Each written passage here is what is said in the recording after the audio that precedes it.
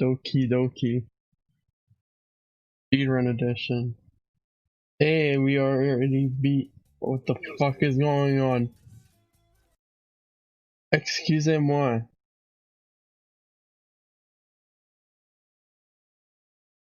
Already, before we were so rudely distracted or whatever, interrupted, I mean, by by a video or something, whatever that was. I was saying we are playing the Doki Doki time. It'd be the fun times.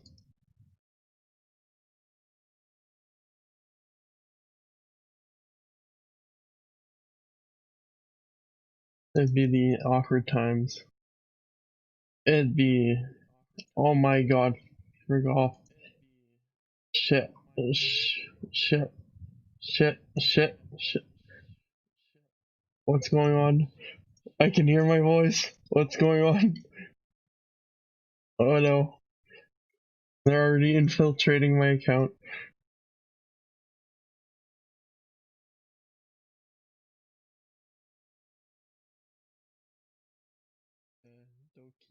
Shut up!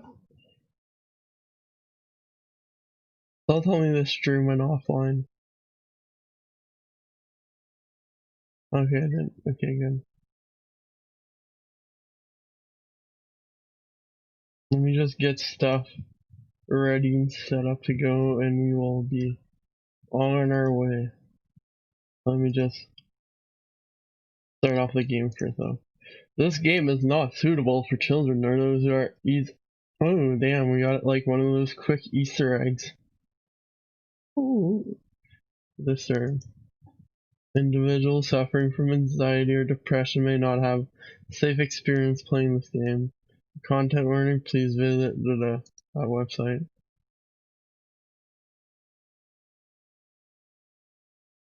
And it crashed. The freaking game crashed. Doki Doki killed itself.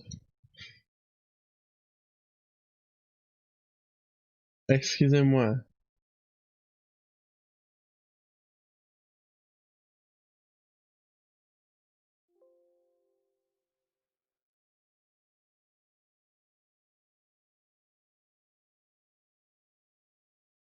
By playing, okay, let me fix the screen first.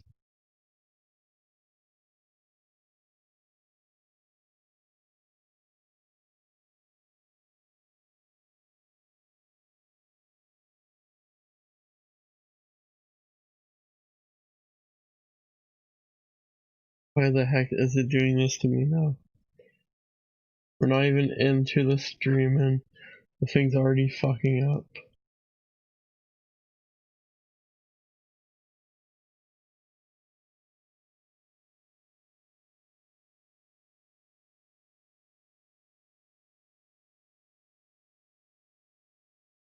Well, welcome to behind the scenes stuff here, where we fix stuff and have the good times.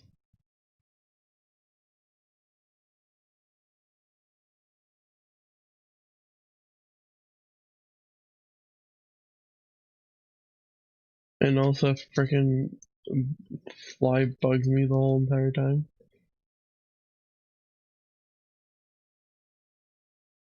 Alrighty, let's try this again. Please do not crash on me.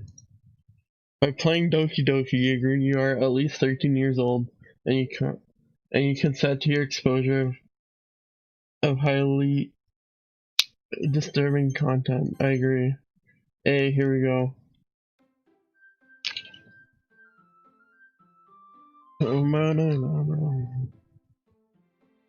Doki Doki.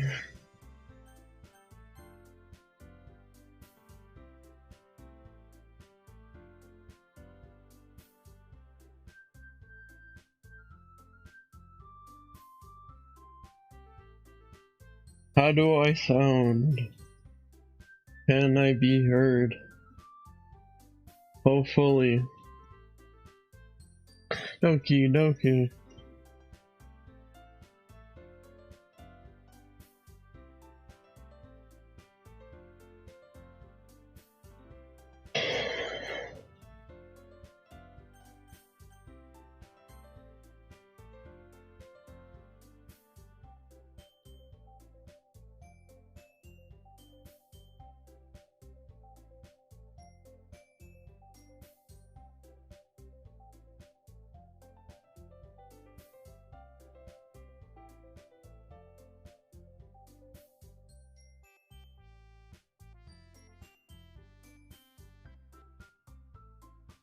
Oh my god, everything's messing up. It is not meant to be.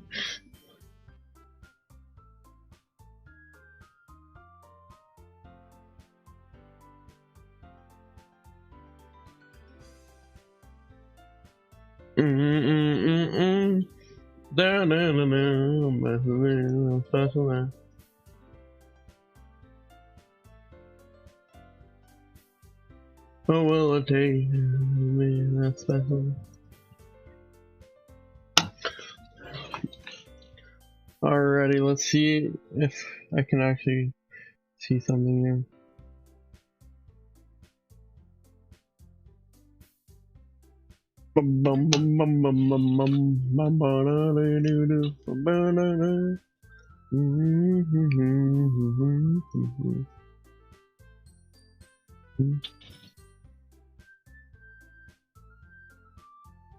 Also, I'm doing this for you, Santa Man.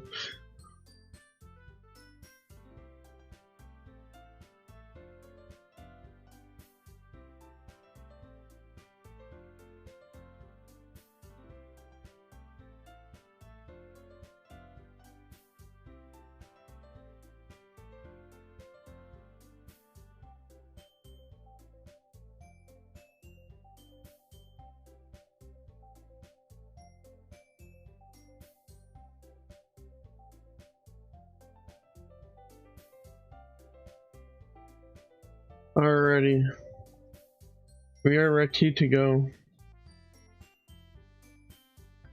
What happened to this whole, like, oh my lord. What is going on?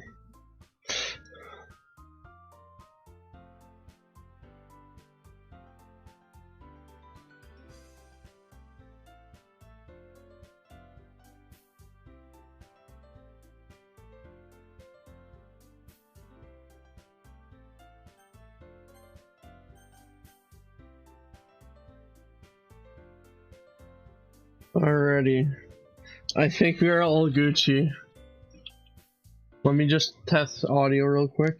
You'll hear my background noise for a second.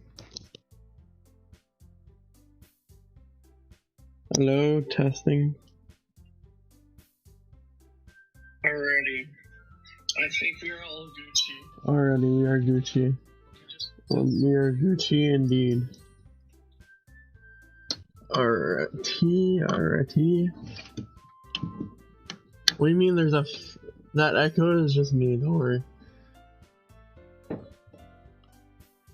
I was testing audio.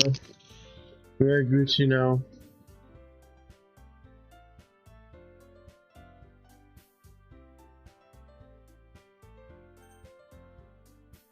Alrighty, let's start the game. Now Twitch is fucking me over now, what the fuck. Enter your name. Jer. Here we go. True. Thank you for the heads up. Hey!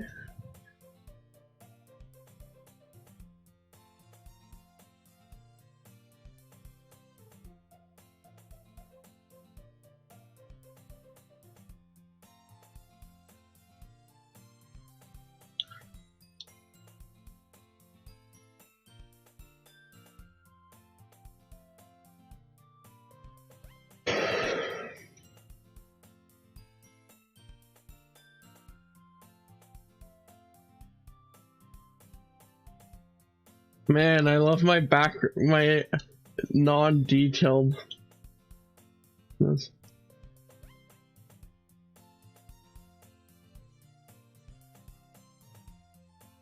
Okay, there you go, works. Let me get out of Discord real quick so I don't get any notifications.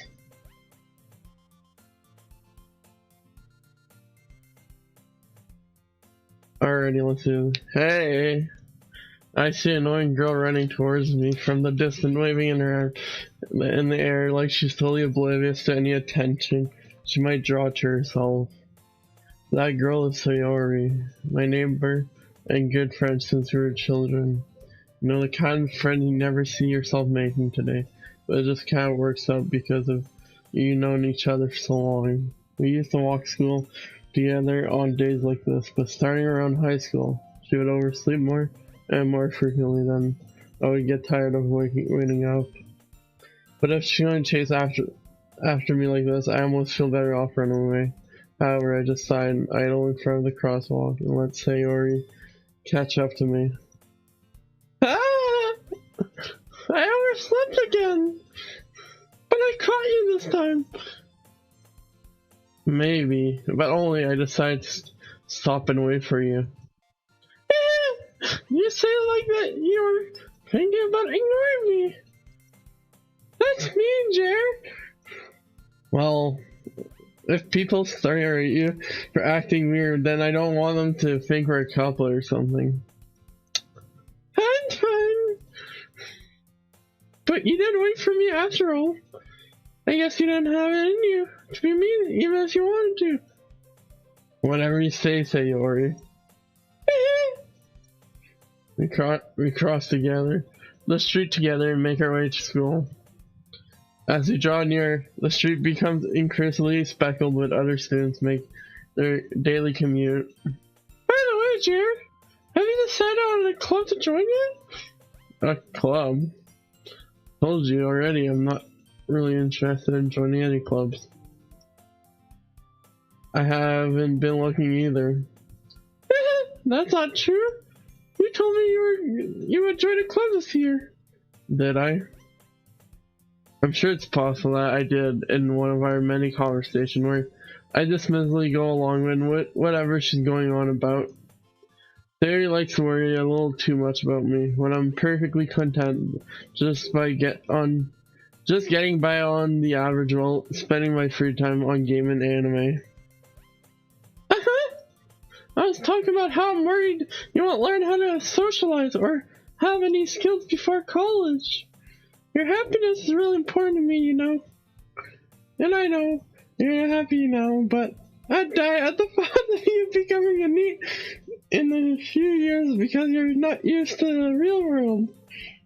You trust me, right? Don't make me worry about you. Alright. I'll look into your clubs if it'll make you happy. No promises, though. Will you at least promise you'll try a little? Yeah, I guess I'll promise you that. Hey! Why did I let myself get lectured by such a carefree girl? More than that, I'm surprised I even let myself relent to her. I guess seeing her worry so much about me makes me want to ease her mind at least a little bit, even if she does exaggerate everything inside of her head. The school day is as annoying as ever, and it's over before I know it. After I pack my things up, I stare blatantly at the wall, looking for an ounce of motivation. Clubs. The area wants me to check some clubs. Guess I have no choice but to start with the anime club. Hello? Sayori. Sayori have come into my classroom while I was spacing out. I look around and realize I'm the only one left in the classroom. I thought I'd catch you coming out of the classroom, but I saw it just sitting here and spacing out. So I came in. Hello. Welcome to the stream. Honestly, you're even worse than me sometimes. I'm impressed. You don't need to wait up for me. It's going to make you late to our club.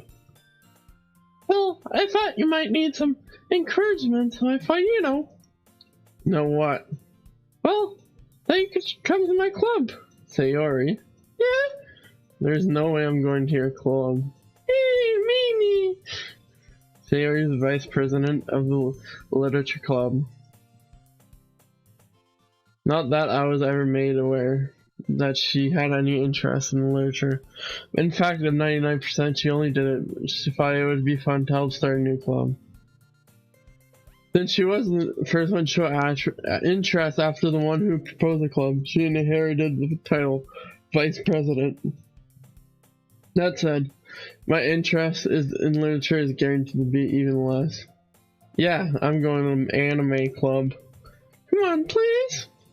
Why do you care so much anyways? Well, I'm kind of told the club yesterday I would bring in a new member. And Natsuki make cupcakes and everything. And I'll make promise can't keep. I can't tell if Sayori's really that much of an airhead, or if she's so cunning as to have planned that all this out. I'll let out along the side. Fine. I'll stop for a cupcake, okay? Yeah, so let's go! And thus, today marks the day I sold my soul for a cupcake. I dejectedly follow Sayori across the school and upstairs a section of the school I rarely visit. Wait a second. Something I can do here. A little something I've figured out, but I've only put on the PlayStation side of things.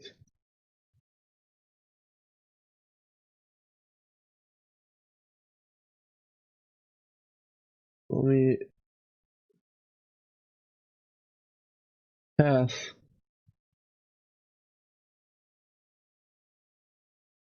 Let's see if that works. Voila, does it work? Well, does it work? Ooh, okay, I guess.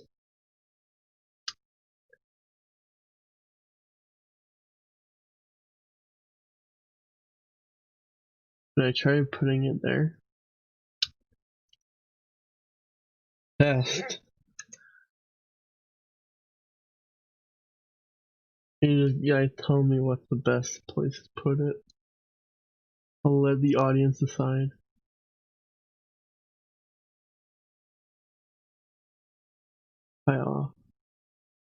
Yes, I shut down Discord.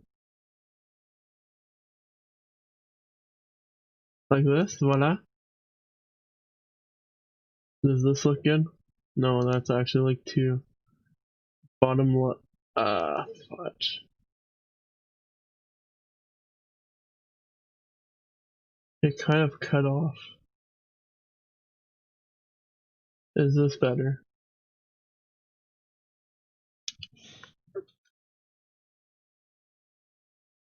Fast.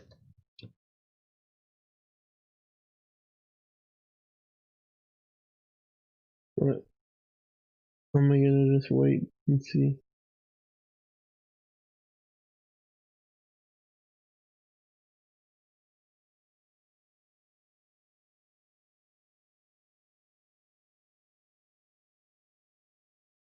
Alright, let's go back to the game. I dejectedly followed Sayori across the school and upstairs, a section of school I rarely visit, being generally used for third-year classes and activities. Sayori, full of energy, swings open the classroom door. Everyone! Everyone! The new member's here! I told you, don't call me a new member. I glance around the room. Oh, welcome to the Literature Club. It's a pleasure oh fuck, I can't do different voices. Welcome to the Literature Club. It's a pleasure meeting you. Sayori always says a nice thing about you. Oof, rest in peace ears. It's literally at negative 20 decibels, so that's max it can go, so. Seriously? You brought a boy? Way to kill the atmosphere. Ah, Jer. What a nice surprise. Fuck the voices. Welcome to... I need a... Welcome to the literature... Welcome to the club.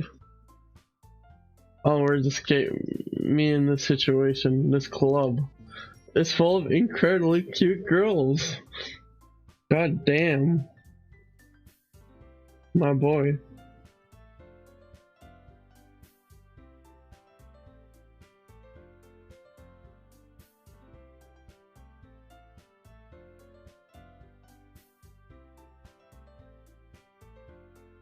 What are you looking at? If you want to say something, say it! Sorry. Natsuki.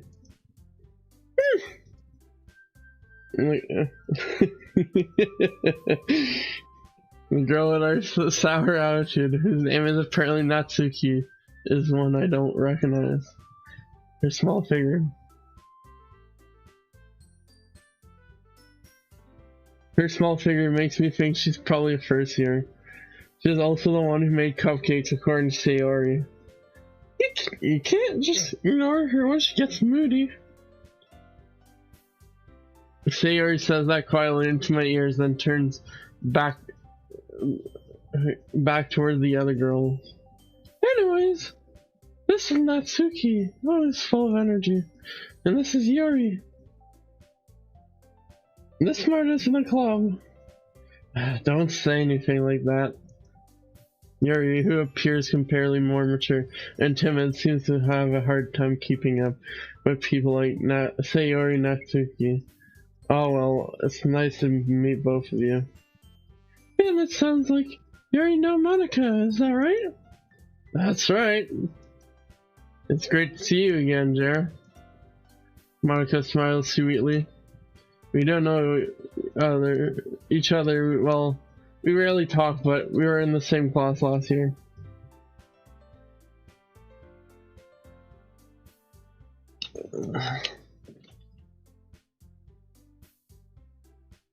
Monica was probably the most popular girl in class, smart, beautiful, and fun. I'll just put my voice higher for the other girls. Basically, out of my league. So having her smile feels a little... You too, Monica. Well, let me try something here.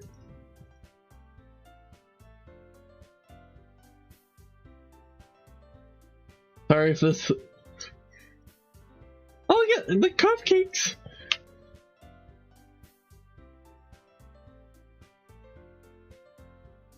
Sorry, I got a little too excited! Fuck that.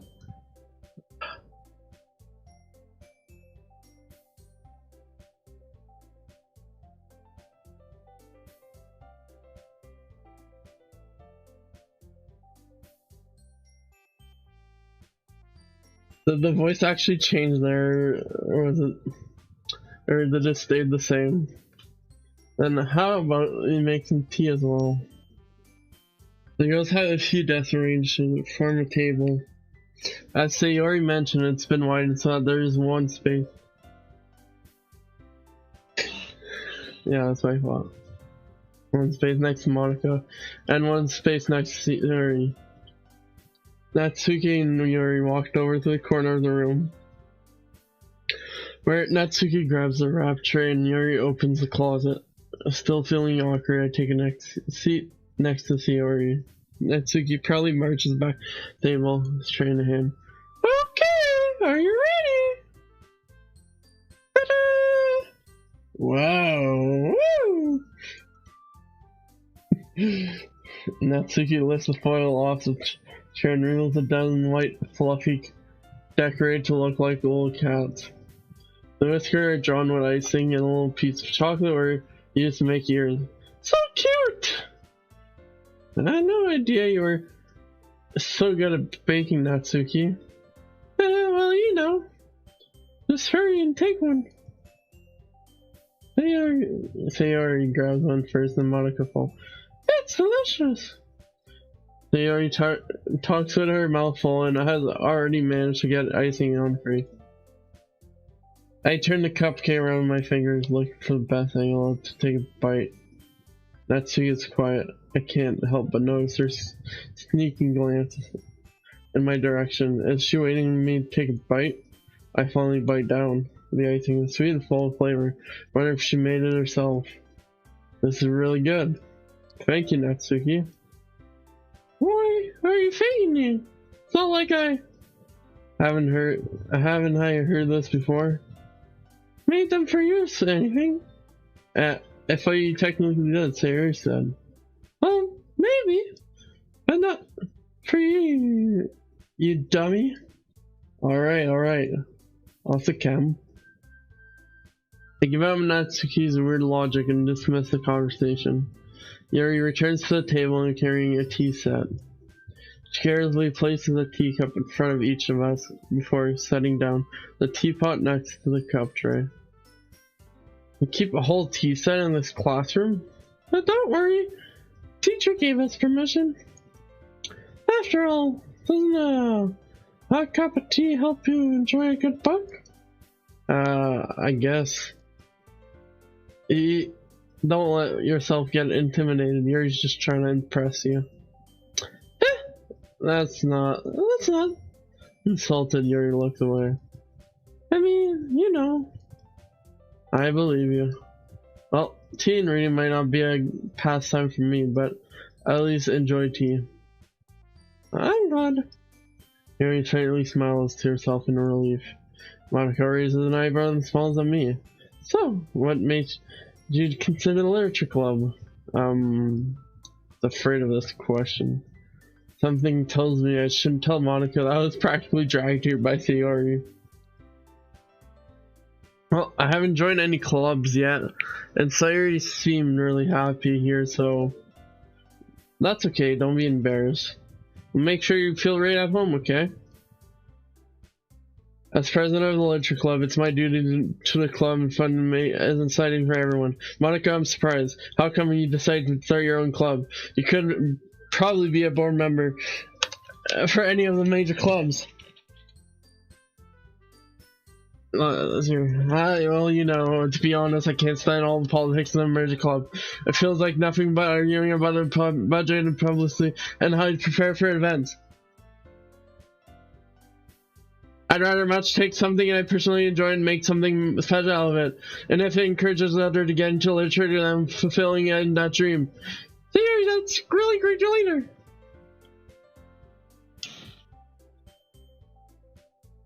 Wait, what the fuck? Hey, oh, Monica's really.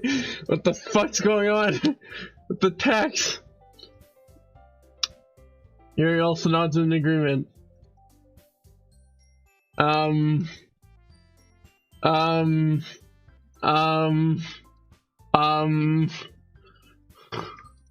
Excusez-moi. Stupid ants, get out of here.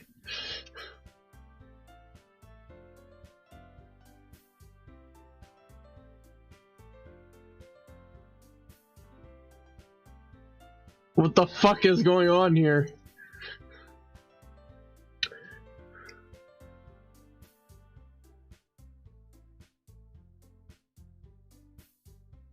What's going on? It must be hard to start a new club. You could put it that way.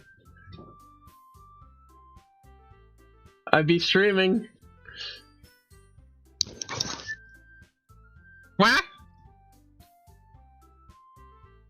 Put it that way.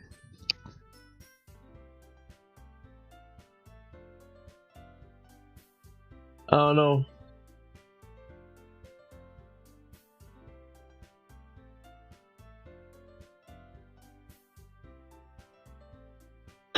Fuck this.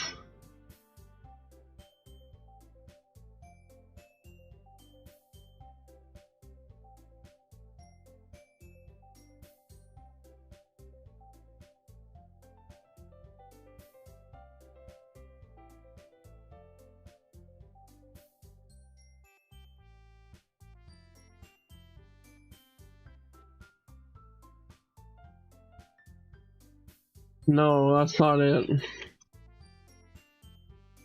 We've literally played on this computer a million times.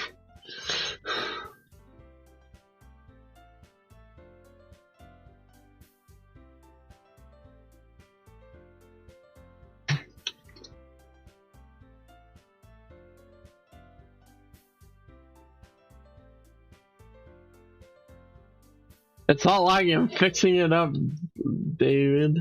Santa Man.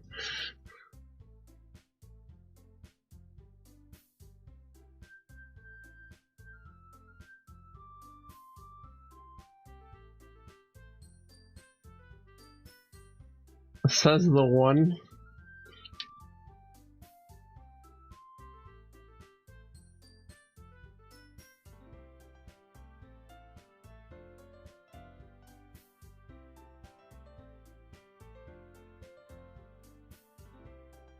Is Monica fucking around with my stream?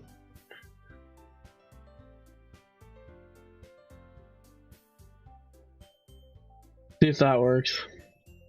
Especially when it's something that doesn't grab your attention like literature.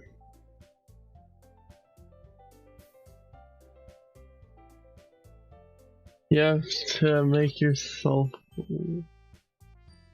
Oh my fucking god. This game is literally... fucking around. Eee! Eee!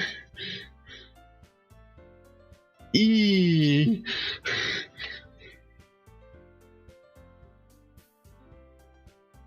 Okay, let me just save.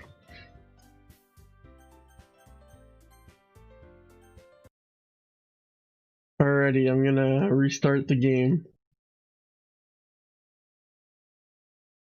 Oh, fuck, I opened Discord instead.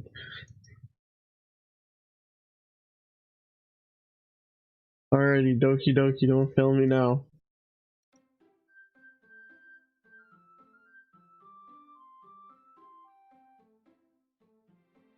Doki Doki.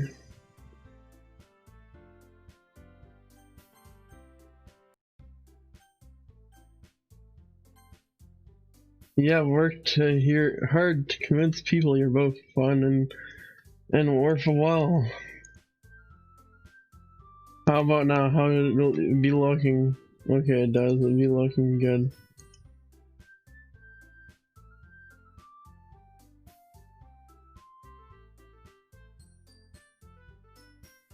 Oh fuck. I'm confident that we can all grow this club before we graduate. Alright, everyone? Yeah! We'll do our best. Yeah! Everyone emphatically agrees. 7 different girls all interested in the same goal.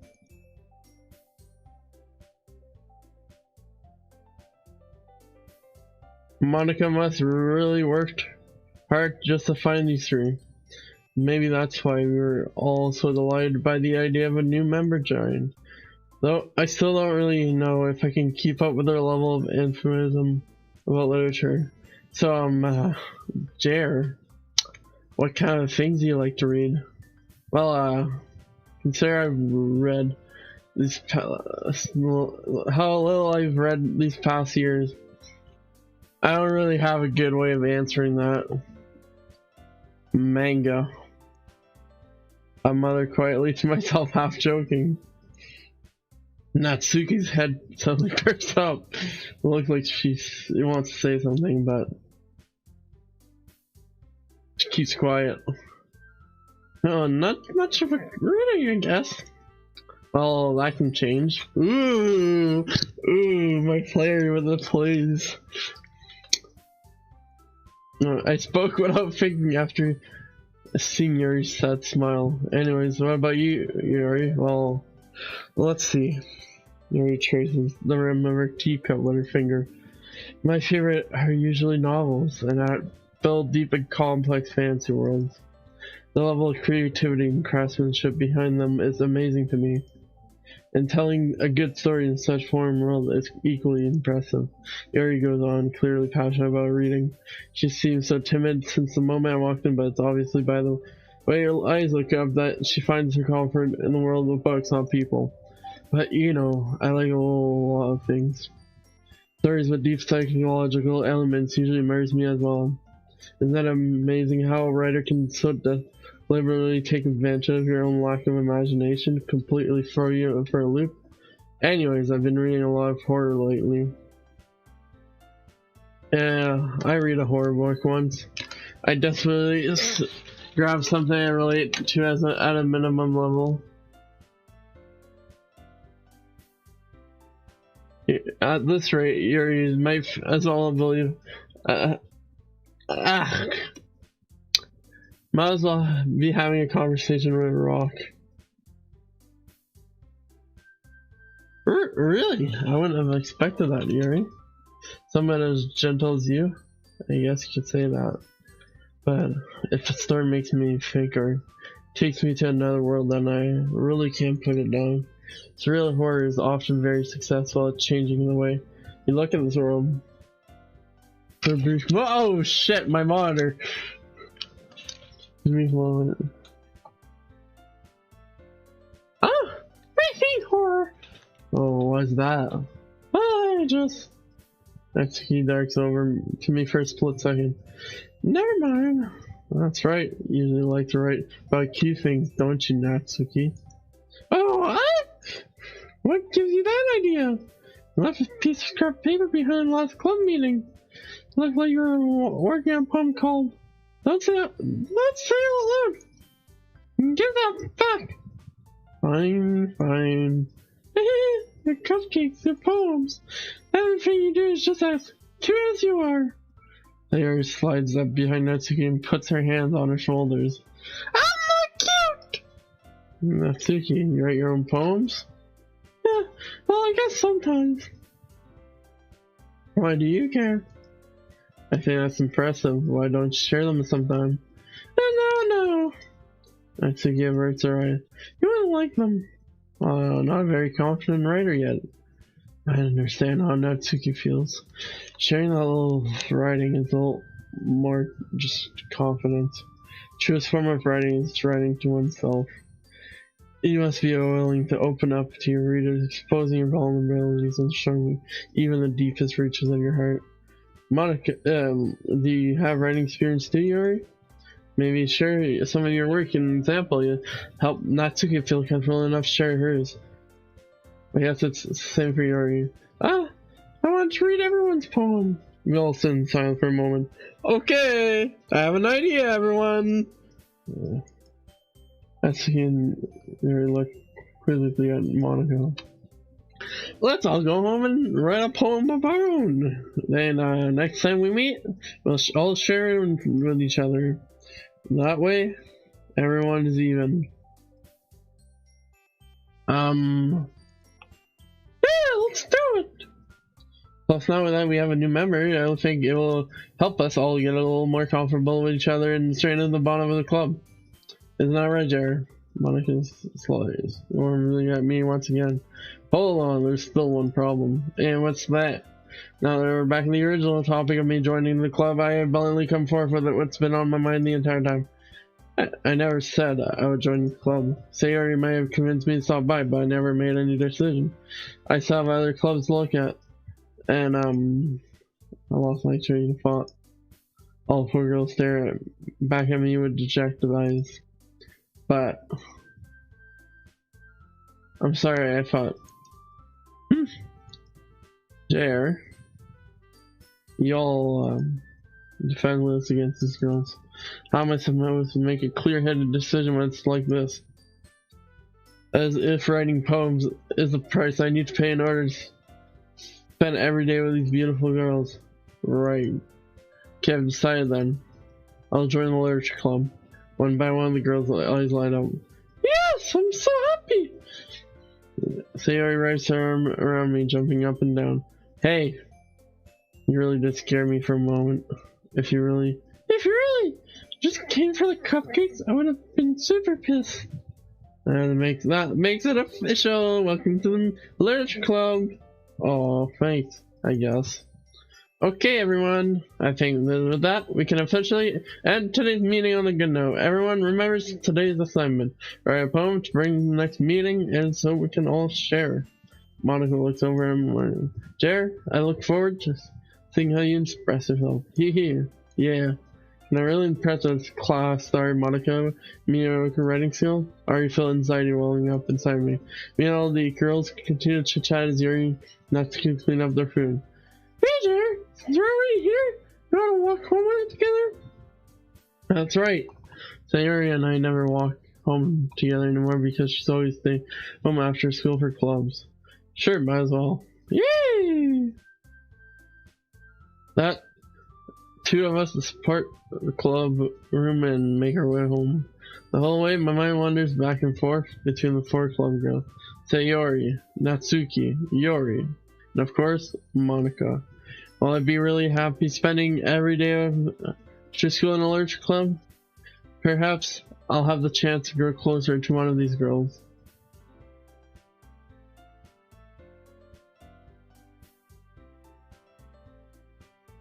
Alright, I'll just need to make the most of my circumstances, and I'm sure good fortune will find me. Yeah, that starts with writing a poem tonight. Alrighty, it is time to write a poem.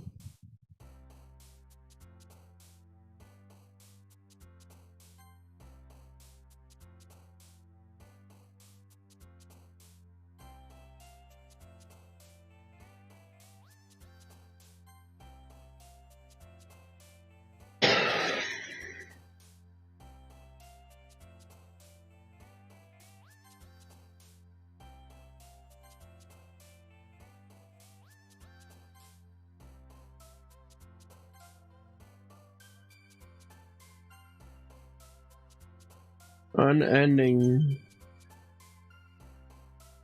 Intellectual.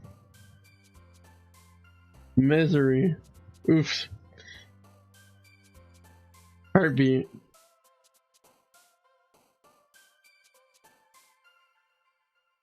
Whistle. Contamination. Uncontrollable. Shame. Judgment. Nightgown. Melancholy. Hi again, Jer. Let's see, you didn't run away on us. Nah, don't worry. This might be a little strange for me, but at least keep my word. Well, I'm back at the literature club. Well, I was the last to come in, so everyone else is already hanging out. Thanks for keeping your promise, Jer. Hope this isn't too overwhelming of a commitment to making you dive headfirst into the literature club. You're not accustomed to it. Oh, come on! Like he doesn't have any slack. They already told me you didn't even want to join any clubs this year, and last year too. I don't even know if you plan to just come here and hang out or what. But if you don't take us seriously, then you won't see the end of it. Natsuki, you seriously have a big well, there's someone who keeps her main collection in the club room. Natsuki finds herself stuck between saying Monica and manga. Manga is literature. But little feet of Natsuki plops her head back into her seat. Don't worry, guys.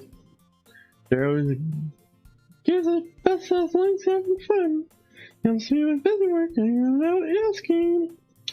Like cooking, cleaning my room. Oh, how defendable. Sayori, that's just because your room is so messy it's distracting. And you almost set your house on fire once. Is that so? You two are really good friends, aren't you? Might be a little jealous. How come? You and Joe can become good friends too. Sayori.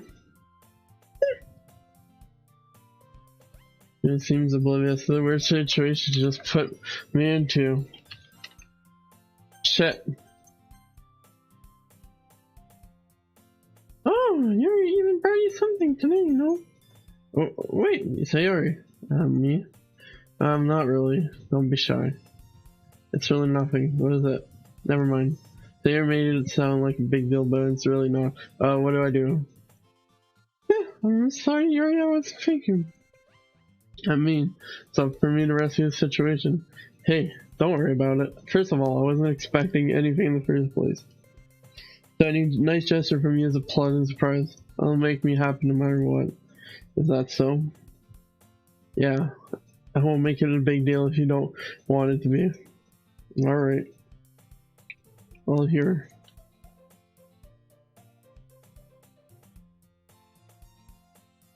I don't want you to feel left out, so I picked a book that I thought you might enjoy.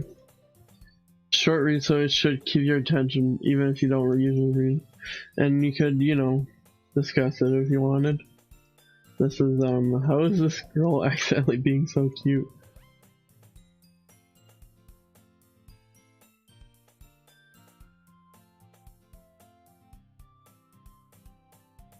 She even picked a book she seemed to think that's really about. Yuri, thank you. Definitely read about this. I literally take the book. Phew. Well, you can read at your own pace. Look forward to hearing what you think. Well, now that everyone's settled in, I expect the Monica to kick some scheduled activities for the club. That doesn't seem to be the case. So Yuri and Monica are having a cheery conversation in the corner. Yuri's face is already buried in the book. Can't help but notice her intense expression, like she was waiting for this chance. Meanwhile, Natsuki is rummaging around in the closet. I'm really curious to talk to Yuri a little bit more, but at the same time I would feel bad for distracting her from her reading.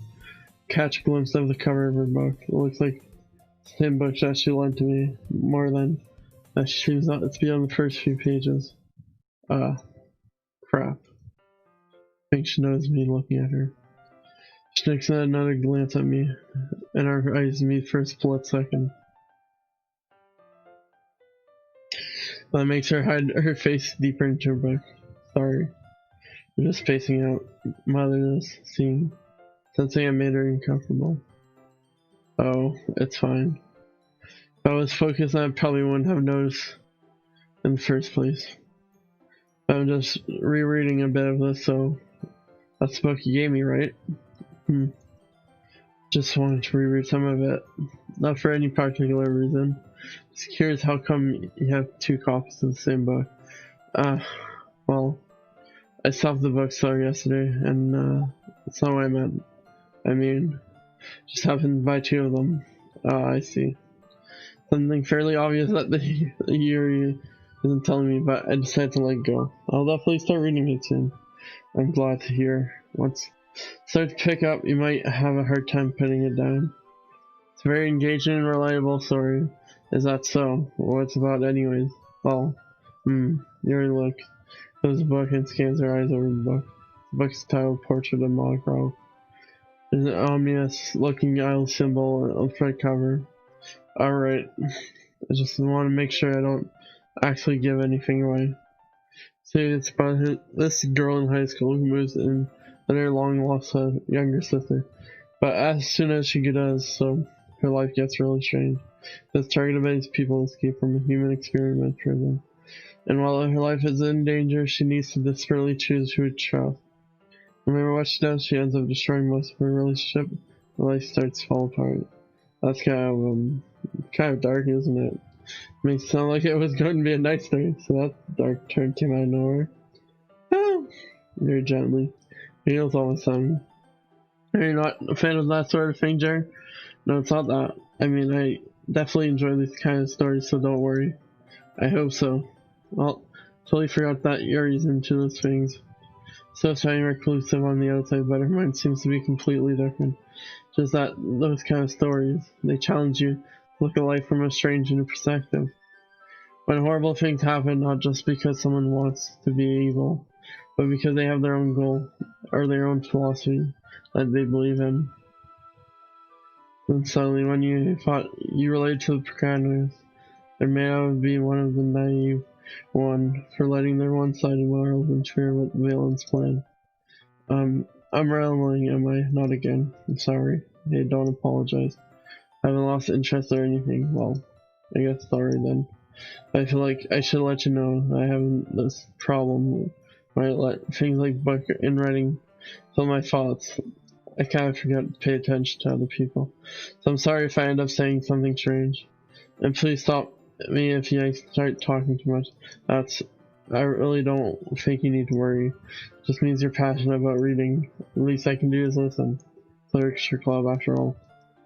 That's true. In fact, might as well get reading, right? You don't have to. Well, what are you saying? So again, you were saying you were looking forward to it. Let me just get the book. Because we retrieve the book that I have put into my bag. Alright, it's fine to sit here, right? Slip into the seat next to Yuri. Yeah, are you sure? It's a little apprehensive. I'm sorry. I don't want you to. It's just something I'm not very used to. That is, reading in company with someone. I see. Well, let's just tell me if I end up distracting you or anything. Alright. Didn't understand what Yuri means about reading in company. Says if I can feel her present over my shoulder as I read. It's not partly a bad thing. Maybe a little distracting, but the feeling somewhat comforting. Yuri's in the corner of my eyes. I realize she's not actually looking at her own book. When it's over, it looks like she's reading from my book instead. Sorry. You really apologize a lot, don't you? I do? I don't really mean to. Sorry. I mean, haha. This should work, right? I submit it until it's up to yours, and I hold my book more between the two of them. I suppose so. He timidly closes her own copy. Once we lean in a little bit, our shoulders are almost touching. Cause like my left arm is in the way, so instead you use my right hand, pull the book open. I guess makes kind of difficult to turn a page here. Yuri takes her left arm and holds the left side of the book between her thumb and forefinger. I do the right thing on the right side of the book. That way I turn a page and Yuri slides it under my thumb after I flips to her side. But in holding like this, we huddle even closer together than before. It's actually kind of distracting me. It's as if I can feel the warmth of Yuri's face and she's in the corner of my vision. Are you ready? Turn a page. Oh, sorry. We got a bit distracted for a second. I glance over for Yuri's face and our eyes meet. I don't know how I'll be able to keep up with her. That's okay. You know, as used to reading, right? I don't mean being patient if it takes you a bit longer. Probably the least I can do, since you've been patient with me. Yeah, thanks. Continue reading. Yuri no longer asks me if I'm ready to turn the page. That I just assume that she finishes the page before me, so I turn it by my own volition. Continue the first chapter in silence. Even so, turning each page almost feels like an intimate exchange. My thumb gently letting go of the page, letting it flutter over to her side. She catches it under her own thumb. Hey Yuri. Might be a little silly thought, but the main character kind of reminds me of you a little bit. You think so? How does she?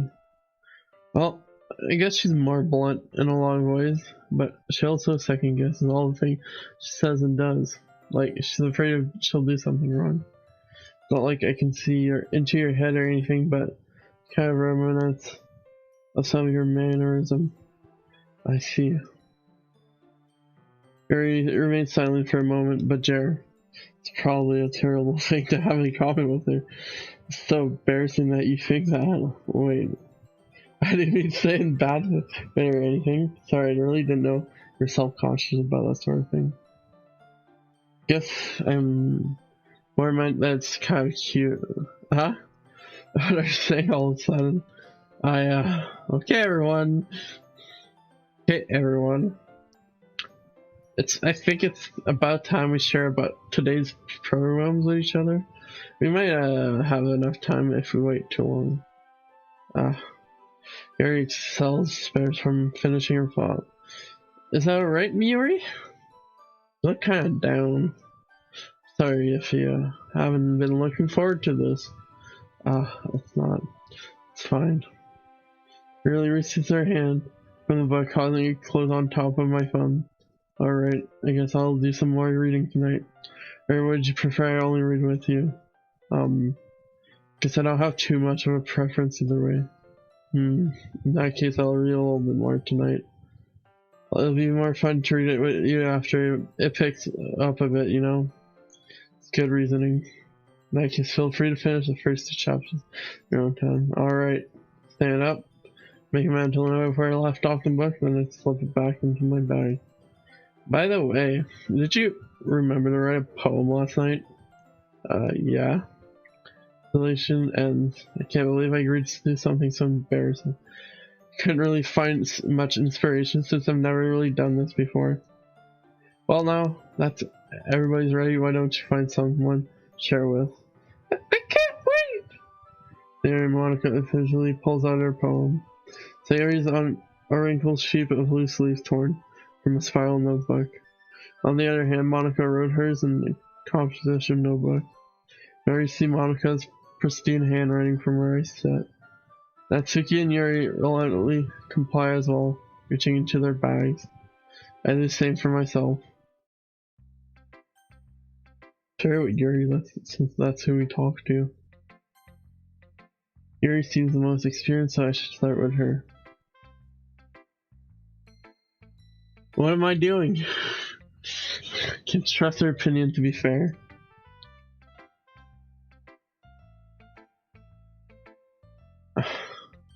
Yuri reads the poem and her eyes enlightened. Exceptional. What was that? Did I say that out loud? Yuri first covers her mouth, but then ends up covering her whole face.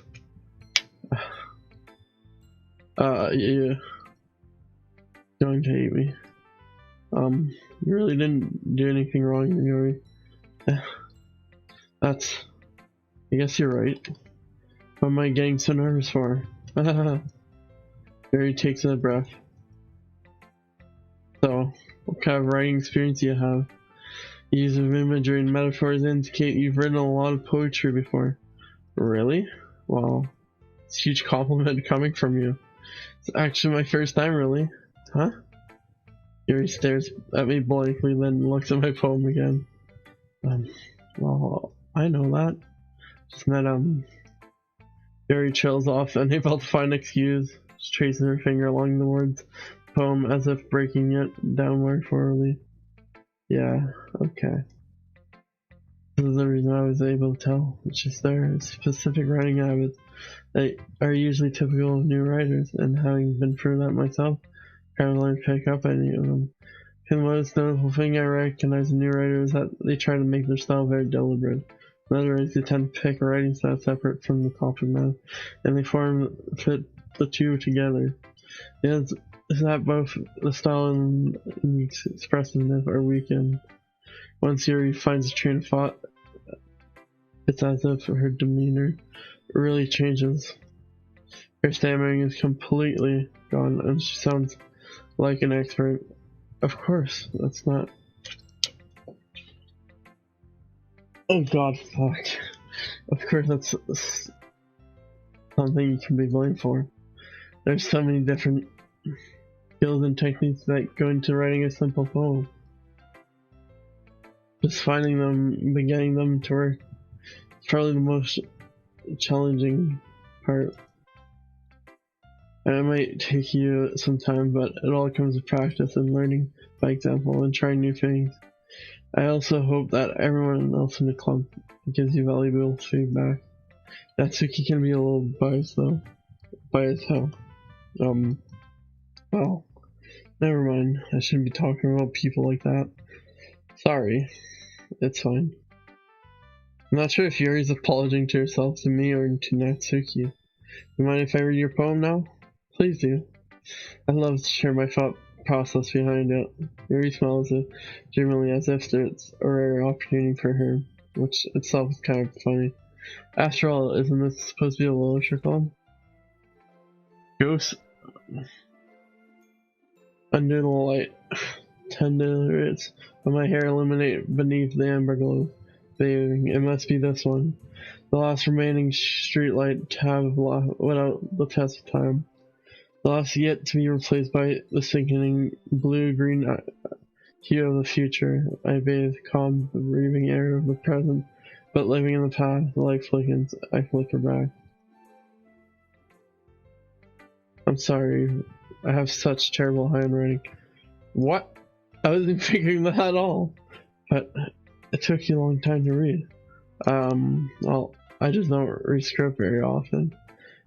I actually think your handwriting is pretty. Yeah, that's a relief. I also like your poem. When it's short, it was really descriptive. It wasn't too short.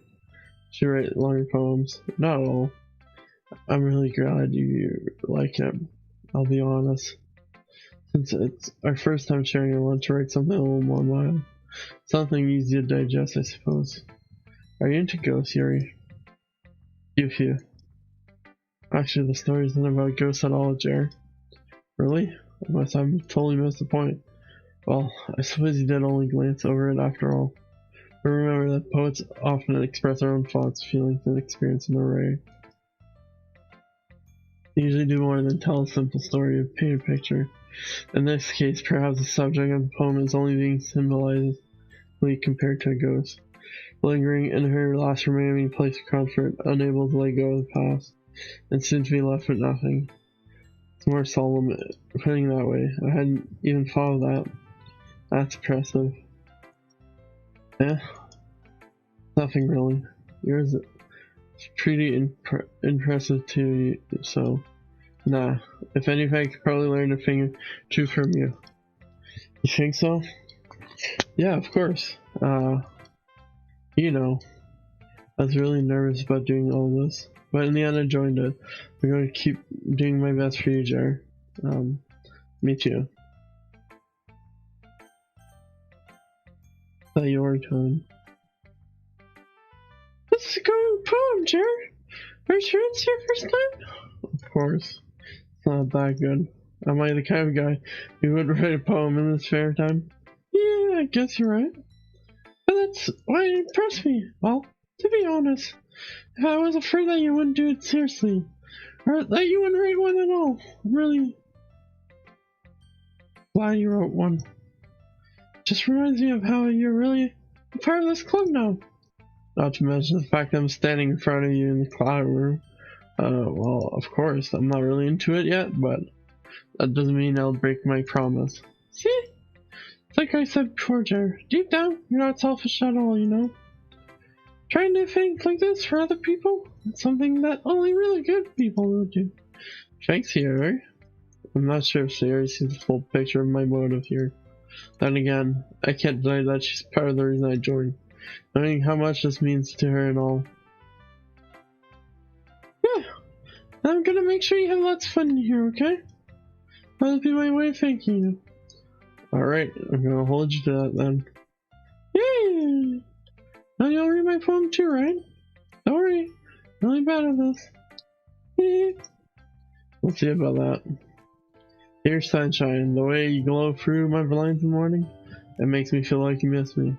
Kissing my forehead to help me out of bed, making me rub the sleepy from my eyes. Are you asking to come out and play?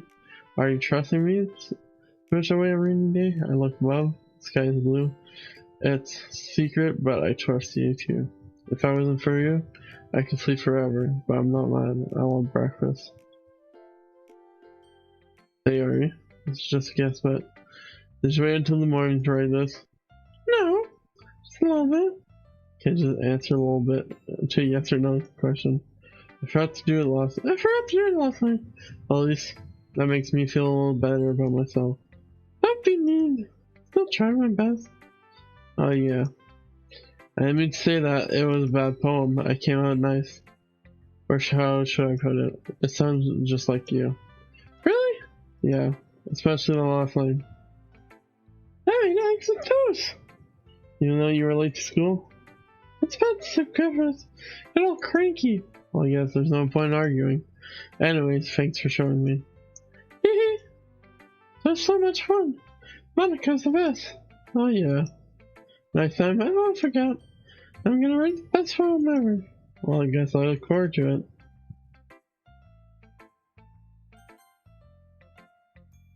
Hi, Jer. Having a good time so far? Oh yeah.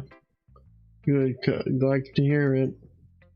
By the way, since you're new and everything, if you ever have any suggestion for the club with like new activities or things we can do better, I'm always listening. Don't be afraid to bring things up, okay? Oof, there goes my mouse.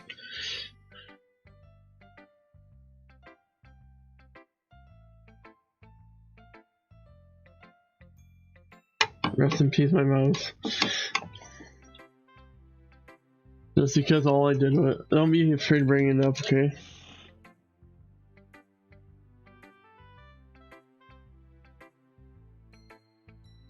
Rest in peace, what? Alright, I'll keep that in mind. Of course I'll be afraid to bring things up. much better just going with the flow and more settling in. Anyway, I'll share your poem with me. Kind of embarrassing, but I guess I have to. Don't worry, Dare. We're all little bears, you know. But it's that sort of barrier that we'll all learn to get past through. Yeah, that's true. A harmonic in my poem. Good job, Dare. I was going, ooh, in my head while reading this. It's really metaphorical. I'm not sure why, but I didn't expect you to go into something so deep. Guess I'll underestimated you. It's easier for me to keep everyone's expectation low. That way, it always counts when I put in some effort. That's not fair. Well, I guess it worked anyway. You know, that's Yuri type, like kind of writing, right? Writing that full of imagery and symbolism. I like Taylor, you like to use simple and direct words to describe happiness and sadness. Yuri likes it when your readers are left to derive from their own meaning out of it. It's very challenging to write like that effectively, both allowing people to get something out of it just by feel, or letting someone deeply analyze it of all the nuances. It can take years of practice, which I'm assuming Yuri has at this point. I really never asked though. I'm sure I'm nowhere near a level yet. Don't worry about that. You know, you do your own thing. Just keep exploring and learn by trying new things. I'm sure I'll end up trying some different things a lot. It could take a while before I feel comfortable doing this. That's okay. I love to see you try new things. It's the best way to find kind of style that suits you. Everyone else might be a little biased towards their own kind of style, but I'll always help you find what suits you most. Don't force yourself to the way everyone else wants you to write. It's not like you have to worry about impressing them or anything. Anyways, do you want to read my poem now? No, fuck you. Don't worry, I'm not very good. So I'm pretty confident if someone claims to not be very good. Well, that's because I have some confidence. I mean, I always have to feel that way, you know. I see. Well, let's read it then. Hole in wall. It could have been me. See the direction the spackle produced? A noisy neighbor, an angry boyfriend? I'll never know. I wasn't home. I peer inside for a crew. No, I can't see. I reel blind, like a film left out of the sun. But it's too late. My retinas. I only scorched with a permanent copy of this meaningless image. It's just a little hole. It wasn't too bright. It was too deep. Stretching forever into everything. A hole of infinite choices. I realize now that I wasn't looking in. I was looking out. And he on the other side was looking in. So what do you think? It's very free from if that's what you call it. So I'm not really the right person to ask for feedback. That's okay.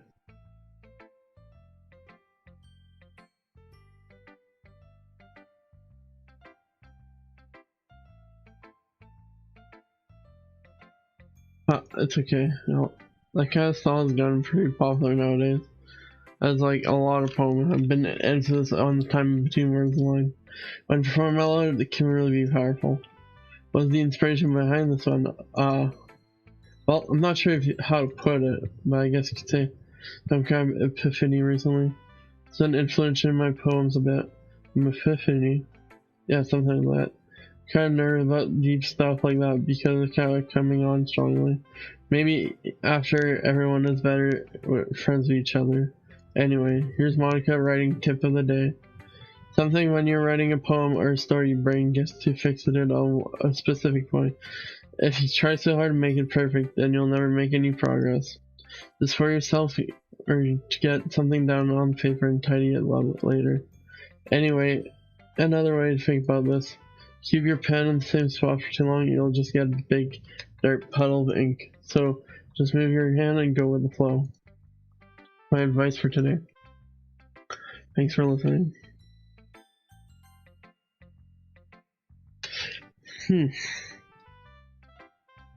Dare, if you're not gonna take this club seriously, then go home. What? Harsh. What are you expecting me to believe we put this effort into this? You think I'm stupid? I'm not a writer. Maybe it's not very good, but yeah, I did put effort. Well, I'll start somewhere, right? You're still proud of the first poem you ever wrote, then I'd like to read it. People, think about it now. Fine. Well, sorry. You'll get better anyway. I'd tell you to improve, but you're all just trying again. Fair enough. Well, to each their own, I guess. Anyways, I'm gonna share mine now. Now you'll probably think it's stupid.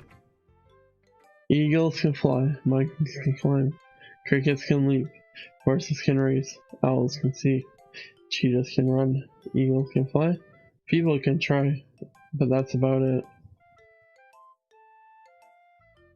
Yeah, told you weren't gonna like it. I like it. What? Let's just be honest. I am. Are you so convinced that I wouldn't like it? Well, because everyone in high school thinks that writing has to all be about sophisticated and stuff. So people don't even take my writing seriously. But isn't that poems for people to press themselves? Your writing style wouldn't make your message any less valid. Yes, exactly. It's like when it's easy to read, but it hits you hard. Like this poem, seeing everyone around you do great things can be really disheartening. So I decided to write about it. Yes, but the other thing about simply writing is that it puts more weight on the wordplay. Like, I set it up for rhyme at the end, but made it fall flat on purpose. It helps bring out feeling on the last line. So you did. I guess more on you than I realized. That's what I meant to be, bro. Glad you learned something. Didn't expect that from the youngest one, did you? Well, I guess not. I had to humor her with that last comment. I don't really care how Elrond is, but Natsuki. If Natsuki is feeling proud, then I won't take that away from her. Phew, I guess that's everyone. Spencer in the room. That was a little more stressful than anticipated. It's as if everyone's judging me for my mediocre writing abilities. Even if they're just being nice, there's no way my poem can stand up to theirs. It's a literature club after all, I sigh. Because that's why I ended up getting myself across the room. Sayori, Monica are happily chatting. My eyes land on Yuri and Natsuki. They generally exchange sheets of paper, sharing their respective poems. They read in tandem. I watch each of their own expression change. Sugi eyebrow furrows in frustration. Meanwhile, Yuri smiles sadly. What's with this language? Eh? Did you say something? Oh, it's nothing. Natsuki dismissively returns the poem to the desk with one hand. I guess you wouldn't say it's fancy. You could say it's fancy. Oh, thanks. Hers is cute. Cute? Did you just completely miss the symbolism or something? Clearly about the feeling of giving up. Why can it be cute? I know that. It just meant language, I guess. I was trying to say something nice. Eh? I mean, you have to try hard to come up with something nice, do you say? Thanks, but it really didn't come out nice at all. Well, I do have a couple suggestions. If I was looking for suggestions, I would have looked somewhere who actually liked it. Which people did, by the way. Sayori liked it, and Jared did too. So based on that, I'll gladly give you some suggestions of my own. First of all, excuse me. I appreciate the offer, but I spent a long time establishing my writing style. I don't expect it to change anytime soon, unless, of course, I come across particularly inspiring, which I haven't yet. Nah. Jared liked my poem, you know. Told me he was impressed by it. So he suddenly stands up. Oh! I didn't realize you were so invested in trying to impress our new member, Yuri. Thought I... Yeah. Yuri's just saying something else. Maybe you're just so jealous that Jared appreciated my advice more than he appreciated yours. And how do you know he didn't appreciate my advice too? And are you that full of yourself? No. If I was full of myself, I would definitely go out of my way to make everything I do overly cutesy. Ew! Is everyone okay? Well, you know what? If I wasn't the one whose boob magically grew a size bigger as soon as Jared was started showing up, Natsuki! Natsuki, that's all, doesn't follow you! I don't like fighting, guys! Only both girls turned towards me, and as if they just noticed I was standing there. Jared! Just trying to make me look bad. That's not true. Darn it. She can only get over herself, and I learned to appreciate that simple writing is more effective than them. This wouldn't have happened in the first place.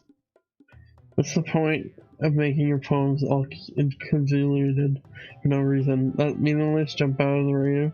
Don't force them to have to figure it out. Help me explain it, Jared. Wait. There's a reason we have so many deep and expressive words in our language. The only way to convey complex feelings and meaning the most effectively.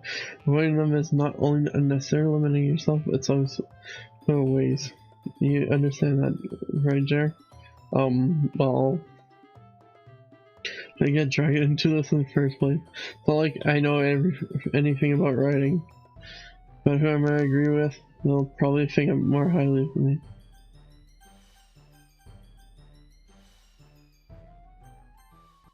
Natsuki. You're right, I liked your poem. See? Wait. It's not an excuse for you to be mean. You should just pick a fight just because someone's opinion is so different. It's not what happened at all. Yuri wouldn't even take my poem seriously. I understand, Yuri. Yeah? You're a sensitive, talented writer. So secret I was impressed. Well, that's... But here's the thing. No matter how simple or refined someone's writing style is, they're still putting feelings into it, and it becomes something really personal. So Natsuki felt threatened when you said her poem was cute. I see. I didn't notice that. I'm sorry. You. But Natsuki took it way too far. Yuri means well, and if you just told her how you felt, then this wouldn't have happened in the first place. Are you kidding? That's exactly what I did. It was for that, Natsuki. I think that's enough. You both said something that you didn't mean. Yuri apologized. Don't think you should too. Natsuki answered fast. In the end, nobody has taken her side. She's trapped at this point, being defiant only because she can't handle pressure. I end up feeling bad for her.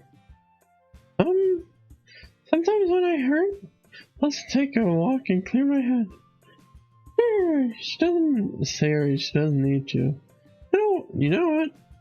I'm going to do that. It'll spare me from having to look at all your faces right now. Without warning, Natsuki snatches her own from the desk and storms out. On her way out, she crumbs up the poem in her hands and throws it in the trash. Natsuki! Really didn't mean to do that. I looked across the room. Yuri has her chin buried in her hands, and while she stares at her desk, I gingerly approach her and sit in an adjacent chair. Everything's alright? I'm so embarrassed. I can't believe I acted like that. You probably hate me now. No, Yuri. Could anyone have gotten frustrated after being treated like that? You handled that as well as anyone could. I don't think any loss of you. Well, alright, I believe you. Thanks, Cher. You're too kind. I'm thankful to you be a part of this club now. It's nothing. One more thing. That one thing that said about you know. I never do that. Anything so shameful. So, did Natsuki say? I'll never find that. I'm going to make some tea. Good idea. Make enough for more than one person, okay? Yeah. Hey everyone, it's just about time for us to leave. How did you all feel about Shameful? It was a lot of fun. Well, I guess say it's worth it. It was alright, honestly. What about you? I'd say the same. It was nice. Neat thing to talk about with everyone. Awesome. Well, in that case, we'll do the same thing tomorrow. Maybe you learn something from your friends too. So your poems will turn out even better. Think to myself, I did learn a little bit more about the kind of poems everyone likes. With any luck, that means I can do at least better job of impressing those I want to impress. I nod to myself with newfound determination. There, ready to walk home? Sure, let's go. What happened to the frickin' tea? There beams at me. Tree has been a while since Sayori and I have spent this much time together. I can't really say I'm not enjoying it either. Sayori, about what happened earlier. And what do you mean? You know, between Yuri and Natsuki, this kind of thing happened often. No. That's the first time I've seen them fight like that. I promise. No, not yet. I promise they're both wonderful people. You don't hate them, do you? No, I don't hate them. I got the alternate ending, that's why, Santa Man. See why they make good friends with you. You know, Jer. Then I get to spend time with you in the club. Yes, Santa Man. What I think? The one where Sayori doesn't die. But I think seeing you get along with everyone is what makes me the happiest. I think everyone really likes you too. That's... Yes, you can do that, David. I mean, Santa Man. Every day's going to be so much fun. Fuck.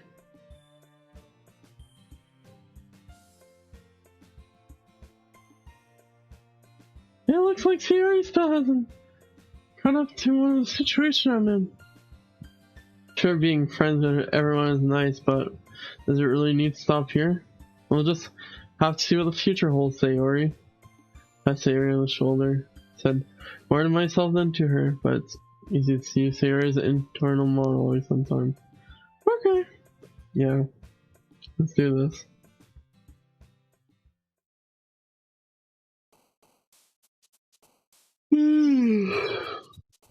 Massacre. Misfortune.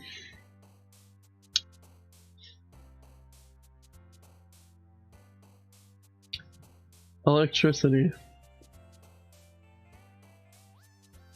Fireworks.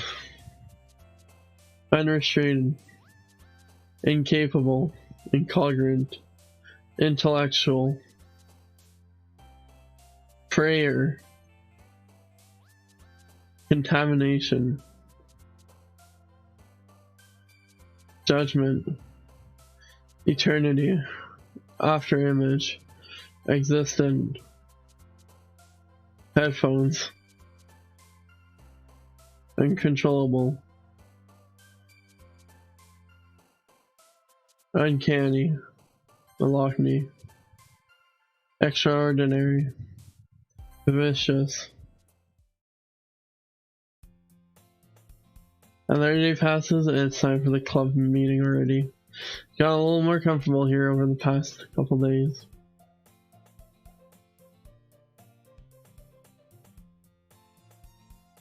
Entering the club room, the usual scene greets me.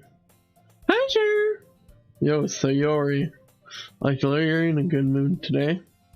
I'm just not used to you being in the club, that's all. I see. That's a pretty simple thing to get you in a good mood. But I guess it's always the simple things with you anyways. Speaking of which, I'm kinda hungry.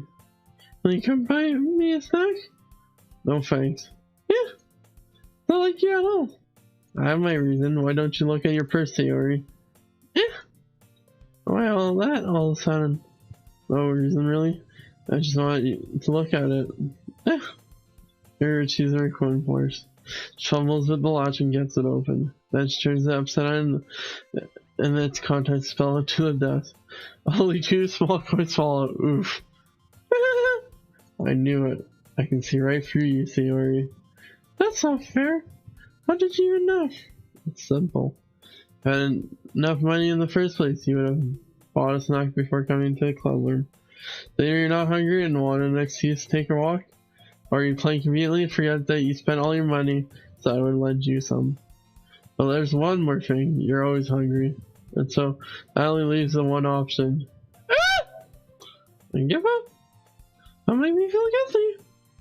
If you feel guilty, that means you deserve to feel guilty. Harry suddenly giggled. Didn't notice she was listening in. Her face is in her book as always. Ah! I wasn't listening or anything. There's just something in my book.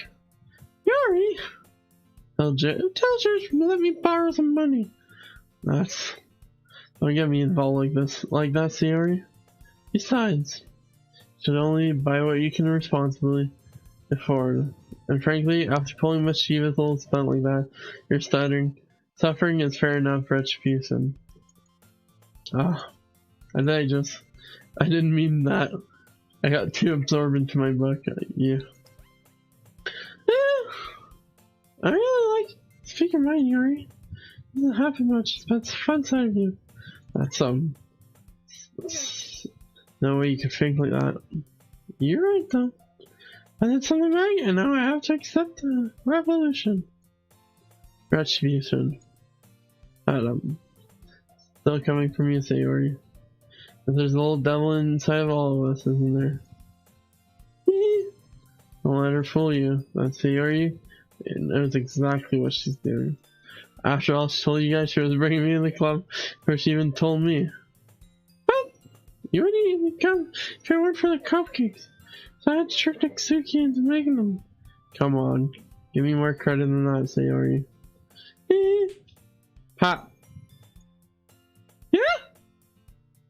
I don't know, or something smacks Sayori in the face and tumbles onto the desk. Ow! What was? Yeah. I thought I smacked her for a second. Like, damn. A cookie? Sure enough, it's a giant cookie wrapped in plastic. Harry glances around. Is this a miracle? It's because I paid my restitution. Retribution. Actually, that one almost worked. I was just gonna give it to you. But then I heard you were blabbing about the cupcakes. And I was totally worth seeing your reaction, though. Natsuki! So nice of you. So happy. Sayori hugs the cookie. Jeez, just eat it. Sayori ripplingly tears open the wrapper and takes a big bite. So good. Then he suddenly claps her hand over her mouth. I bit my tongue. You're going through a lot just over a small cookie, a big cookie. Natsuki takes a bit of her own cookie. Ah, yours looks really good too, Natsuki. Can I try it? Jeez. Beggars can't be choosers. But yours is chocolate. Yeah, why do you think I gave you that one? Fine. So I'm really happy I shared this one with you. There he gets out of her seat and goes behind Natsuki, then wraps around her. Ah, jeez. I get it. He's still in her hand. Natsuki reaches up and nudges Sayori off of her. Sayori suddenly leads down and takes a bit of Natsuki's cookie. Hey! Did you seriously just do that? Oh, Sayori trots away to safety. Sayori laughing. Haha. Hey, you're such a kid sometimes. Monica, can you tell Sayori?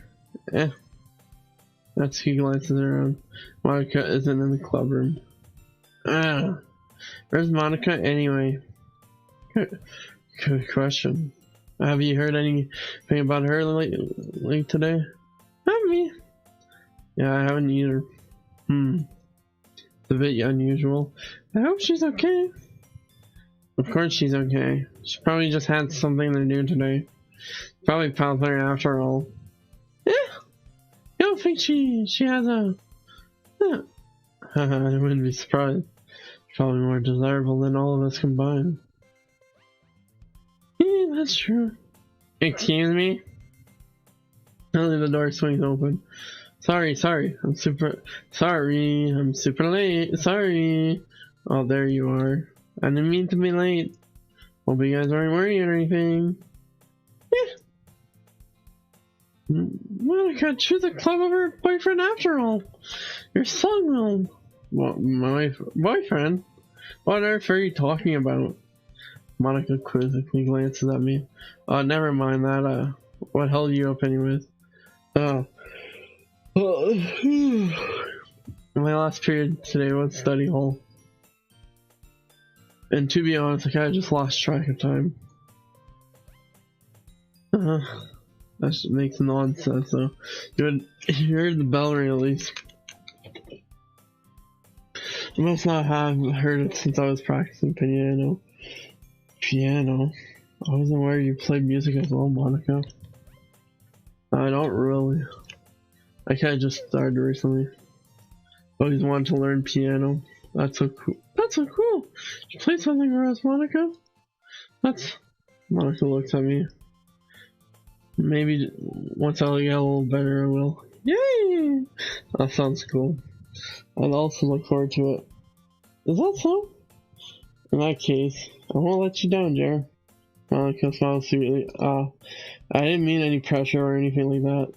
Don't worry. I've been practicing a whole lot recently, and I really love the chance to share one, so I'm ready. I see. In that case, best of luck. Thanks. So I didn't miss anything, did I? No, not really. Please say Yuri mischief escaped. I'm sure Natsuki will end up complaining to her anyway. Looks like everyone has already settled down. Take some off. Already finished her entire cookie. Yuri's back to her book. Natsuki silently disappeared into the closet. Hey Yuri. Suddenly notice that Yuri's reading a different book from the one we've been reading together. Sorry, I meant to interrupt. No. I'm kinda just waiting for you. All in that case. Why don't we go ahead and get started? Yes, let's. Actually, I have a request. Just mind if I make some tea first? Not at all. Thanks very much. If there's one thing that can make my reading time better, it's a nice cup of tea. Not to mention for yourself as well. Yuri stands up and makes her way to the closet. I follow and watch as she retrieves a small water pitcher from the shelf. The kind with a filter inside. Can you hold this for a second? Sure. Yuri hands me a water pitcher and also fetches an electric kettle. I'm going to plug this in the teacher's desk and we'll go get some water. She walks past me and just lets the kettle down on the desk. Soon we watch her movement. To my surprise, the way she moves really contrasts her speaking mannerism. Especially because of her long legs, Yuri appears elegant and methodical. Okay, may I have the water pitcher? Thanks, I'll be right back. I might as well walk with you. Yeah, why not? Shall we go then? Yeah. Where are you getting too off to? We're just... Yuri was going to make some tea, so... I suddenly realized how weird it sounds to explain this to Monica. We're just filling the water pitcher. Oh, okay. Sorry, just a bit curious. That's kind of a one-person job, isn't it? That's... Monica, mind your own business for once. Or do you want me to tell there's something wrong with helping involve Jerry club activities? Okay, I suppose there's nothing wrong with that. Well, let's go, Jerry. You quickly exit the room like follow. Once in the hallway, she suddenly puts her forehead against the wall. I spoke without thinking. How could I say something like that? Yuri. Something about the way she said that made me feel so irritated. What's wrong with me? No, Yuri. I think you did the right thing. I wasn't expecting it, but also not right for Monica, just people like that. There. How come even when I do something bad, you're being nice to me? Because nothing that you do is bad as you make it seem in your head. Nobody's perfect. We have emotions and we can't always hide them anyway. But you always amplify things in your head. Your mind turns the light rain shower into a hurricane. No. Would you hate me for something as terrible as that? Why would I hate you? I can't hate someone for having emotions. What kind of friend would you do that? Friends, you say? Your lips are headed chair. I really like being friends with you. Haha. Thanks, Yuri. I like being friends with you too. I feel like kind of awkward saying something like that, but I'm doing the best to help Yuri feel better. Anyway, yeah. Shall we go? Yeah. Yuri and I walk to the nearest water fountain. Once we fill up the water fountain, we return to the classroom. Jared, do you like some oolong tea? Oh yeah. Anything is fine. Very well. Yuri sets the temperature on the kettle to 200 degrees. Now it's time to get the teapot. You really do this properly, don't you? Well, of course. Shouldn't do any less than when I'm making tea for others. Even if I'm not an expert on tea or anything. Yeah. In that case, you'll only be more impressed. Oh, perhaps I will. Yuri fetches the teapot and begins measuring the tea leaves. To my surprise, she even starts humming a little to herself. Excuse me, my tea's the best. Must be in a good mood now. Yes, I do need water. My throat is drying up. You must be in a good mood now. Is that so? It was letting it show. I think I have water here, don't worry about it. I was letting it show. And you noticed. I was a little bit thinking.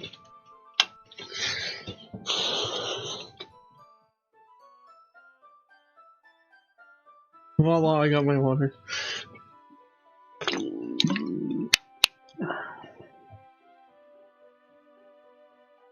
And I decided that I would try expressing myself a little bit more. Turns out, it's not very hard to do.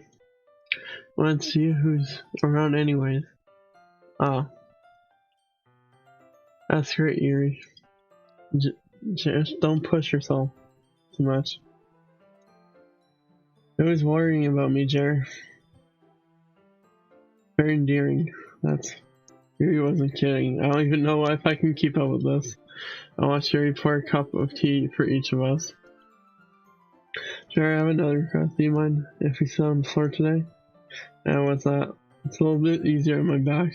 I can read my back against the wall rather than bending over at my desk. Oh, sorry, I didn't realize. No worries. It's because she has big boobs. I just have back pain fairly regularly, so I do my best to manage it. Is that so? I wonder what that is. It's most likely because of my boobs. Your posture, right? Always hunch over like that while reading. Yes. I have terrible reading posture. So that's why we should sit on the floor. Fair enough. Go ahead and get the book. To the book from my bag. Oh, I have some chocolates as well. A bag of some small chocolate candies that I kept hidden from Sayori's candy radar. I take it since I go well with the team. Yuri and I then sit against the wall, teacups at our side, as if in sync. We assume the same reading position as last time, each holding one half of the book. Except this time, our bodies are even closer to each other. Can't see too well. Very closer until our shoulders are touching. How am I supposed to focus on reading like this? Yuri was always kind of cute, but when she's being less apprehensive, it's almost more than I can handle. Your teacup. Yuri hands me my teacup. Holding it with my hands, it's not holding the book. I end up in a position that makes it even harder to focus. Now, I need to worry about making sure I don't accidentally touch her chest. Meanwhile, Yuri hasn't noticed a single thing. She wears her intense reading expression, and I can only presume the world around her has faded away. With all my willpower to focus on reading. After a few minutes, I finally manage to relax a little. Put the teacup between my legs and fumble with the chocolate wrapper. Oh, sorry. I let go of the book to finish opening the wrap. Have as much as you want. Oh, that's okay. I won't take any. Are you sure? Well, if I touch it, it might It might get smudges on the page. Oh, you're right. I didn't think about that. My bad. No need to apologize. I'll hold the book anyway. Okay. Are you sure? Of course. Ooh, here we go. Here he opens the book with both hands. Shields it so I don't have any harder of a time reading from it. But as a result, her left arm is practically resting on top of my leg. Well, in that case, Yuri's already totally focused on reading again. Take a chocolate candy and pop it into my mouth. Then I take another chocolate and then hold it up to Yuri. She didn't even look away from the book, she simply parts her lip as if the situation was completely natural. But that means I can't stop here. I'll just take the piece of chocolate and put it in her mouth. Like that, Yuri's lips closes over it. Yeah.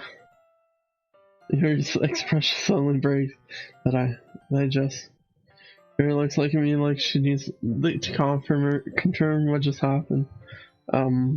Jer. Sorry. I guess I shouldn't have done that. Well, you were just helping. That's something that friends do, right? I mean, I don't really missed kind of talk contest, but yeah, that's all it was. Yeah. Then you don't need to stop or anything. I see. The situation has gotten really tense. Yuri tries to return to the book, but I can tell just by her expression that even she can't focus now. My heart is pounding. I nearly take another chocolate between my fingers. This time Yuri's meet mine. How did it even come to this? Yuri doesn't even burn her glaze. There's her chest rising and falling into the rhythm of her breath. I raise my arm. Like before, Yuri parts her lips. It's different this time. Take the shot and place it in her mouth.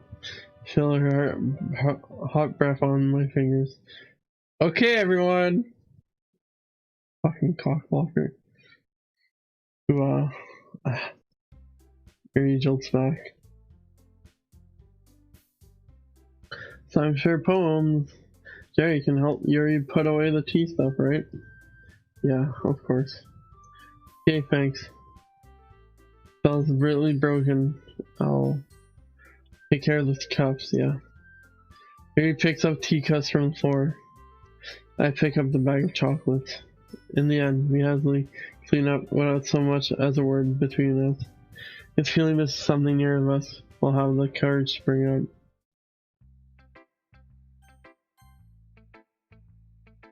Let's see what you're writing for today.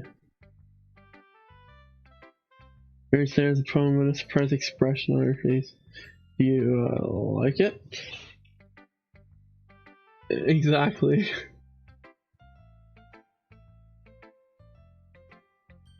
Sure.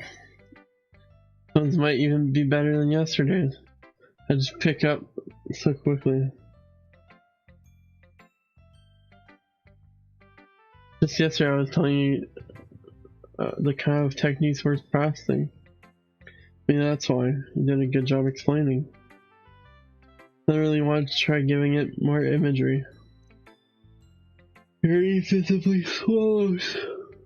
Maybe my hands appear sweaty. I'm not used to this. Used to what? I don't know. It's fine, take your time. Yuri breathes and collects her thoughts. I know Yuri likes to think before she speaks, so I offer that patience to her. Yeah.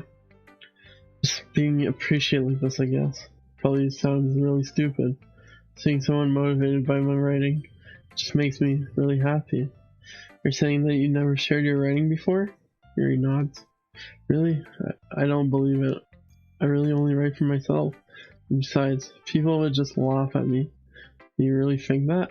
Yep, again, Yuri nods. Huh, even your close friends. Doesn't respond to that. I wonder why. Because she's a fucking loner. She doesn't have any friends. Anyway, you want to share the poem you wrote today? Yeah, I do. If it's with you. The raccoon. It happened in the dead of the night while I was slicing bread for a guilty snack. My attention was caught by the scattering of a raccoon outside my window. That was, I believe, the first time I noticed my strange tendency as an ordinary human. I give this raccoon a piece of bread, and my subconscious, well aware of the consequences, well aware that a raccoon that is fed will always come back for more. The enticing beauty of my cutting knife was a symptom. Bread, my hungry curiosity. Raccoon, a hinge. The moon increments its phase and it reflects not much. Similar lights of my cutting knife, the very same light that glistens in the eyes of my raccoon friend. I slice the bread, fresh and soft, and the raccoon becomes excited. Or perhaps I'm really just merely projecting my emotions only to the newly satisfied animal. The raccoon has taken to following me, you could say. I've gotten quite used.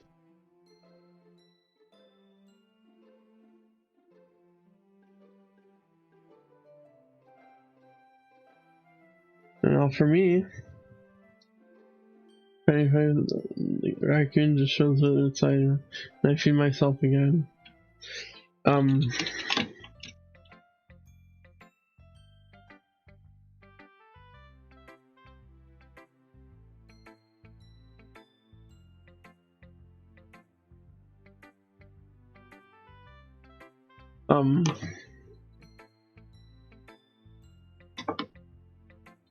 I was a little more daring with this one than yesterday's. Poem means that she cuts herself. Spoiler alert. Oh fuck, it did. Never mind the wife. Oh fuck, it did.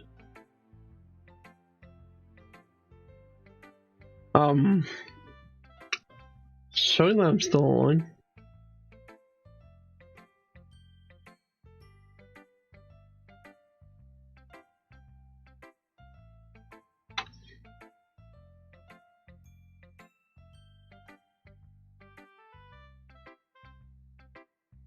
I'll be right back.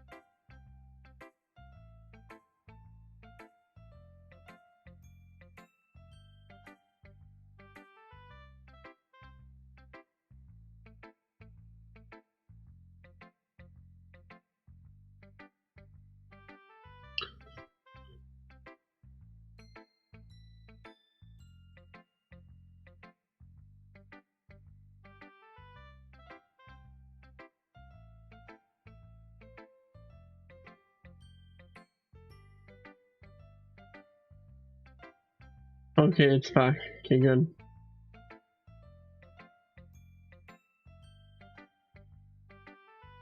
Alrighty, we are back with the live stream, so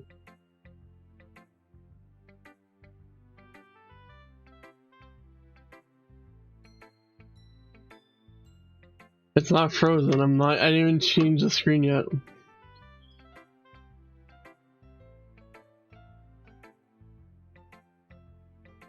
Alrighty, I was a little more daring with this one than yesterday's. I can see that.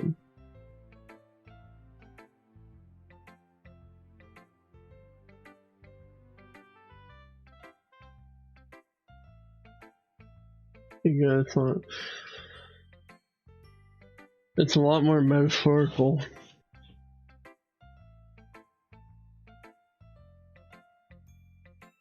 I don't know if it's my fault, but I can't begin to imagine what this poem is about. About cutting herself. That's right. Still a bit close to my preferred writing style, using the poem as a canvas to express vivid imagery and conveying emotions through them.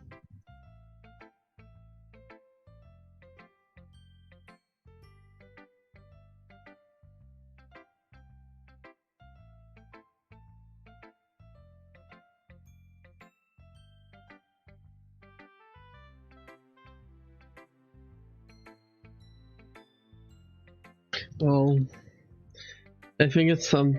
Let me just move that a bit.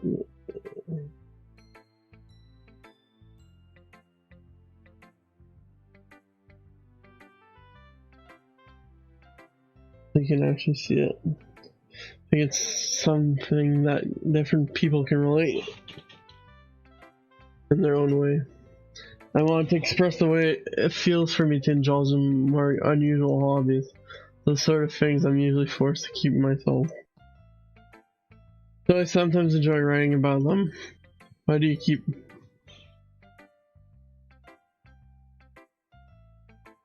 It is, it just showed for you.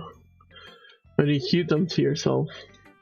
Because they're embarrassing.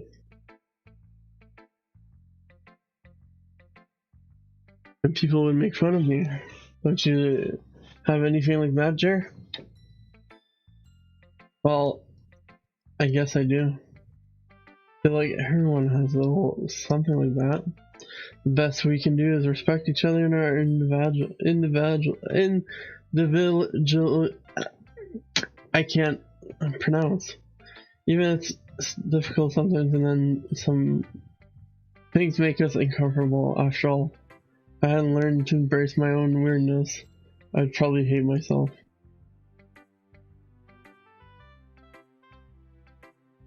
I might be ranting a little bit now, but I'm glad that you're a good listener.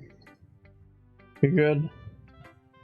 You're good at a lot of things, writing, listening. There really aren't many people like you, Jer. That's exaggerating a little bit. Just how I feel. I never thought I would feel so comfortable sharing my writing, but now I almost feel like I look forward to it. It's just a really nice feeling. And you're a strength for that. It's nothing really. He smiles sincerely at me. For just a moment, her timidness seems to disappear.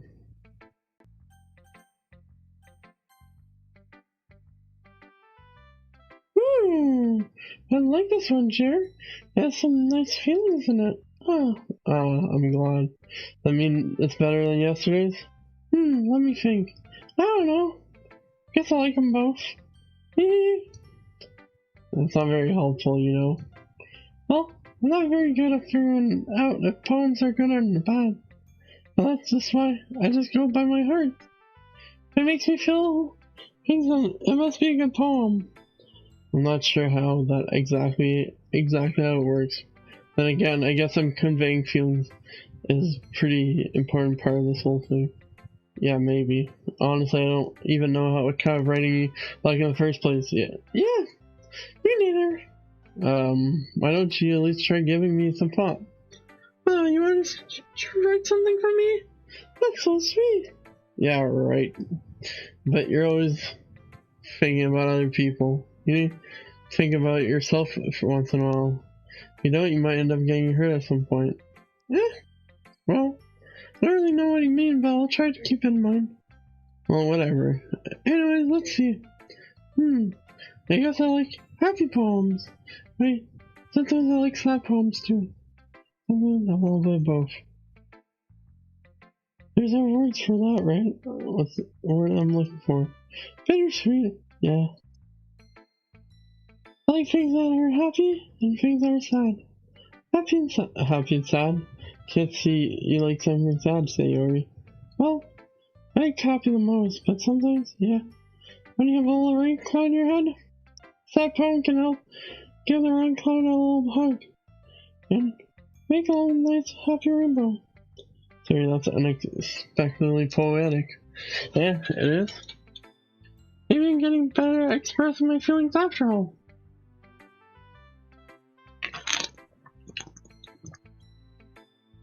Thanks, sure. I should go write that down then. Read my poem now, okay? Bottles. I pop off my scalp like lid of a cookie jar. Secret place where I keep all my dreams. Little balls of sunshine, all rubbing together like a bundle of kittens. I reach inside with my thumb and forefinger and pluck one out. It's warm and tingly, but there's no time to waste. Put it in the bottle to keep it safe, and I put the bottle on the shelf with all the other bottles. Happy thoughts, happy thoughts, happy thoughts. And bottles all in a row. My collection makes me lots of friends. Each bottle of starlight to make amends. Sometimes my friends feel a certain way. Now comes the bottle to save the day. Night after night, nice dreams. Friend after friend, more bottles, deeper and deeper my finger goes. Like exploring a dark cave, discovering the secrets hidden in the nooks and crannies. Digging and digging, scraping and scraping. I blow dust off my bottle caps. It doesn't feel like time elapsed. My empty shelves could use some more. My friend looked through my locked front door. Finally all done, I open up and in come my friends. And they come in such a hurry. Do they want my bottles that much? Barely pull them from the shelf, one after another. Pulling them out to each and every friend, each and every bottle. But everything I let one go, it shatters against the tile between my feet. Happy thoughts, happy thoughts, happy thoughts in charge all over the floor. They were supposed to be for my friend who aren't smiling. They've all shouting, pleading something. But all I hear is echo, echo, echo, echo, echo inside my head. Rip, she's depressed. Holy crap. Siri, did you really write this? Of course I did. Of course I did.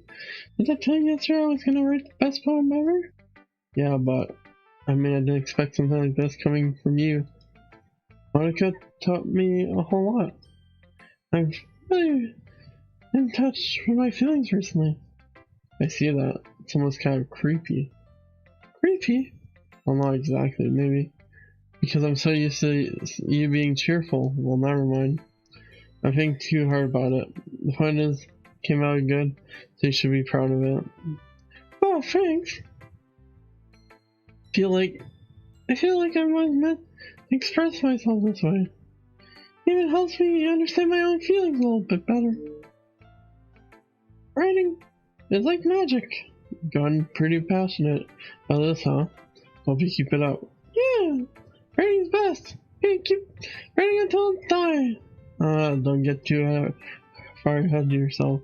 There's always had a habit of getting obsessed with something before dropping it no more than a week later. I wonder if this is one of those times. But seeing the passion in their eyes makes it hard for me to be pessimistic.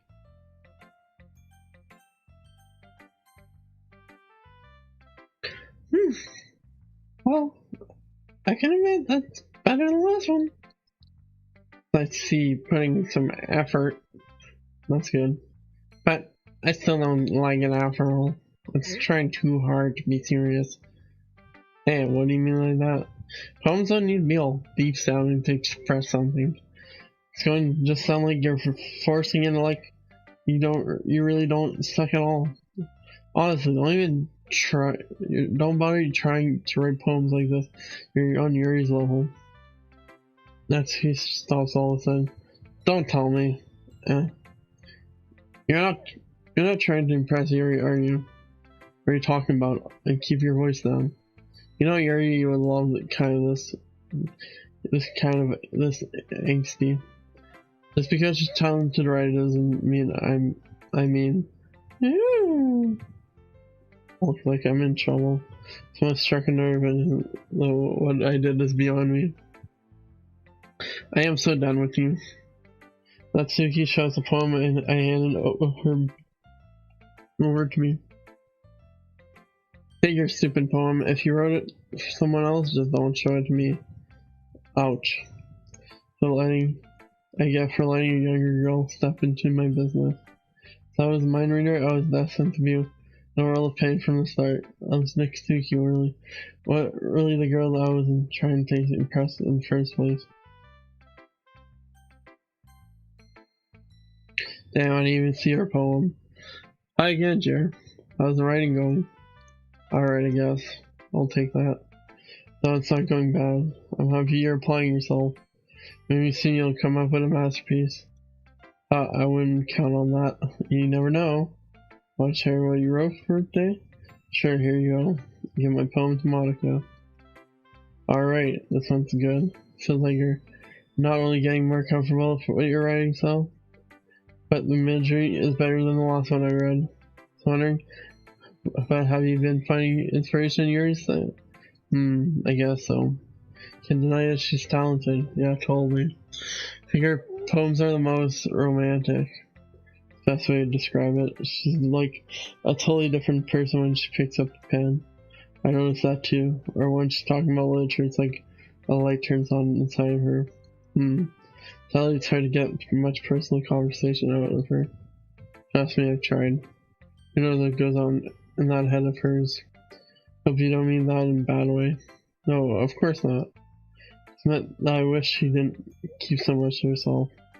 But still defending her like that? You must be pretty into her. Completely misunderstood. Calm down, kidding. I'm pretty sure she's already got a boyfriend. Wait, really? Yeah, fictional anyways. And okay, kind of whispered that last part of me. Just a hunch, but, well, there's not really anything wrong with that. Oh well, I know. I'm just saying, but anyways. Can I read my poem now? I like the way this one turned out. I hope you do too. Alright, let's take a look. Save me. The colors they won't stop.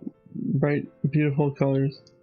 Flashing, expanded, piercing red, green, blue. An endless,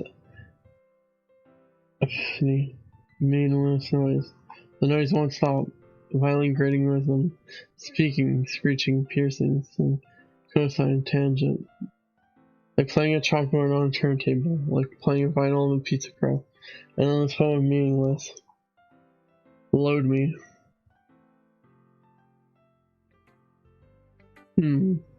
Sorry, that's right. The last one. Yes. Just the way I write. I'm sorry if you don't like it. No, I never said that. This kind of thing I've never really seen before, I guess. Kind of like playing with my space on my paper. Choosing where you have space can totally change the mood of a poem. It's almost like magic. The way I wrote the lines really short makes it feel like they're trying to speak out over the noise. I see. It's hard for me to tell what's it about though.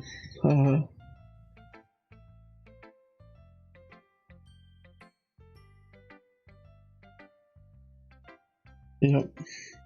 Sometimes asking what a poem is about isn't the right question. A poem can be as abstract as a physical expression of a feeling, or a conversation with the reader. So putting it in that way, not every poem is about something. Anyway, here's Monica's writing tip of the day. Sometimes you'll find yourself fighting a difficult situation. When that happens, don't forget to save your game.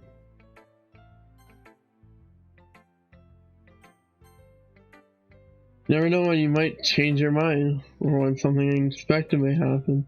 Wait, is this the viewing about writing? What am I even talking about? Haha, that's my advice for today. Thanks for listening.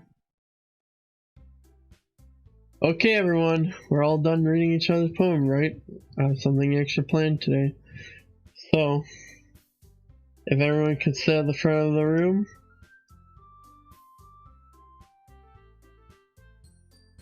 Is this about the festival? Well, sort of. We really have to do something for the festival. I like to put something together. It's not like we can put together anything good in just a few days. We'll just end up embarrassing ourselves of getting new members. That's a concern of mine as well.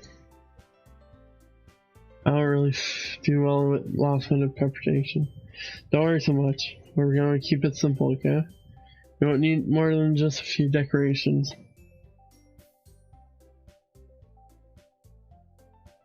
Terry has been working on posters, and I've designed pamphlets we can give out during the event. Okay, but that's great and all, but that doesn't tell us what we're actually going to be doing for this event. Oh, sorry, I thought you heard about it already. We're going to be performing. Monica. Yeah, we're going to have a poetry performance. Each of us are going to choose a poem to recite during the event. The cool part is we're also going to let anyone else come up and recite poems too. There's putting it all on poster in case anyone wants to prepare ahead of time. Terry's been coloring a poster, holds it up for us today. Are you kidding me, Monica? You didn't really start putting this poster up, did you? Well, I did. You really think it's a bad idea? Well, no, it's not a bad idea. But it's enough for this, you know? There's no way I'm going to be performing in front of a group of people like that. I agree with Natsuki. Never in my life do something like that. Imagine it. Yuri shakes her head in fear. Guys. No, Sayori. I understand where you're coming from. Remember that Natsuki and Yuri never shared a poem with anyone until just a couple days ago. So I offer them to recite the poem aloud to a whole room of people. Yes, I kind of overlooked that, so I'm sorry. But I still think we should give it our best. I'm the only one responsible for the fate of this club. Start the event and each put in good performance. Then it will inspire others to do the same. The more people who perform, the better we'll be able to show everyone what literature is all about. Yeah! It's all about expressing your feelings, being intimate with yourself, putting new hearts on, and having fun. That's right. And there's the reason that we're all in this club today, don't you think? Share that with others, inspire them to find the same feeling that brought you here in the first place. I know you do. I know we all do. And if we all take a steady for 2 minutes and reciting a poem, then I know you can do it. I see Yuri remains silent. Sayori looks worried. Guess that leaves me no choice. I agree. I don't think it's too much to ask. I think that Sayori and Monica have been really trying hard to get new members. The least we can do is help them out a bit. Well, maybe, but look at Natsuki. So many arguments left. Okay, fine. Guess I'll just have to get over with. Alrighty. Phew. Thanks, Natsuki. How about you, Ryori? Yuri genuinely glances around at everyone else's expectant faces. I guess I don't really have a choice. Thanks everyone. You're the best, Yuri. This club is seriously going to be the death of me.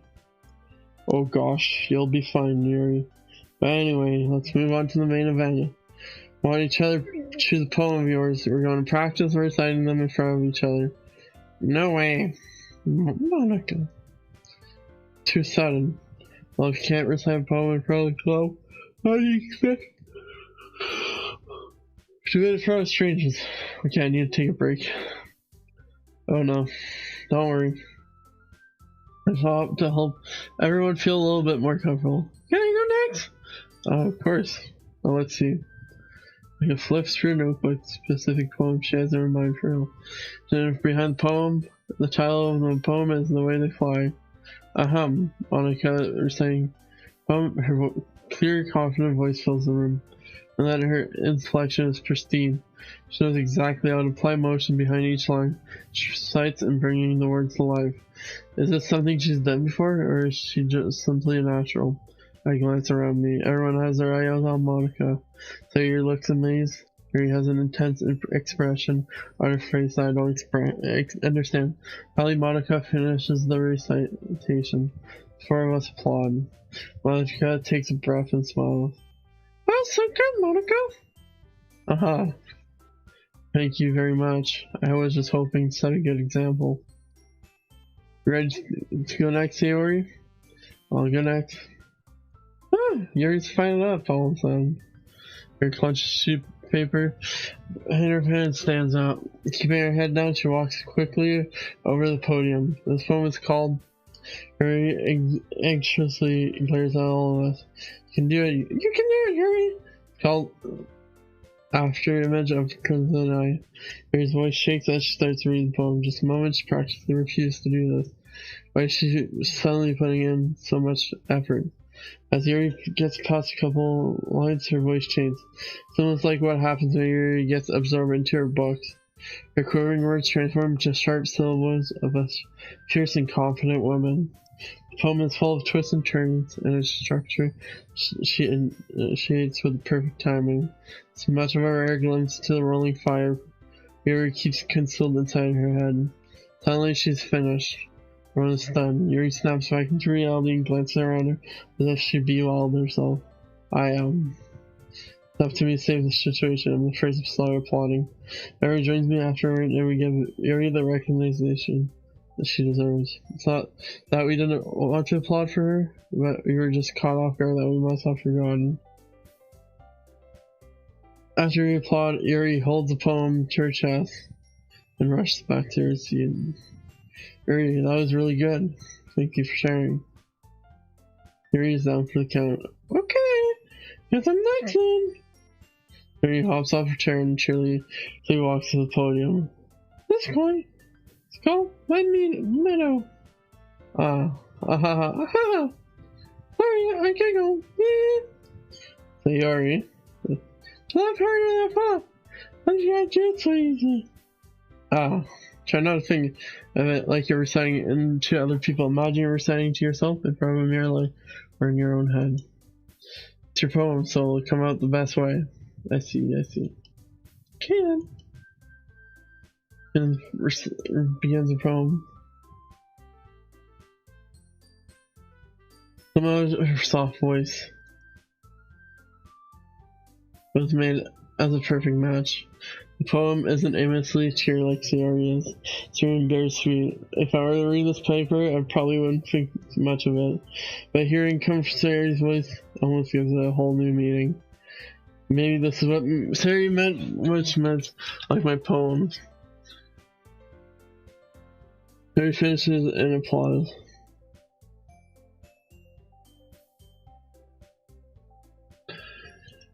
I did it! Good job, Sayori. Even Jer liked it. Because that's a good sign. What does that mean? Came out nicely, Sayori.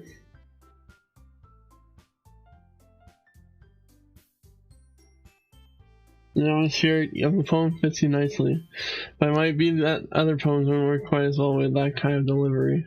I don't really say. In other words, I've seen poems of yours that sort of gentle delivery wouldn't work well. Might need a little more focus behind them, depending on what you're reading. Oh, I know what you mean. That's all. I've been practicing the kind of thing just embarrassing to do in front of others. The next time, I'm gonna make you pick a poem that challenges you a bit more. We don't have that much time before the festival, you know? Okay. Now, who's next? Natsuki? Don't make me go in front of Jer. It's not like I can compare it to you guys anyways. Might as well let Jared lower everyone's standards a little before I have to do it. Natsuki! It's fine. Might as well get it over with. But it's not like I have much of a selection of what to read. Just have to go with what I wrote for today. stand up and step in front of the podium.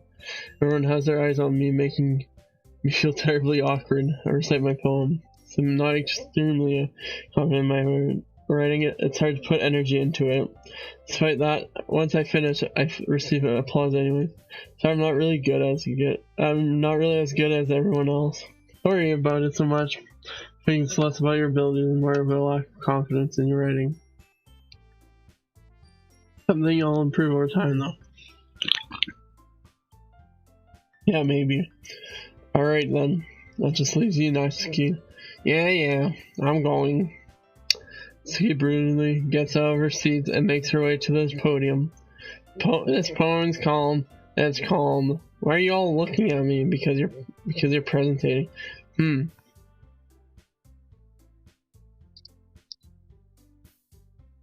Anyway, the poem is called Jump.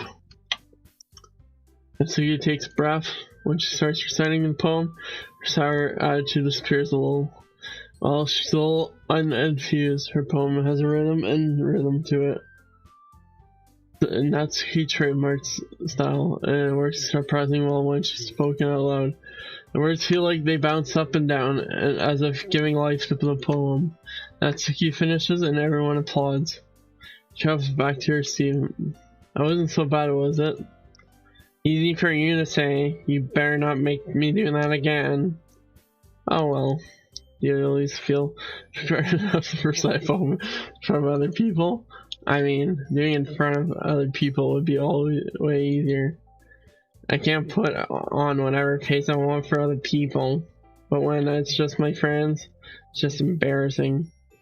That's surprise, Natsuki. I think it would be around me. Well, that's just how it is, so I guess in that case, you won't have much to worry about for the festival. That said, I want to thank everyone for coming through. It might be hard, but I hope that you all have an idea of what it's like now. Make sure you pick a poem and get enough practice before the festival, okay? I'll be making pamphlets, so let me know what time of what you'll be reciting. Jeez. I should probably find some other poem to recite instead. That's fine too. Doesn't have to be your own. I'm already plentifully surprised that you're putting all this effort for the club. Makes me really happy. Yeah, no problem. Okay everyone, I think it's about it for today. I know the festival is coming up, but let's try to write poems for tomorrow as well. It's been working out really nice for us, so I'd like to continue that. As for the festival, we'll finish planning tomorrow, and then we'll have the weekend to prepare. Monday's the big day. I can't wait! I can't do this. Alright. Stand up. No way I'll be able to find the same enthusiasm as Sayori and Monica, but I'll do my best to get through them. For the Doki Club and impressing Monica, I'll have to do my best. Ready to go, Sayori? Yep! Look at you two, always going home together like that. Kind of adorable, isn't it? Jeez, guys. Don't make such a big deal out of it. Must be nice, a little nice though. Well, how am I supposed to respond to that? It's okay, dear. No, I'm staying. Whatever, let's go. Hey, I walk home with Sayori once more. Even though it's only been a few days, recent change. The Sayori's a little quieter than usual, but on the way home. Hey, Sayori. Sorry, I was spacing out. Oh, no wonder. I was thinking about something earlier. I like how we get, there he fumbles with the words. So let's just say that one day, Yuri asked to walk home with you. What would you do? What kind of question is that? Kind of putting me on the spot here.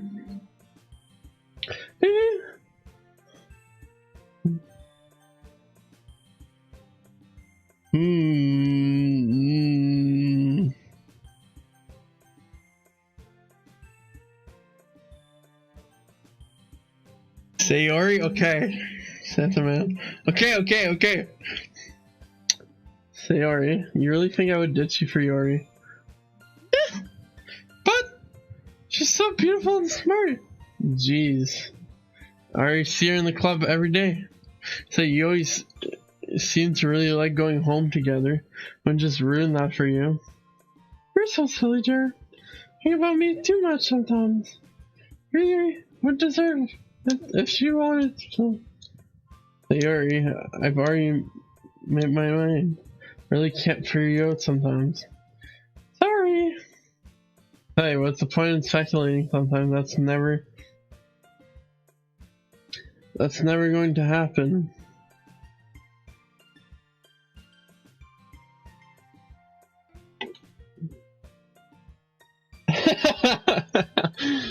GG, good comment.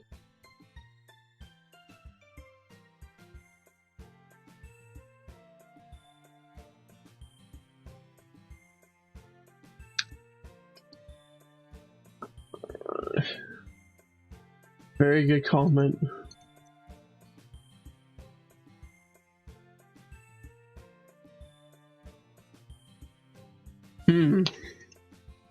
The conversation trails off. What? Ow! It's kind of a weird thing to Sarah come to care so much about, but I want to keep her happy too.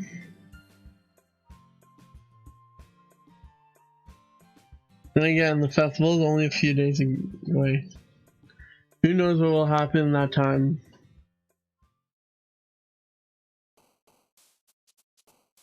Essence. Unrequited. Unending. Infallible.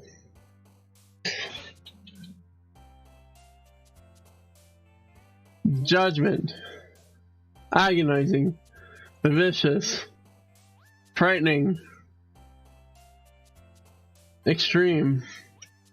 Extreme. Promise. Santa Man, are you good?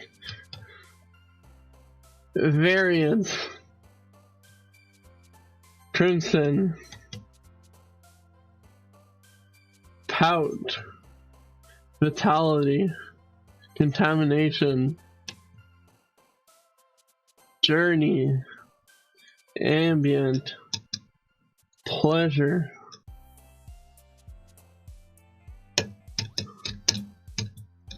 Breathe. Disoriented.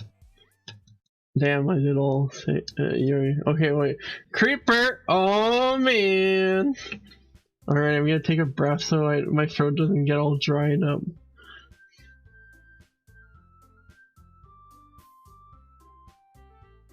I'll be right back.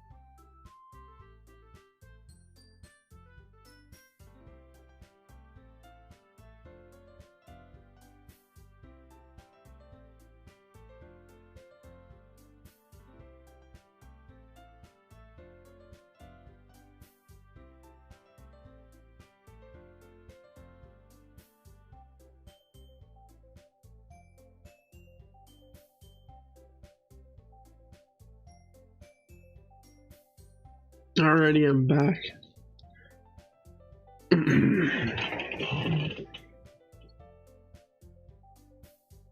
Creeper. Oh man. I'm the last one here again. Don't worry, I just walked in too. Were you practicing piano? Are you practicing piano again? Yeah. Let's have a lot of determination. Starting this club and now picking up piano. Well, maybe not determination, but I guess passion. Remember that the club wouldn't be here if it wasn't for all of you. I'm super happy that you're all willing to help out for the festival too. You know, I can't wait for the festival. It's gonna be great. Weren't you just complaining about it? Weren't you guys complaining about it yesterday, you next game? Well, yeah. I'm talking about our part of the festival. But it's a whole day of school where you get play and eat all kinds of delicious food. You sound a bit like Sayori all of a sudden. Monica, do they usually have fried squid? Squid? It's a pretty specific thing to look forward to. Oh, come on. Oh god, she's into that type of thing. Oh no. Are you saying that you don't like squid? You, of all people? Yeah, I didn't say I don't like it. Besides, what do you mean by you of all people? Because it's right in your name. What? Monica.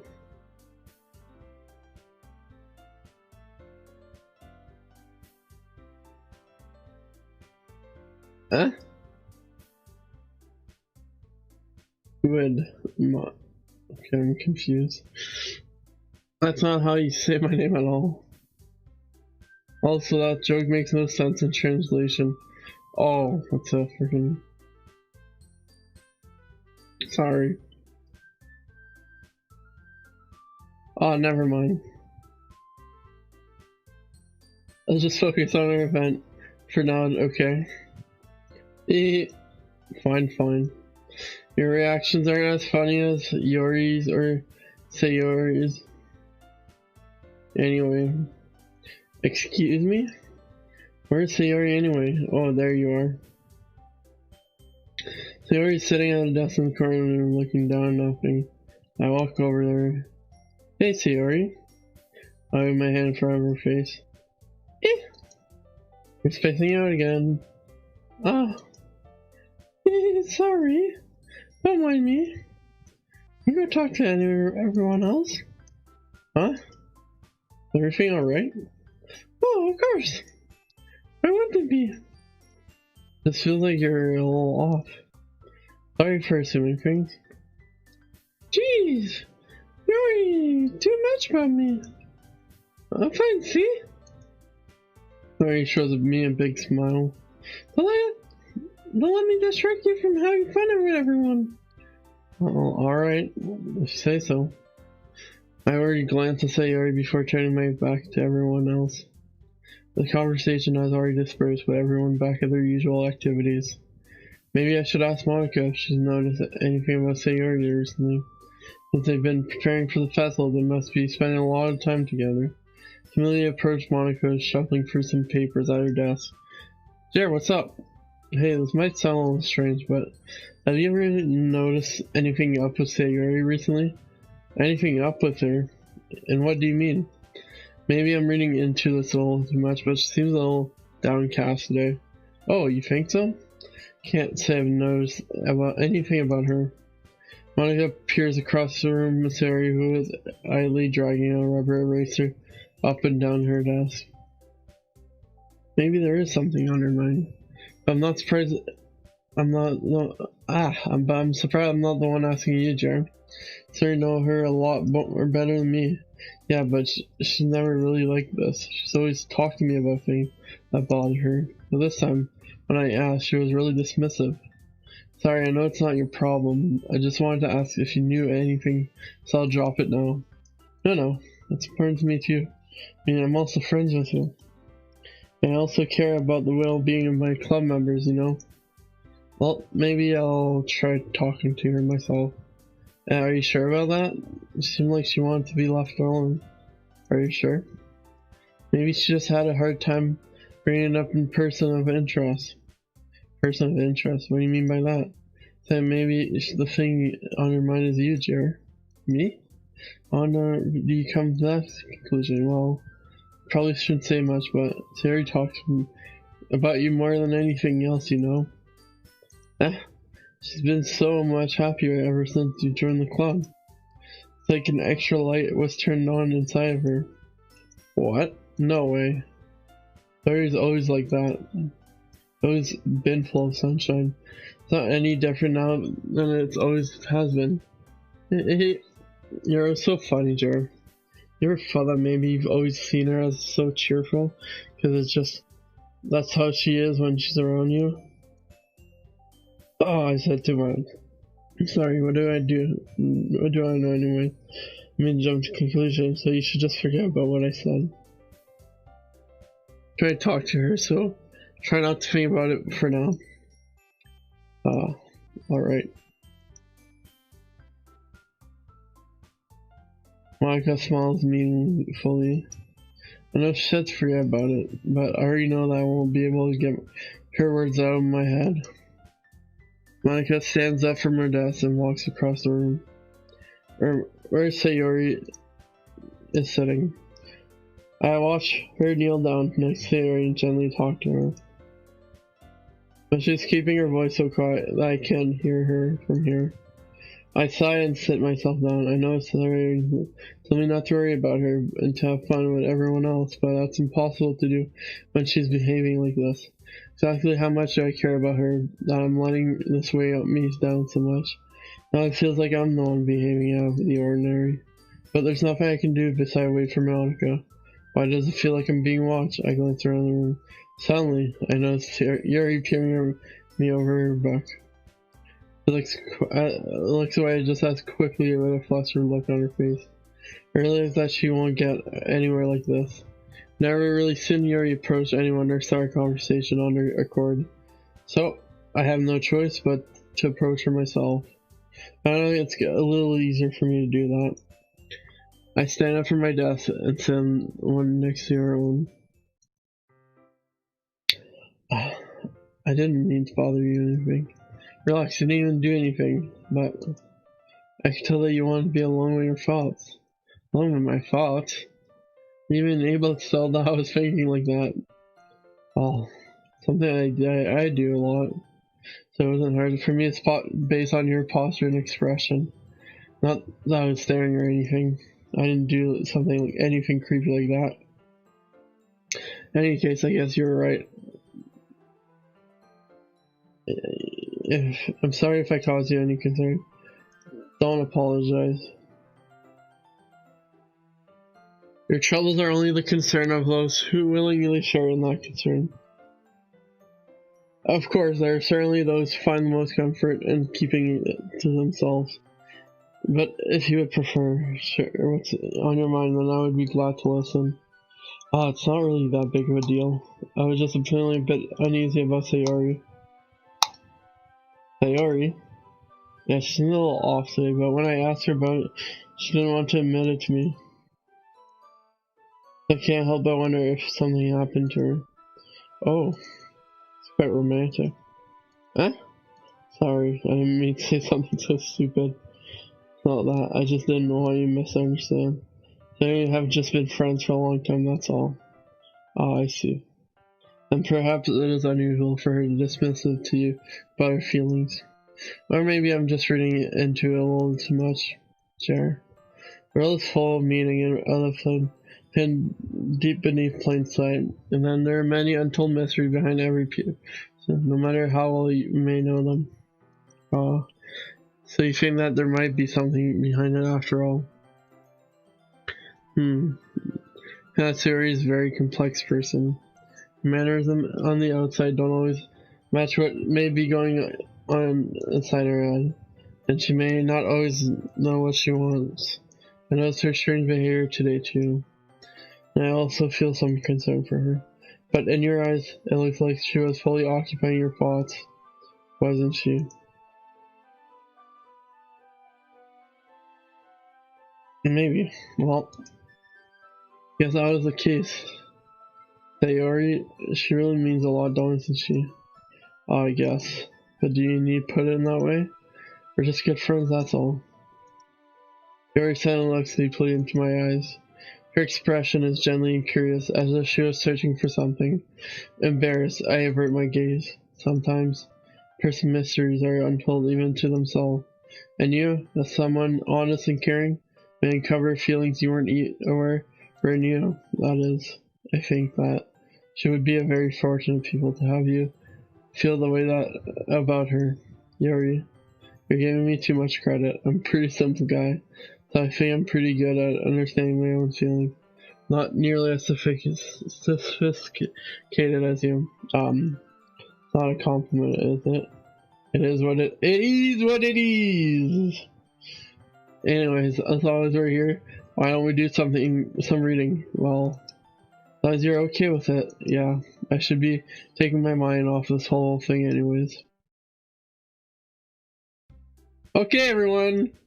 After some time passes, Monica calls out to the club room. Why don't we share poems now? I know it, everything's back to normal. Everyone goes to retrieve the poems, and I do the same. I make eye contact with Monica, and she smiles at me. I wonder what she was talking about with Sayori.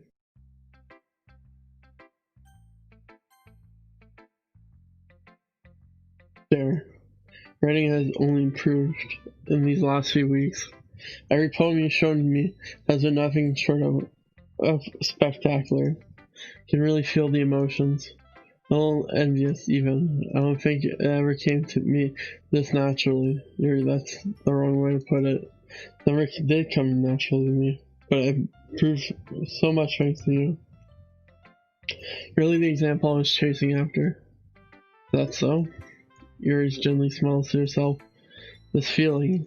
I'm so glad I got the chance to share my writing. Never thought it would feel like this. I remember you mentioning that yesterday. I can't believe that you're so good at something and you're never even shared it with anyone. It's kind of a shame, maybe, but it's not like really had a choice. What do you mean? Well, Yuri smells. During lunch, I may eat by myself. Damn, she's lonely. Did you know that? It's a great time to find a quiet spot and do some reading. In fact, I always have some books with me. You could say I really enjoy reading. Well, that's one way to put it anyways. But books are so full of amazing and inspiring people. People you want to fall in love with. Or people you just know would make a really good friend. Cheerful people always put a smile on your face. Or deep thinkers and problem solvers to discover the mysteries of life. So when you look at it that way, I'm surrounded by friends every day, you know. And those friends don't laugh at me. They don't tease me for spacing out all the time. They don't even make fun of my body type. And they don't hate me for acting like a know-it-all. They'll say that about you? Not know-all-ger. The opposite, I don't know anything. I don't know how to talk to people. I don't know how to make people see me as normal. I don't even know how to make myself happy. I have all these feelings, and all I can do with them is read and write. But it wasn't until now that I started sharing it with you. I really understood what was missing all this time. But I haven't really done anything. No, that's wrong. Being patient and respectful is really important to me. I know I'm a difficult person, Jer. I speak too slowly. I second guess myself all the time. I read too deeply into things. But every time, you always treated me just like everyone else. Alexa, shut off. You always treated me just like freaking Alexa went on. You've always treated me just like anyone else. So rare that I feel comfortable with myself when I talk to others. Well, that's why every time I talk to you, I just feel really happy. I see. Well, I treat you how you deserve to be treated, Yuri. And if other people don't see it that way, then screw them. I mean, I joined the club hoping I would make friends. And I would say I've had at least one success. Wouldn't you? She put it that way, yeah. Really are friends, aren't we? Puts her hand in her hand. But this time she smiles as she does it. Do you want me to show me your poem? Yeah, I do. Let me get it for you. It goes under the light part 2. The tendons of my hair illuminate beneath the amber glow, but evening. In the distance, a blue-green light flickers. A left figure crosses its path, silhouette obstructing the airy grove. My heart pounds. The silhouette grows closer, closer. I open my umbrella, casting a shadow to shield me from visibility, but I am too late. Steps into the streetlight, gasp and drop my umbrella. The light flickers, my heart pounds. He raises his arm, time stops. The only indication of movement is the amber light flicking against his outstretched arm. The flicking right is in rhythm with the pounding of my heart, teasing me for succumbing to this forbidden emotion. Have you ever had a ghost? Heard of a ghost feel more before? Giving up on understanding my laugh. Understanding is overrated. I touched him. The flickering stops. Ghosts are blue-green. My heart is amber.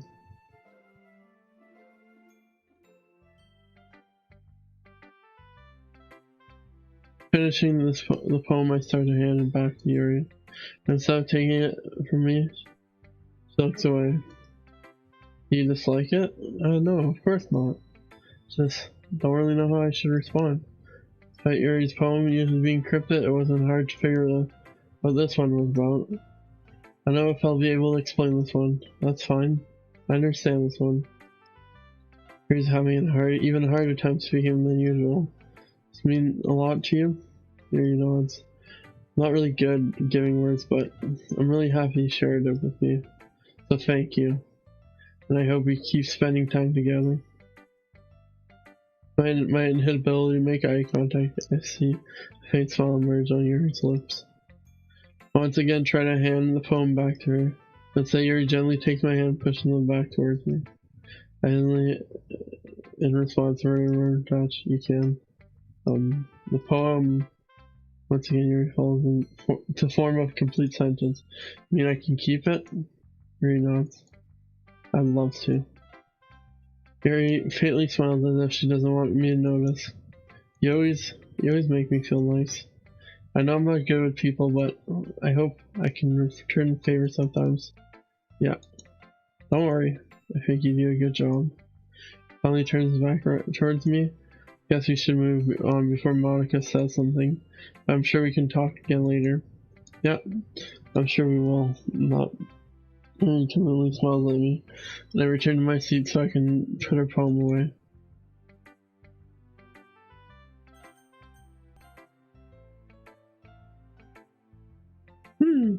Nice, I guess. Come on, I can already tell you don't like it. Well, don't seem to worry about what I think. After all, you wrote this for someone, didn't you? Probably Yuri. Eh?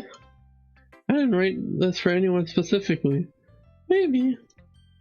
Not really what I meant though. That's okay. I'm making new friends, just like I was hoping. That makes me really happy. You're happy too, right? This club? Oh, of course I am. Good! Something that matters to me. Thank you, Jer. Hey, Ari. Is there something wrong? Huh? No, nothing. Just a little tired today. Alright. Tell me if you need anything. I will. Don't worry about me, okay? I can go play with everyone else though. She insists. Hey! Go home a little bit early today. Say, Ari. I'm not gonna feel well, okay? See you tomorrow. Before I can say anything else, Sarah cheerfully walks out of the classroom, humming to herself.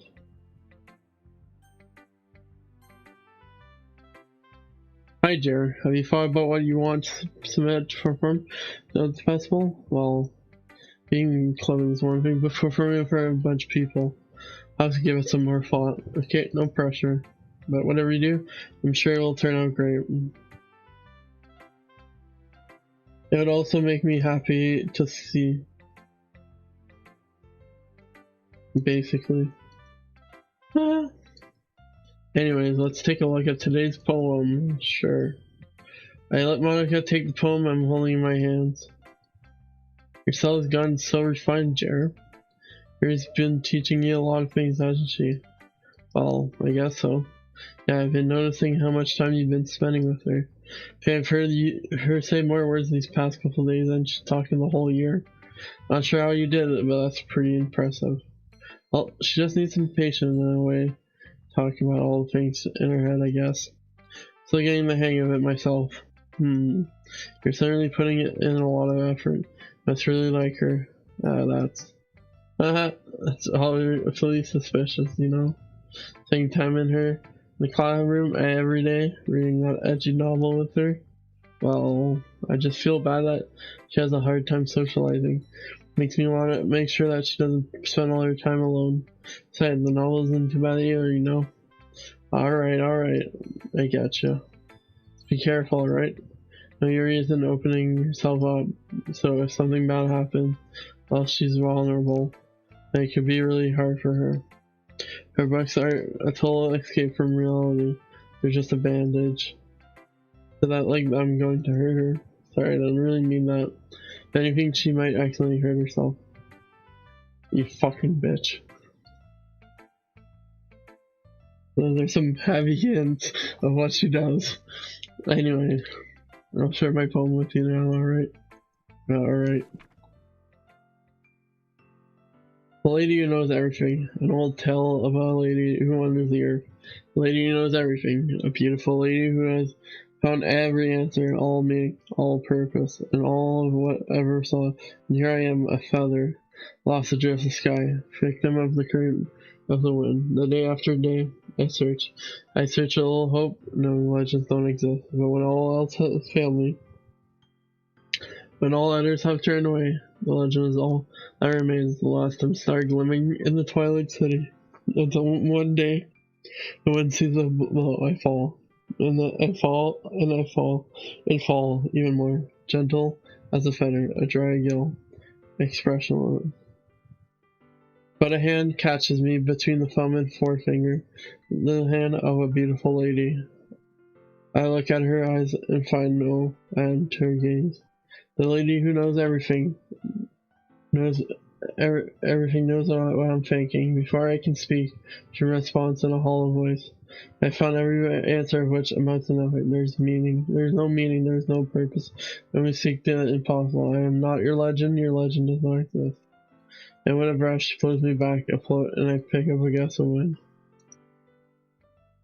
You know, I feel like looking for answers are the sort of things that give life meaning. Not to get too philosophical or anything, but it was kind of on my mind, so that's what I wrote about. I see. I never really put much thought into things. In a way, it's almost paradoxical. Because if we had all the answers, wouldn't the world start to lose its meaning? You know, there's one thing I noticed. It seems like everyone in the club prefers writing about things that are more sad than happy. Are you surprised? I mean, if everything was okay, we wouldn't really have anything to write about, would we? Humans are two-dimensional creatures. Think you know that better than anyone. You mean one-dimensional? Oh yeah, that. Anyway, here's Monica's writing tip of the day. Ever too shy you're writing because you're afraid it's not that good? It can really be disheartening to get a lukewarm response to something you put so much into. But if you find other people who enjoy writing, then sharing becomes a lot easier. Because instead of just telling you that your writing is good or okay or bad, they'll want to focus more on everything that went into it and the things you can work on. More encouraging That way it will make you want to continue improving. So it's like having your own little literature club, don't you think? That's my advice for today. Thanks for listening. Yeah, no thanks. You didn't even... Next. Okay, you three. Damn, Natsuki hates me. We're all done sharing poems, right? Why don't we start figuring it out? Hold on a second. Is it just me, or did it say something strange just now? I think did sound a little bit usual, that's right. Deviated from your own usual catchphrase when addressing the club. Catchphrase? Now a catchphrase. Jeez, why is the mood so weird today? Look, even Yuri isn't immune to it. Yeah. Tiring air is common foreshadowing that something terrible is about to happen. In your books, maybe. Look, the only thing different is that Theory is not your. Assumes you're right. Theory always helps lighten the mood a little bit, doesn't she? It's almost like everyone's balance is thrown off all when she's not around. Where the heck did she run off, anyways? Oh, she just went to pee. Natsuki, please show some decency. Oh, come on. She actually wasn't feeling too well and went home early. Is that so? I hope she's alright. Seriously? Of all times to not go home. You picked the time she's not feeling well. So much time for you two being all lovey-dovey. Oh, I know. First of all, stop misunderstanding my friendship with Sayori. And second, she kind of been avoiding me today, so I didn't want to force it. Huh? That's a curious expression coming from Yuri of all people. Calm down, guys. Talked to her earlier and everything's fine. What did she say? Anyways, we need to figure out what the rest of the festival preparation, so let's decide what everyone will be doing this weekend. I already know what I'm doing. That's right. We will be making cupcakes. But we might need a lot of them in different flavors. Can you handle that all by yourself next year? Challenge accepted. And as for myself, I'm going to be printing and assembling all the poetry pamphlets. Yuri will be helping me design them. And as for Yuri, you can, guys, you help me come up with something for Yuri. I'm useless. No, lol. You're the most talented person here, you know. Oh, Natsuki's pouting too. Jeez, even I can tell now. I guess I never gave Sayori enough credit, but I can tell things are even harder when she's not around. That may be the case. But if I can also be that I won't grow as a person. Sayori, you have the beautiful handwriting, you know? So you should make some banners and decoration to help set the atmosphere. I'm about that. I love atmosphere. She stares at her desk, focus starts nodding to herself. Your mind is already racing, I see. That's great. You'll be a wonderful help, Yuri. But anyways, that just leaves you, Jer. The one who is truly useless. But don't say that. In fact, both Natsuki and Yuri have some pretty heavy tasks to handle. But it would go a long way to give one of them a hand. You can help me out as well. I would be really appreciative of that. That's Muck. How on earth are they going to respond to something like that? I suppose that would be my little help. Well, even if you don't know how to bake, there's always some dirty work I could kill you. Not like Monica's going to give me a choice, and you shouldn't be sitting on your butt anyway. Natsuki tries to mumble a bunch of excuses like that. If I recall, Natsuki mentioned that you would like to handle the bake on your own. You may not like being around if you only make him out to be a nuisance. Therefore, you may be assisting with the decoration. Hold on, I never said that. How hard could it be to make a few decoration anyway? Sound more like you're making an excuse for Jared too. What are you saying? I will be extremely meticulous work. Baking, is it? Just what do you think? Guys, let's settle down for a moment. Then I think Jared should end up how he'd like to contribute. Besides, he hasn't really gotten a chance to spend any time with me yet, you know? So I'm sure he's interested in. You literally just I'm surprised. Well, sorry, I was just saying no. Jeez, can we just settle this already? Yeah, Jerry, you're okay with this, right? And yeah, it's up to you. Of course. Very well. Okay. Don't look straight at me. What do I choose? Natsuki, Yuri, Monica, Sayori.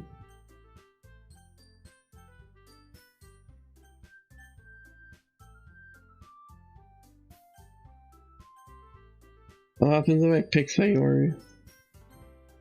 I mean, if it's going to be, then I prefer help. They were already neighbors then, but Monica said I was helping her. Jeez, do you really hate us that much? No. Sorry, I didn't mean to be this difficult. Well, yes, in that case. Well, I'd probably be more useful helping out Yuri. Me? Are you serious? Why would you?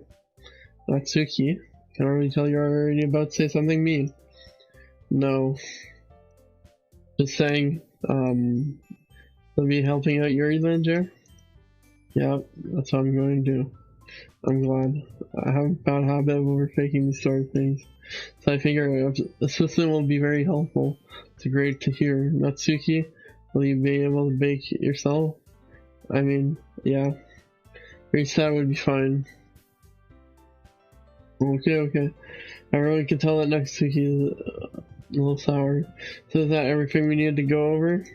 Yeah, that should be about it. You guys excited that would be the right word. But I suppose looking forward to it a little bit. Do you feel the same way, Jer? Me? I guess I'm interested to see how it'll turn out. It's good enough for me. How about you, Natsuki? Natsuki? What?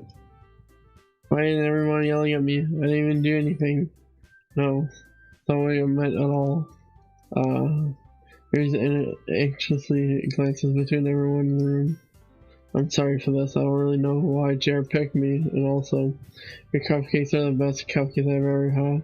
They go really well with my tea, and nothing that I do for the vanilla compared to that, so, I get it. Kinda surprised too. Why? I'm the only one acting immature, I already know that. But you're trying to cheer me up all of a sudden. I know I'm not very good at it. I'm sorry if I said something bad. He isn't the only one surprised. Monica and I are also taken back by Yuri's words. Once you realize Jerry has trouble when she cheers someone up, it's far out of her comfort zone. But I begin to understand. Yuri was trying to sound like Yuri, even if it didn't work out perfectly. I can tell that she's trying to something Sayori would say at like time like that. Sayori is always making one smile and feel about themselves. Now, I can't appreciate it. I'm sorry for making a big deal about nothing, but I'm going to say this. I bet that my cupcakes are going to be the best part of the whole event. I believe you. Yeah. See everyone do their best, but with that, there's nothing more for me today. So yes, it's time for us to head out. Alright, let's get out of here then. Everyone packs up their things. They start following Natsuki as they chat between each other. Yeah, turn around. Sorry, I realize I don't have any way of contacting you this weekend. Hey, thank you for that follows. Tier 3 God, thank you for that follow. Oh, you're right.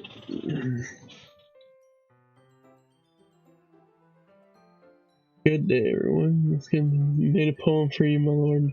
My fondness for you is like the Regency, powerful and deep. It will forever be. I watch your stream for summer and rain, but behind my screen, my love and shell. Hey,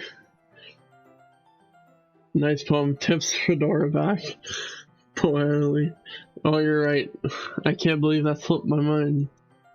Should I give you my phone number? Ooh, we'd be getting the phone numbers. I think that would be the best way, yes.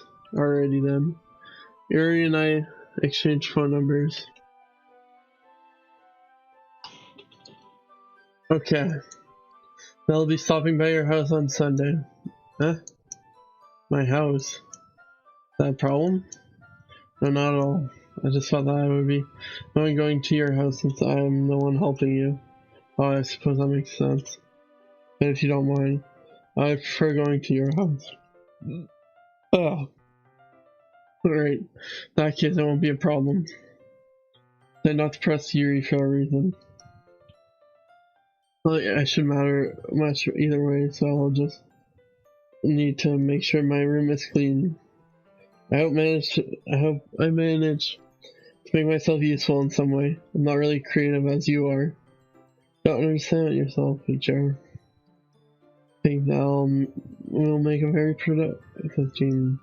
Even if you only chose me because you felt bad or something. Wait, you don't actually think that, do you? I don't know. It's difficult to come up with any other reason you may have chosen me.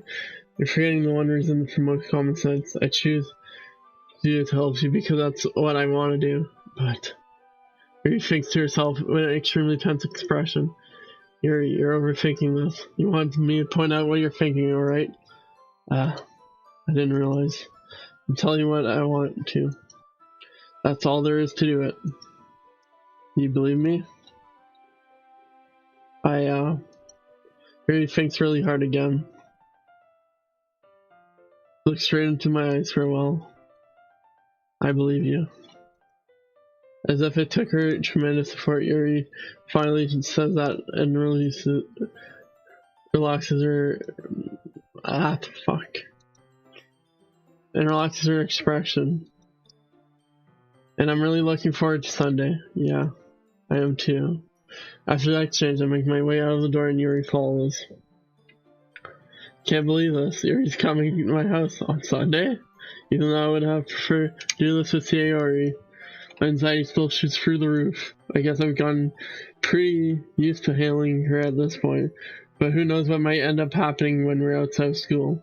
She even told me she was looking forward to it. I shake my head. Why do I even feel nervous? That's who Yuri finds out about this. It's likely if we feel that way about each other. So like Mouse said, this is about the club. I have nothing to worry about. If I just go with it, then I'll have a good time. It's already Sunday. I've been getting increasingly anxious about Yuri's upcoming visit. I keep telling myself there's no reason to be nervous, but it doesn't help much. Yuri's clearly an introvert and also an intimate person in general. There's no doubt she'll open up a little bit when it's just the two of us. Meanwhile, we've been texting occasionally.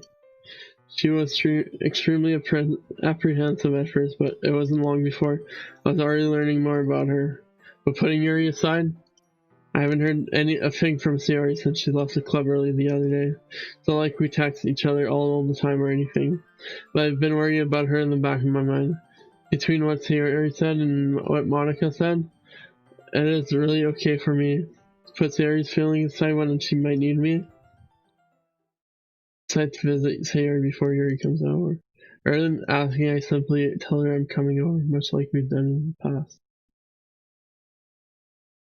Once I reach Sayori's house, I knock on the door before entering it myself. Again, we used to play so often that we made it a habit of simply entering each other's house like we were family. The house is quiet.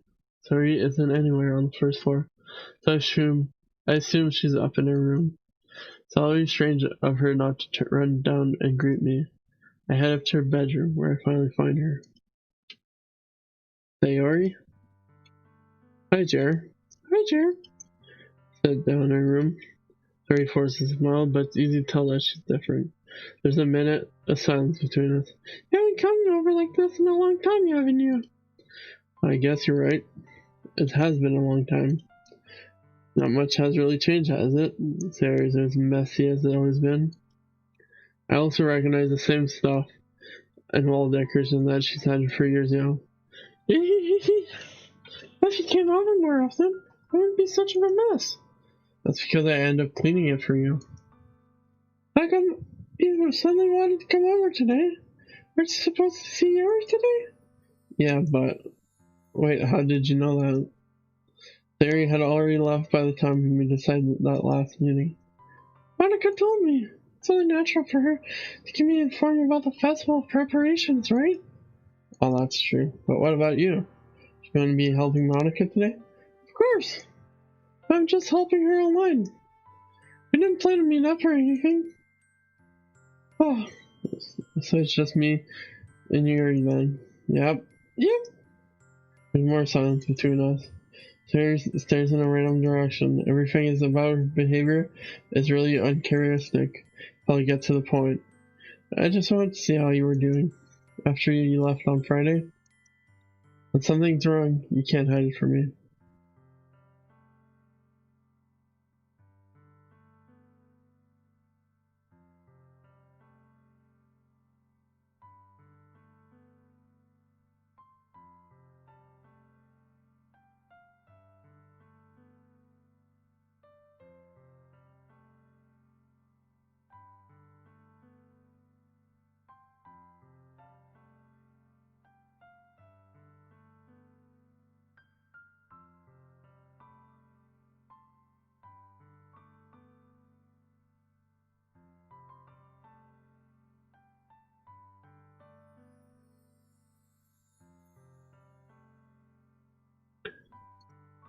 Alright, I just had to check something.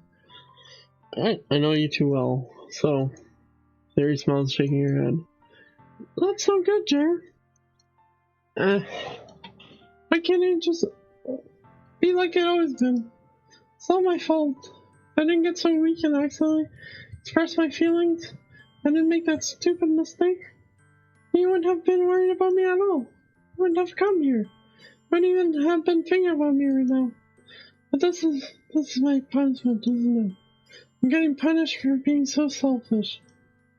And that's why the world is sad to have you come over today. It just wants to charge for me. Sayori. He grabs Sayori by the shoulders. What on earth are you saying? Are you listening to yourself right now? I know something happened to you. There's no other explanation for you to be like this. So tell me already. Until I know, I won't be able to stop thinking about it. There gives me an empty smile. You really put me in a trap, Jer. But you're wrong. Nothing happened to me. It's been like this. You're just seeing it for the first time. You know what?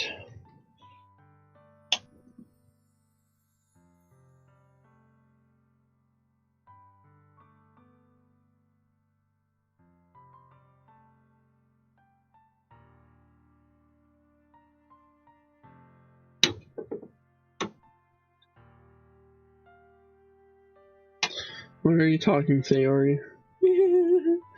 Really just going to make me say it, aren't you, Jer? Because I have no choice then. Thing is, I've had a really bad depression my whole life. Did you know that? Why do you think I'm late to school every day? Because most days, I can't even find a reason to get out of bed. What reason is there to do anything when I fully know how worthless I am? Why go to school? Oh no. Sayori, no, don't do this. Why?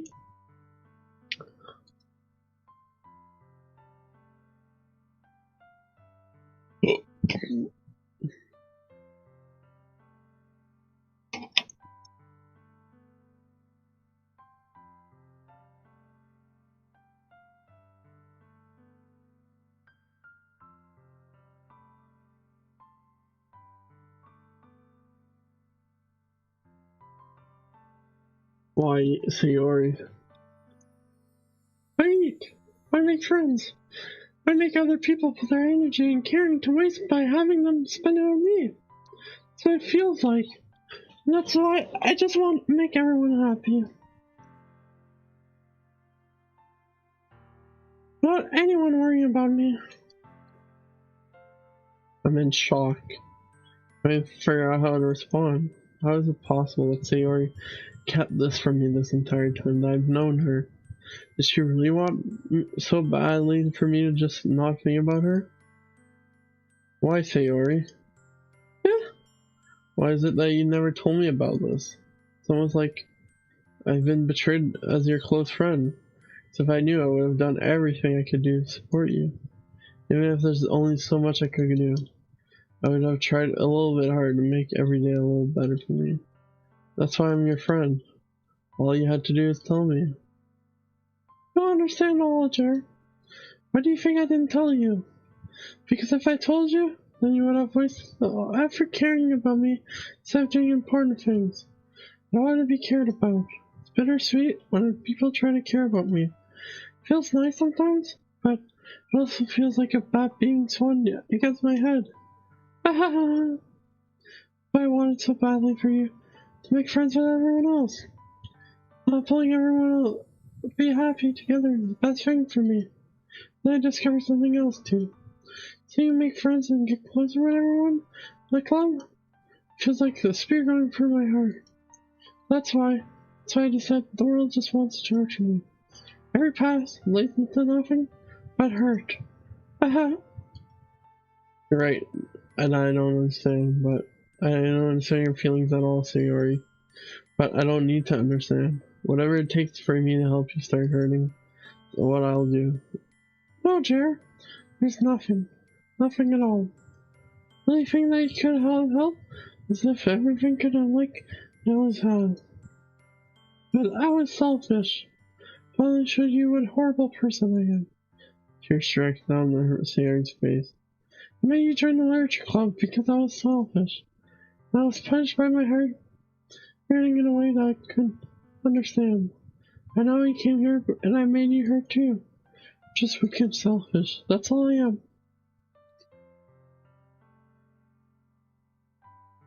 And that's all. I'm going to accept these punishments. So I deserve every last one. Without thinking, I once grabbed Sayori's shoulders. This time, I pull her into a tight embrace. Ah! Chair? Sayori, I don't care if you feel selfish. I'm really happy that you convinced me to join the club. Seeing you every day makes it worthwhile enough. If I make friends with everyone else, that's just a bonus. But please, never underestimate how much I care about you. I wouldn't have it any other way. Jer. Sayori's hugging me back.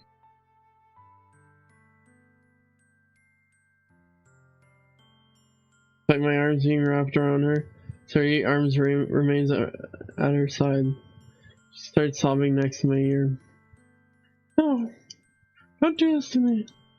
Please don't do this. Jer. Hi. Sayori barely manages to speak her to her sobs. I don't know if I'm doing the right thing, but all I want is for her to know I care. If you have any need to call yourself selfish, then you have to let me be selfish too. No matter what it takes, I'll figure out what needs to change, and I'll make those feelings go away. But if there's anything that you need me to do, that you'd be better tell me. I'll get mad if you don't. I don't know. Gently, Sayori finally puts her arm around me in return. I don't know anything. It's all really scary. I don't understand any of my feelings, Jer. The only time I'm not feeling nothing is when I'm feeling pain. But her arms are so swollen. And that's really scary too. Sayori lets me go. As she does, I let her go. Well, festival is tomorrow. Yeah. It's going to be fun, right? Yeah.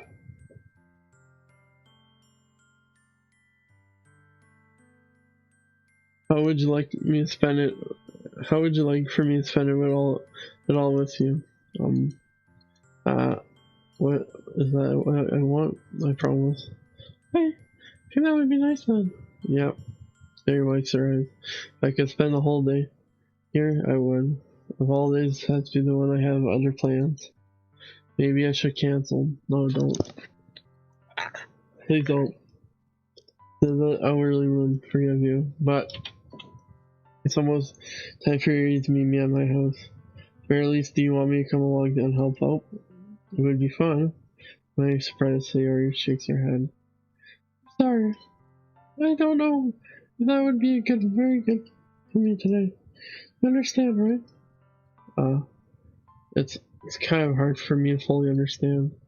I'm trying my hardest. Okay, don't worry too much about it. I'll see you tomorrow, okay? Alright, I look forward to it. Say goodbye to Yuri and exit our house.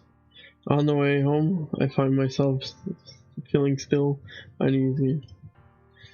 But it's hard for me to keep thinking about it when Yuri is about to come over too. I think Sayori's right. I shouldn't be worrying too much. We're definitely going to have a great time tomorrow.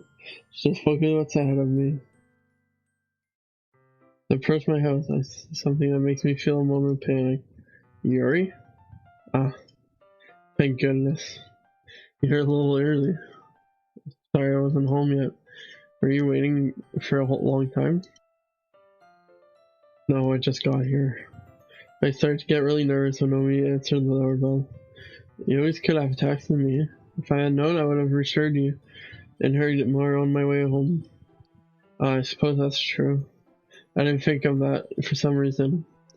Should be common sense to do that, but I decided to ignore it. Anyways, let's go inside. So you brought a lot of stuff with you. That's right. And did you manage to find everything I asked you to buy as well? Yeah, pretty much. At least I hope I got everything right. I'm sure we'll be fine. I take Yuri to my room. The first thing she does is glance around curiosity, which makes me feel anxious. So clean. Haha. Clean before you came over, so that's very considerate of you to do. I know. I would be really embarrassed for my room to be a mess while you were here. Well, I do enjoy cleaning. I would gladly help you clean. That would be even more embarrassing. Wait, don't look in here. That Yuri sent, which was in opening a drawer of mine. I'm sorry. I'm thinking for some reason.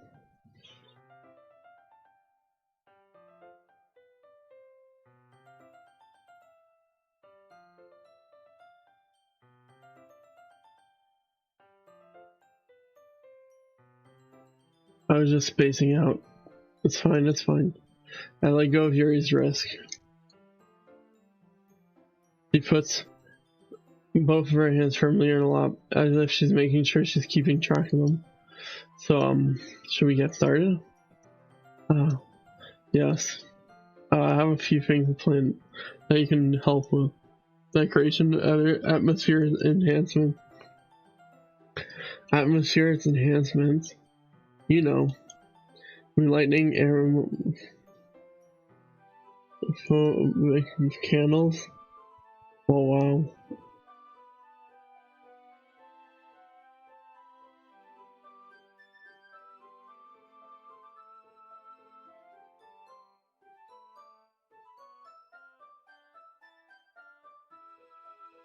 Oh wow, I didn't know you planned on taking it that far. Of course. I want to take our guests to a faraway place. Although many will stop just out of curiosity and for cupcakes, I guess. I'm determined to provide an experience that will leave them waiting for.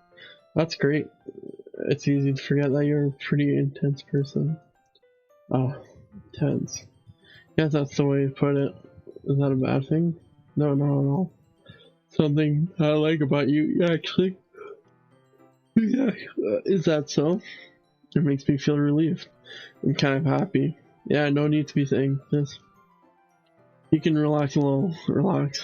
I brought some things for relaxation. I was going to use them during the poetry event. Oh yeah, like what? Let's see. Yuri remeasures through her bag. She pulls out a few candles and one cylinder-shaped office. I did some shopping on the way here, so I happen to have these in my bag. I plan to cover the window in black paper and use a candle to light the room. That would be amazing, don't you? Yeah, that would be really neat. That's the one thing though. Oh, this it's the diffuser for wind essential oils. How familiar are you with aromatherapy? Familiar at all? Oh, is that so?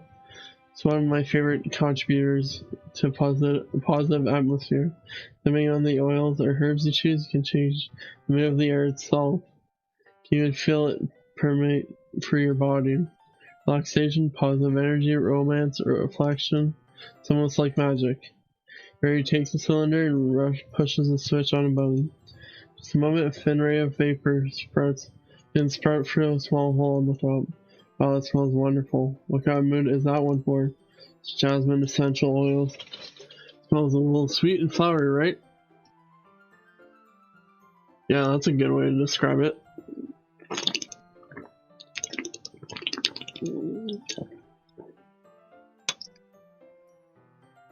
Chose jasmine for the event because it provides more than relaxation. Jasmine enhances your emotion and helps you feel them for your body. You feel warmer and your heart pounds more heavily. I think that will be the perfect for sharing our poems. Sounds suitable, but you seem to know a lot about this, so I'll trust your opinion with anything. Very gently, clearly enjoying yourself. She again reaches into her bag and pulls out several spoons of thin ribbon. What are those for? Well, did you purchase the origami paper I asked you to get? Yeah, I have it over here.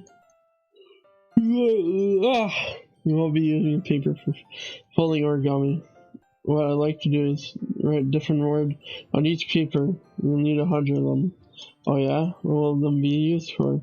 I'm going to cut pieces of ribbon to hang from the doorway of the classroom. Then we can fasten the paper onto the ribbon, create a doorway's curtain. Wouldn't that be beautiful? It would catch the eye of those passing the room. May attract them to peek inside. It's really creative. I had no idea you'd be so good at this, Yuri. Is that so? Well, I suppose I do get a little intense, as you put it. Yuri giggles with red cheeks. Is it just me, or is she more relaxed when it's just the two of us? Or maybe that's the excitement she feels from sharing something that she enjoys. Here's a marker jar. You can write any character you want. It'll help you once I finish cutting the ribbons. Alright, sitting on the floor together, two of us get to work. Carefully draw a different character on each paper, doing my best to manage my bad handwriting. Yuri unravels a long strand of red ribbon to her desired length. Then she reaches into her bag once more and pulls out a pocket knife. Knife is strangely beautiful. The other handle has an intricate pattern of wood etched into it. The blade itself is gently tight to boo. So ordinary pocket knife that looks really fancy. Well, embarrassingly looks away. What is it? I really think it's weird, eerie, whatever it is. I have no reason to judge. She's her own, you know. Promise you won't be worried out? Yeah, I promise. Alright, the thing is, I'm kinda into knives. They're just so pretty. I can't help it. I don't know what it is. Combination of craftsmanship and feeling of danger, maybe.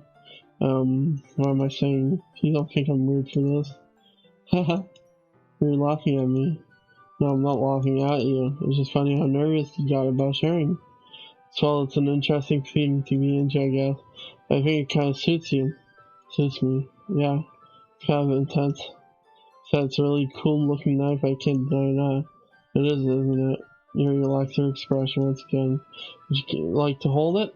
Sure, I'll check it out. Yuri carefully hands me the knife with the hand facing me. I take it and turn around, holding it in my hands. It feels heavy and extremely tall. Where do you get a knife like this, curious of its sharpness? It was pointed in the next shoulder. Ow! Chair! How'd you do that?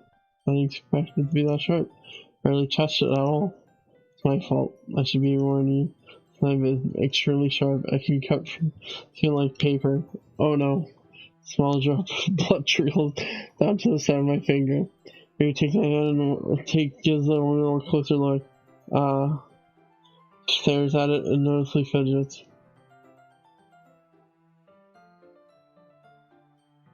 You're squeamish, I'll go wash it off now. Oh.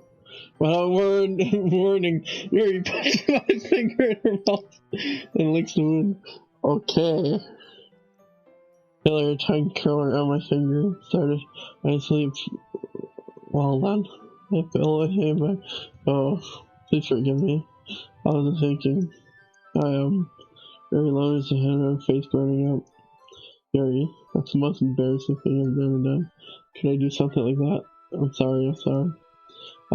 Sure, it was a little rude, but it took me by surprise. I guess she was just trying to help, right? Yuri, I think you're overreacting a little. She doesn't lift her head. What if she doesn't recover from this the entire afternoon? Alright, you know what? This might be speaking through, but I do it anyway. I take Yuri's hand and lick her index finger in return. JR, did you really just do that? No, now we're even.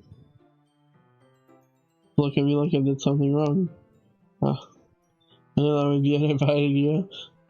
If not for the sweet aroma of jasmine oil, the air would be extremely heavy right now. You're so weird, Jar. Giggles shyly. Are you calling me weird? I have no response to that. Will you even keep your bandages? I don't think I need one actually. That's a tiny cut. Look, I already stopped bleeding. I see. It's relieving. Tension is quickly lifted. We resume our respective activities. Watch your ears and I cut through ribbon like nothing but air. Meanwhile, I'll continue to make progression on the paper. After we finish attaching the paper to the ribbons, we lay them all side by side. It looks better than expected and will be very effective as a door curtain. It looks great. Good thinking coming up with this, Yuri. Oh, thanks. It's just something I never saw online, really. Are you ready to move on to the next task? Yeah, let's do it. What do you have in mind? Let's, create a banner. That's why I'm asking you to buy the paint tablets. Oh, that's right. One of them items Yuri had asked me was watercolor paint tablets. We'll need about 6 cups of water to put each tablet in. You mind fetching those for us? Of course not. 6 cups of water. I'll be right back in a minute. Thank you very much. Oh, and just a little bit of water is okay. Fill this cup so much it'll be too diluted. In Yuri's voice, I decided to use a small plastic boxing cup rather than full-size glass. Put them on plate to catch any paint with and bring it back in my room. Yuri? Yes? I come in to see Yuri quickly unrolling her sleeve, playing back in over her arm. Oh, nothing. Your face is a little red. Is it too hot in here or anything? Oh, no, not at all. There's nothing wrong, so let's make some paint. Oh fuck, she was cutting herself. Yuri hurriedly dismisses me and takes it upon herself to unwrap the tablets, dropping them into the cups. So, I thought we would do something simple that would look very nice. I'd like to paint a gradient across banner, starting color for sunrise, then daytime, and then sunset and nighttime. Once it dries, I'll write an inspirational quote across the banner. You can hang it on the wall behind the podium at the front of the classroom. Oh, neat. What are you going to write? Well, it will be my fun to surprise you. Yuri smiles at me. If you say so. After rolling out the banner, Yuri and I kneel on opposite sides so we don't get in the way of each other. Yuri only uses brush and adds a few dots of different color across banner to serve as a color guide when we paint. This kind of reminds me of elementary school. Painting on a banner with watercolor feels a lot like art class projects we had back then. It's really relaxing. I'm so sorry, it feels a little too childish. No, I didn't mean that at all. It's kind of fun, you know? Yeah, it is fun. Glad you feel that way too. Yuri stops painting for a moment, thinking to herself. For me, I don't need to go out and do crazy things to have fun. I usually don't even want to. It's just like when I can spend time with another person. If it's something simple like reading, it doesn't even matter if you don't talk much. Having a friend next to me makes me feel a little bit nicer. That's all it takes for me to be happy. Same. Is that so? Even if Yuri and I are quite different, I understand where she's coming from. Feel that way about things like anime games or simply sharing the experience with someone can make me happy. I think I feel the same way. Yuri smiles gently. I knew you didn't understand. Yuri leans over the band and grabs an unused paintbrush, but I move at the same time, causing my butt to bump into her. Yeah! Sorry. Yuri feels back and I quickly lift my hands in surprise. Are you hurt? No, I'm not hurt. I just startled, that's all. Sorry, should I ask you to get it for me? It's not your fault. Oh, your face. Great job. Hits on your face and neck. There's something on my face? Yeah, actually got paint on you. Sorry, it's totally my fault. Get towel right away. So fetch and then I dumped it with hot water. I go in my room and kneel back down in front of her. Oh god. I pat down Yuri's face and neck with the towel. Something wrong? I just didn't expect it. Sorry. I didn't want to use cold water. Having finished, I start to retract my hand. Yuri suddenly holds my wrist. Wait, this for a little longer. Feels really nice. My hand gets stiff against Yuri's neck. She looks into my eyes. It's an intense expression, like I recognize from when she reads her book. It was as she's lost in a daze and fell by her own thoughts.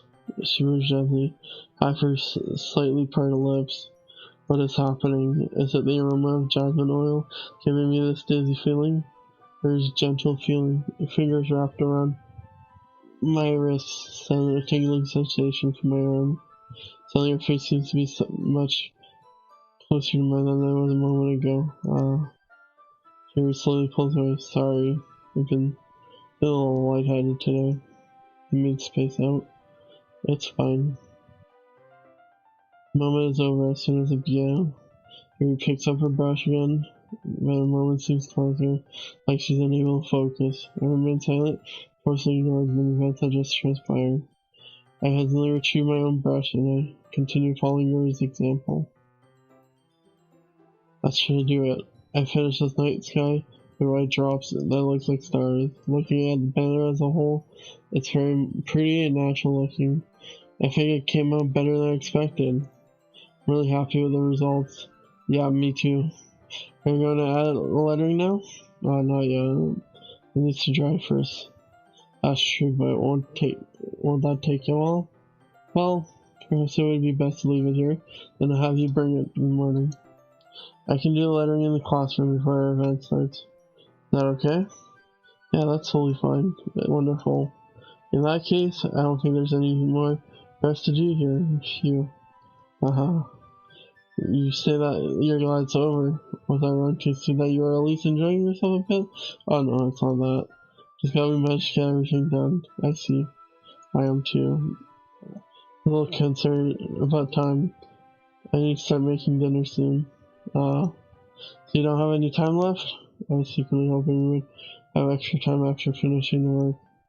Well, you thinks to herself. I think it would be too irresponsible for me to wait much longer.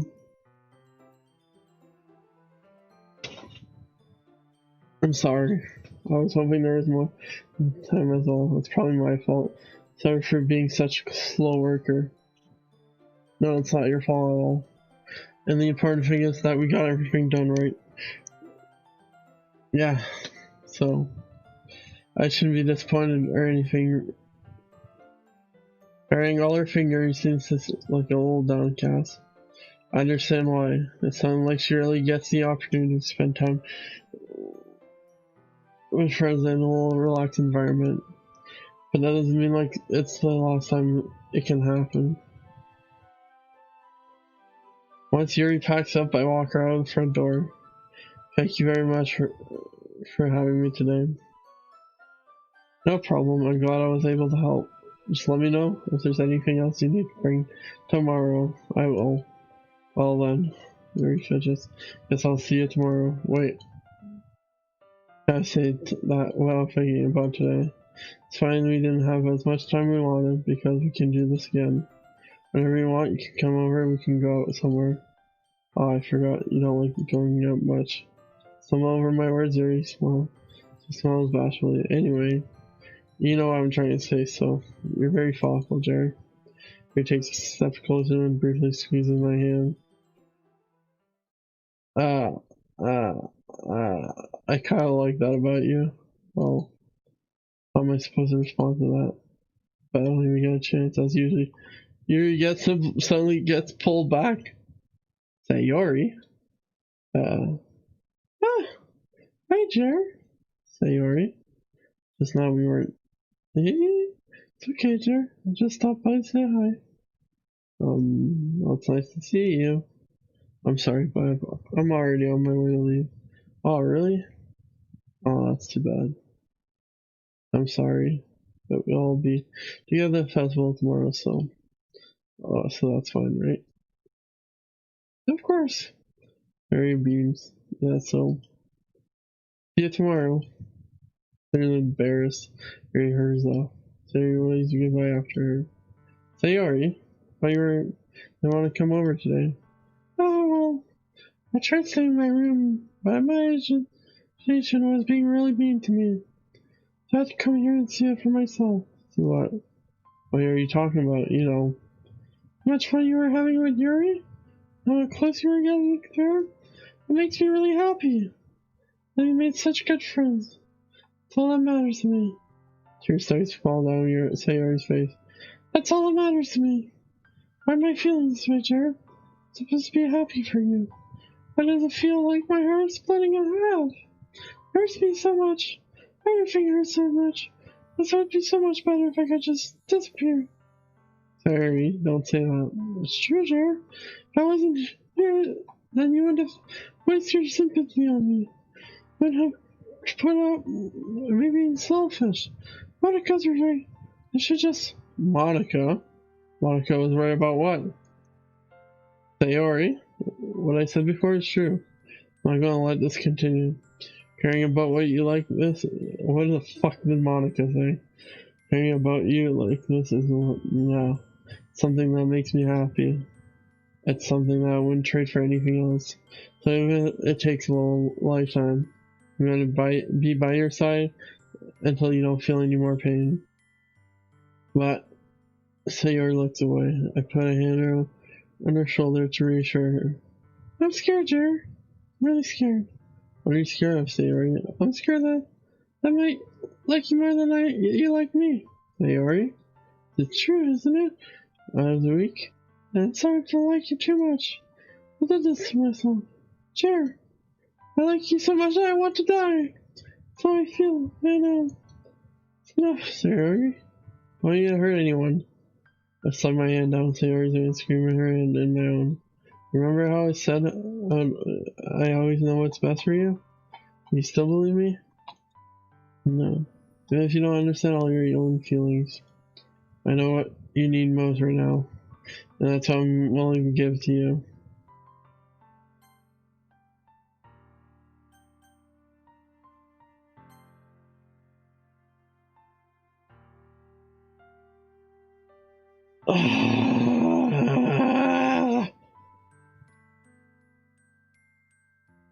Fuck. Fuck.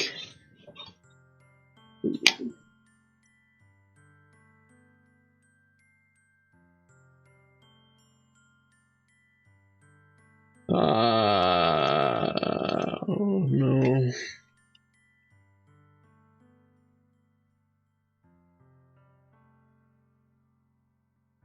Cedric, what are you doing?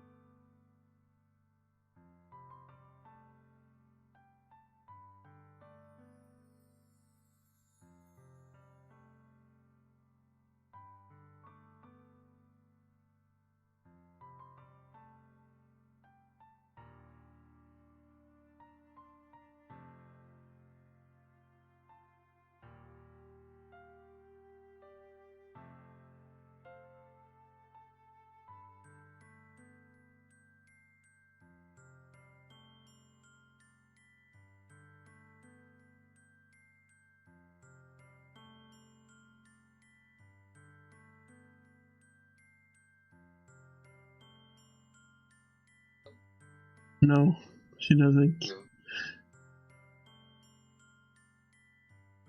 I'm gonna need to make a decision here. I'm gonna need to let go of the call. Bye.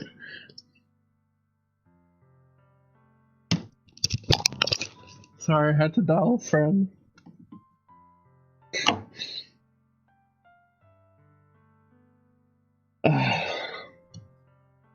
I'm clearly going for Yuri in this, so I'm sorry, Sayori, but you'll always be my dearest friend. What you need most in life for things is to be like they've always been. Monica told me the truth. She told me how much happier you seem after I joined the club.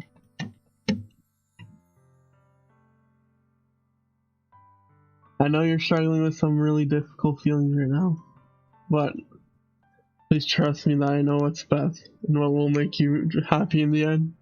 I promise I'll help get things back to the way they are. I see. Terry forces a smile through an incredibly pained expression. This is what it feels like, Jay. Stabbed in the chest? You should write a poem about this. Sayori. It's okay. It's just my punishment, remember? For being so selfish. So please don't worry about these stupid feelings. I know you're right. I know this whole time that there's no happiness down the path. That's why I came here.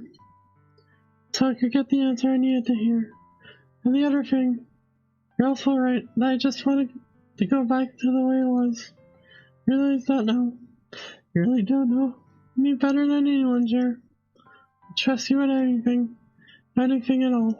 So, Sayori's smile finally breaks. All of a sudden, she turns around and drops to her knees. Fuck.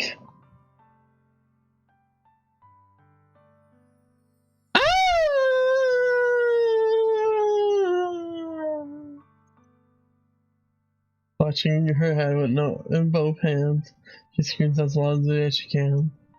So shocked that I don't even know how to react. Harry looks over her shoulder, flashing me one more weak smile, before turning around and running off. Sayori.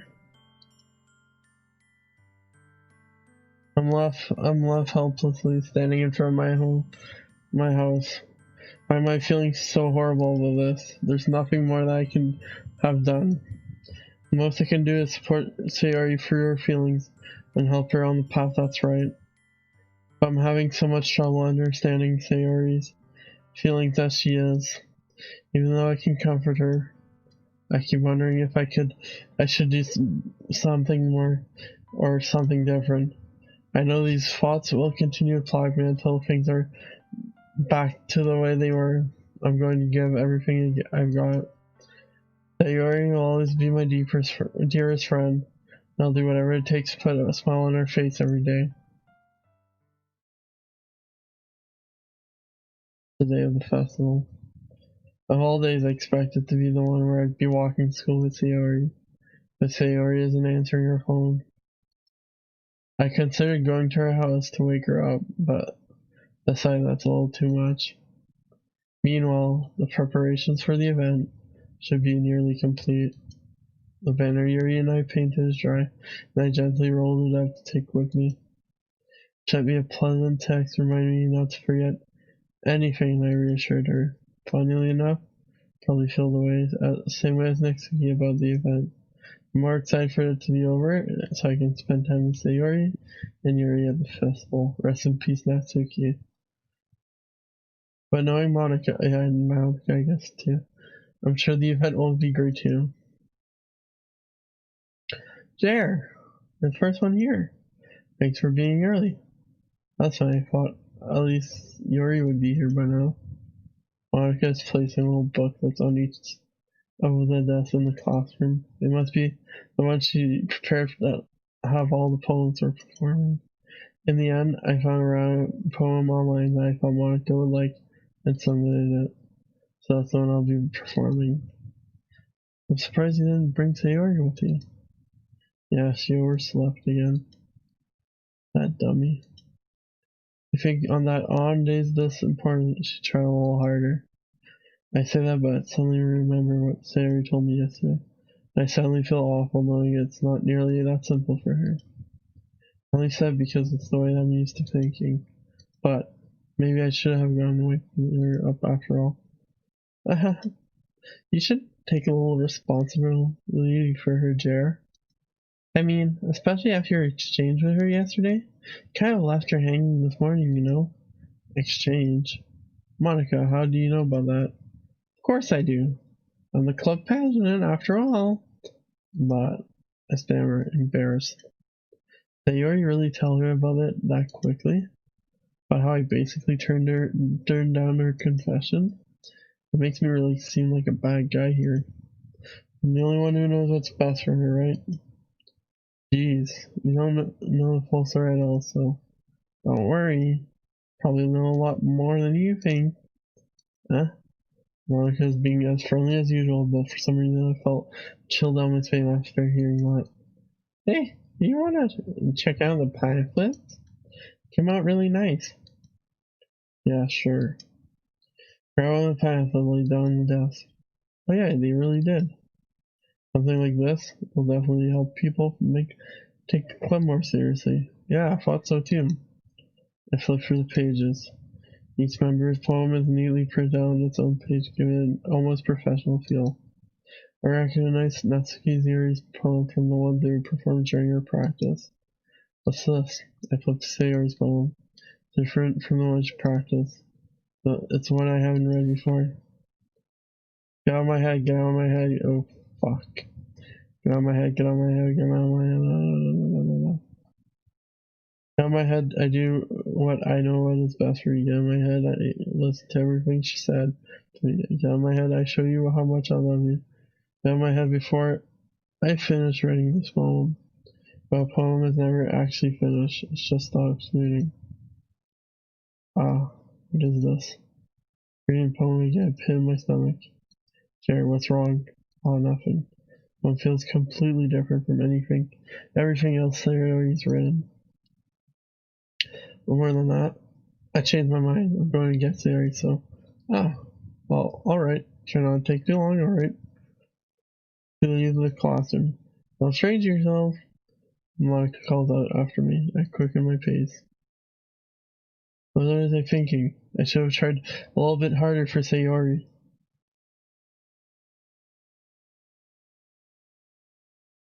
It's not that big of a deal, at least wait for her or help her wake up. Even the simple gestures of walking her to school makes her really happy. Besides, I told her yesterday I think they'll be the same as they always been. It's all she needs, and that's all I want to give it to her. It's Sayori's house and knock on the door. I don't expect an answer since she's not on picking up her phone either.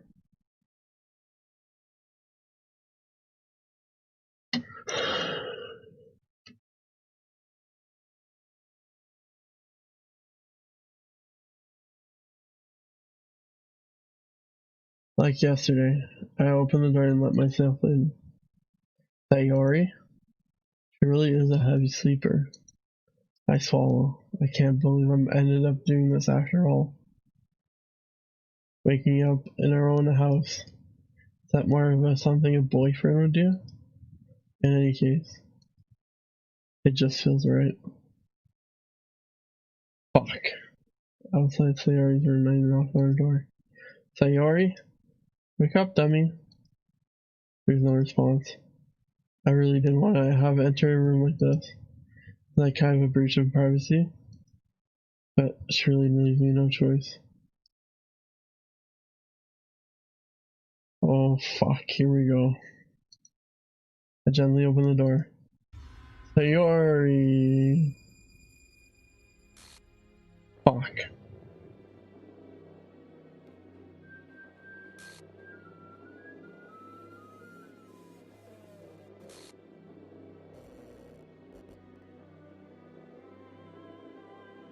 Well, shit.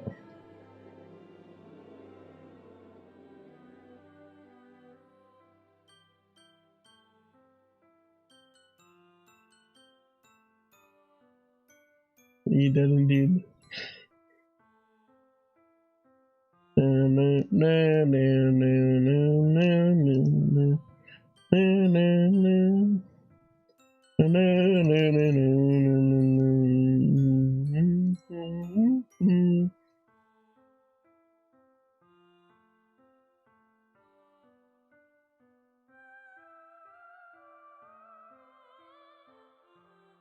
Oof.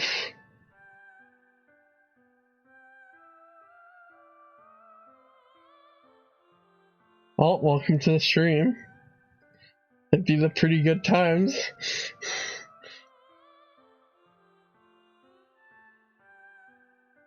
So this is the image that pops up.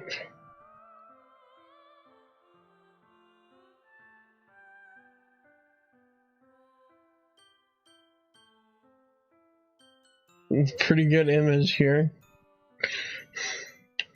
Rest in peace. And of course my phone dies as this. Not only Sayori dies, my phone also died.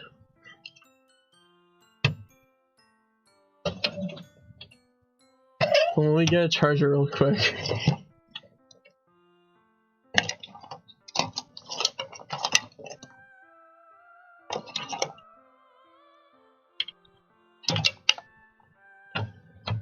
Damn, nice drawings.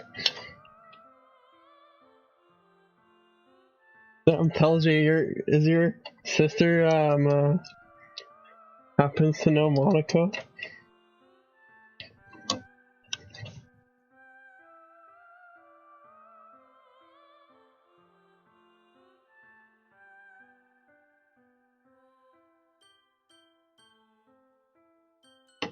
So this is the image you use.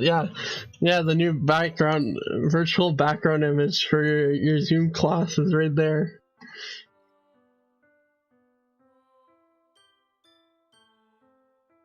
Oh, game script line 307.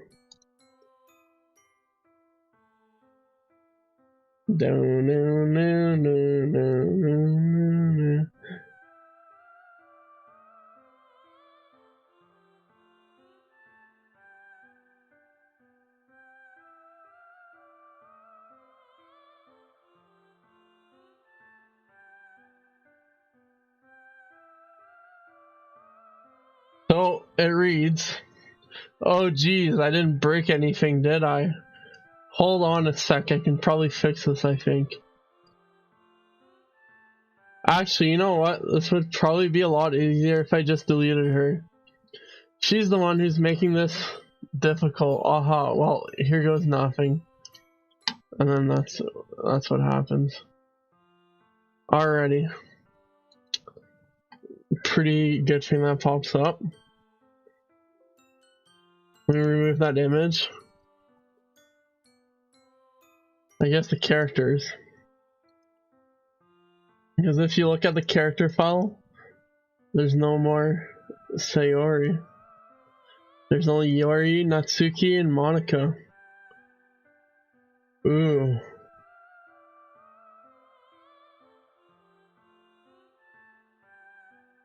Damn.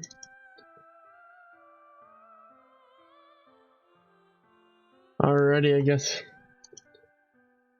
No more, Sayori. Let's continue.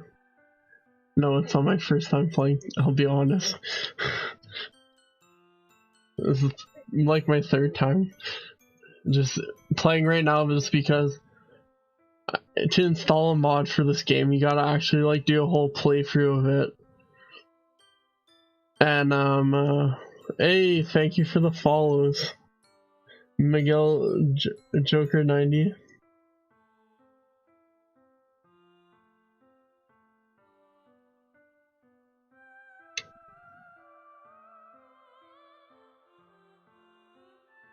I think my follower goal is also broken. Like literally everything broke at this moment. Well, let's continue, I guess. My phone died. Sayori died. Or I guess for the YouTubes, I guess I should say demonetized. Or unalived. Anyways. Let's continue. What the hell? What the hell? It's a nightmare? It has to be. This isn't real. There's no way this can be real. Sayori wouldn't do this. Everything was normal until a few days ago. That's why I can't believe what my eyes are showing me. I suppressed the urge to vomit. Just yesterday, I told Sayori I would be there for her. I told her I know what's best and that everything will be okay. Then why? Why would she do this? How could I be so helpless? What did I do wrong? Turning down her competition. That has to have been what pushed her over the edge. Her organized scream still echoes in my ears. Why did I take her when she needed the most? Why was I so selfish? This is my fault. My swarming thoughts keep telling me everything I could have done to prevent this. I just spent more time with her. I walked her to school. Gave her what I know she wanted out of her relationship. Then I could have prevented this. I know I could have prevented this. Screw the literature club. Screw the festival. I just lost my best friend. Someone I grew up with. She's gone forever now. Nothing I can do can bring her back. This is some game where I can reset and try something different. I had only one chance and I wasn't careful enough. And now I'll carry this guilt with me until I die. Hey, thank you for the hosting. Nothing in my life is worth more than hers. But I still couldn't do what she needed from me. And now I can never take it back. Never, never, never, never, never. Oof. The end. Oh, woo, we're done! Let's go! Woo! All done. What happened to Sayori? Oh my god. What happens if I click this? Oh my god. I see an annoying girl running towards me from the distance, waving her arm like she's totally oblivious to any attention she might have drawn herself. Yes, I have a Twitter. I also have the Instagrams. Something I should have on here, but I don't because I forgot to add it. But they should be. I believe my Twitter is TellJe 50. I'll just write it in the chats.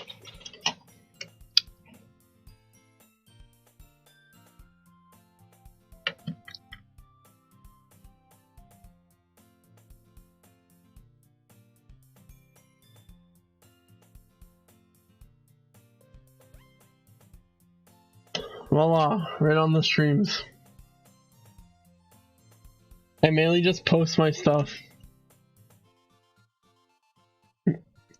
Stuff is mainly posted when I go live on my Instagram, but I kind of fucked up this time around and I forgot to upload something. So before we continue on, I'm gonna just do a gamer play here.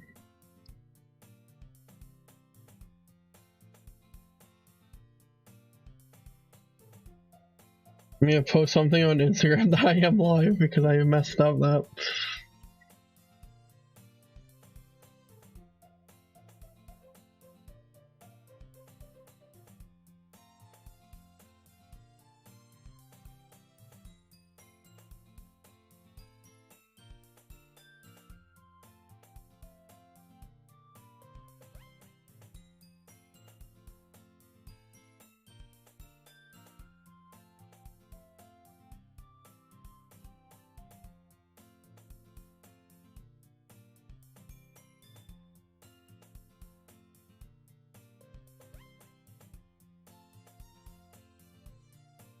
There you go, perfect. I found the perfect thing for the Instagrams.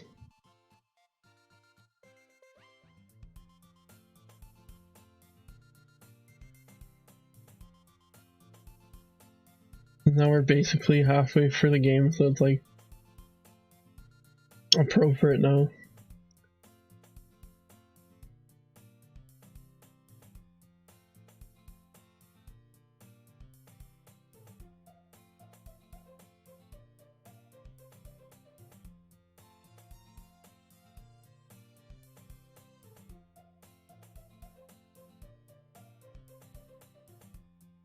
Alrighty.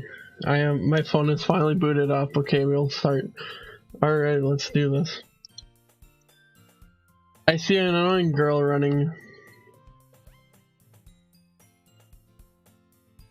Phone, of course, doesn't want to cooperate here. I see an annoying girl running towards me from the distance, waving her arm in the air like she's totally oblivious to any attention she might draw to herself. This girl, my neighbor and good friend since we were children.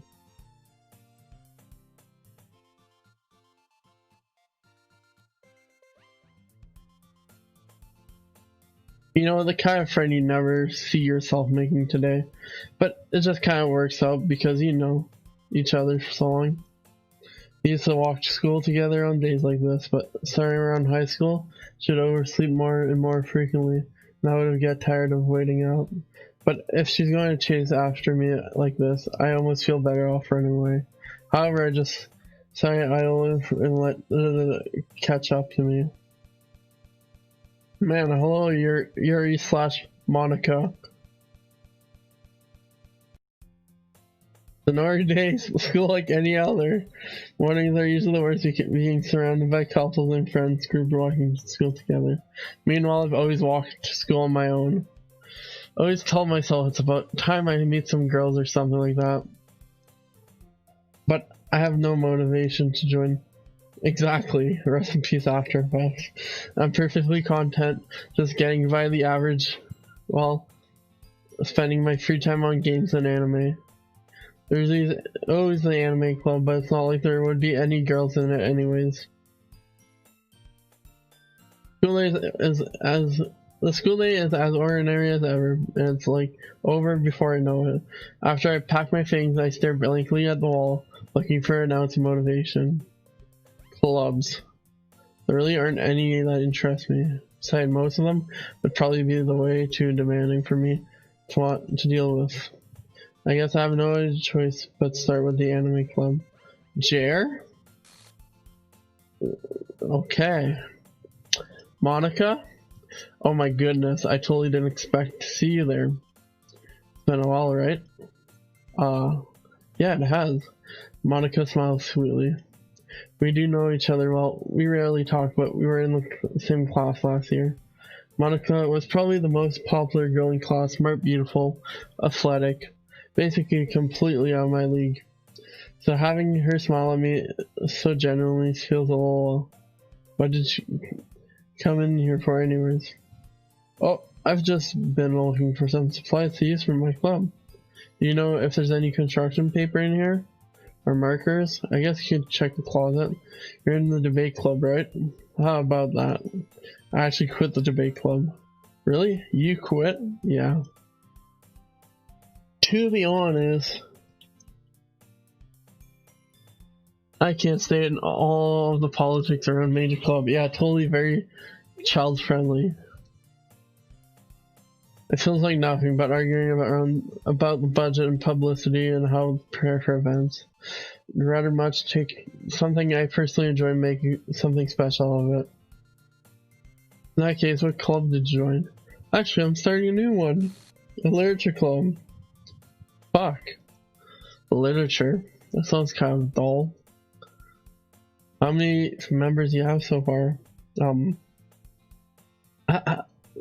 It's kind of embarrassing, but there's only like 3 of us so far. It's really hard to find new members, but for something that sounds so boring. Well, I can see that, but it's really not boring at all, you know. Literature can be anything. Reading, writing, poetry. I mean, one of my new members even keeps their manga collection in the club room. Wait, really? Yes, it's funny, right? She always insists that manga is literature too. I mean, she's not wrong, I guess. And besides, a member's a member, right? Monica says she. Hey, Jer.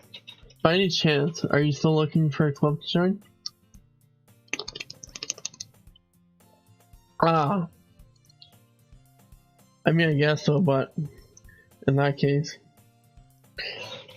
no, I will not go to bed. Is there any chance that you could do me a big favor? I want to ask you to join, but you could at least very least visit my club. It would make me very happy. Please. All you have to have no reason to refuse. Besides, how could I ever refuse someone like Monica? Sure, I guess I could check it out. Oh, awesome. You're really sweet, Jerry. You know that. It's nothing really. Shall we go then? I'll look for the materials another time. You're most important. Oh, here we fucking go again. And thus today marks the day I sold my soul to Monica, and her irresistible smile. Timidly follow Monica across the pool and upstairs. A section of the school I rarely visit, being generally used for third-year classes and activities.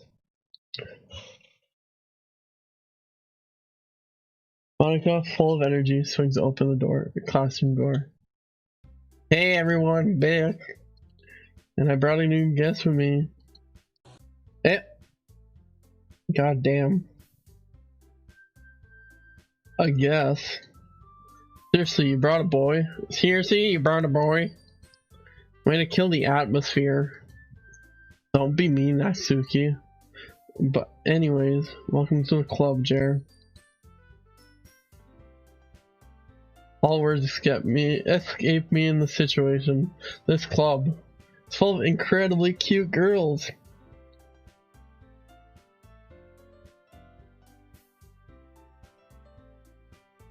Let me guess. You're Monica's boyfriend, right? What? No, I'm not. And Natsuki.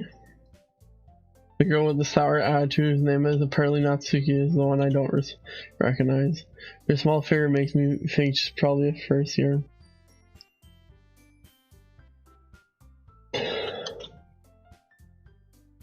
Anyways, this is Natsuki, energetic as usual.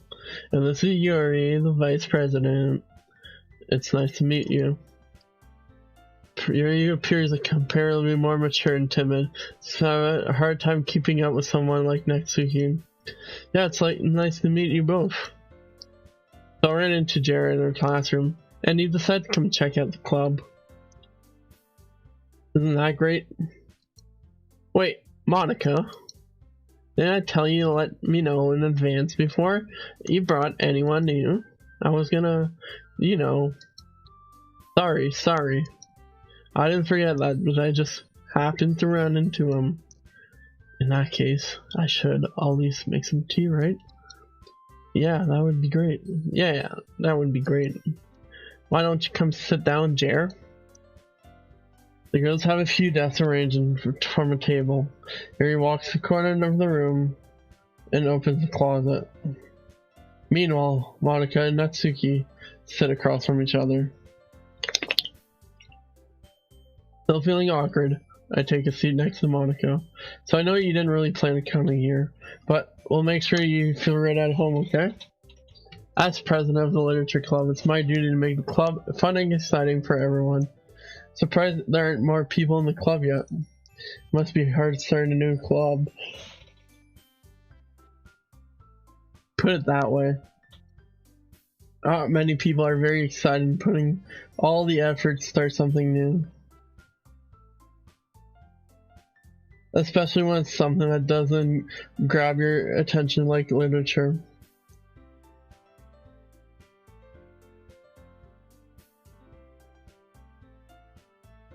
Especially when it's something that doesn't grab your attention. You have to work hard to convince people that you're both fun and worthwhile. But to make school's event like this festival that much more important. I'm confident that we can all grow this club before we can graduate. Right, Natsuki? Right, Natsuki? Right, Natsuki? Right, Natsuki? Well, I guess.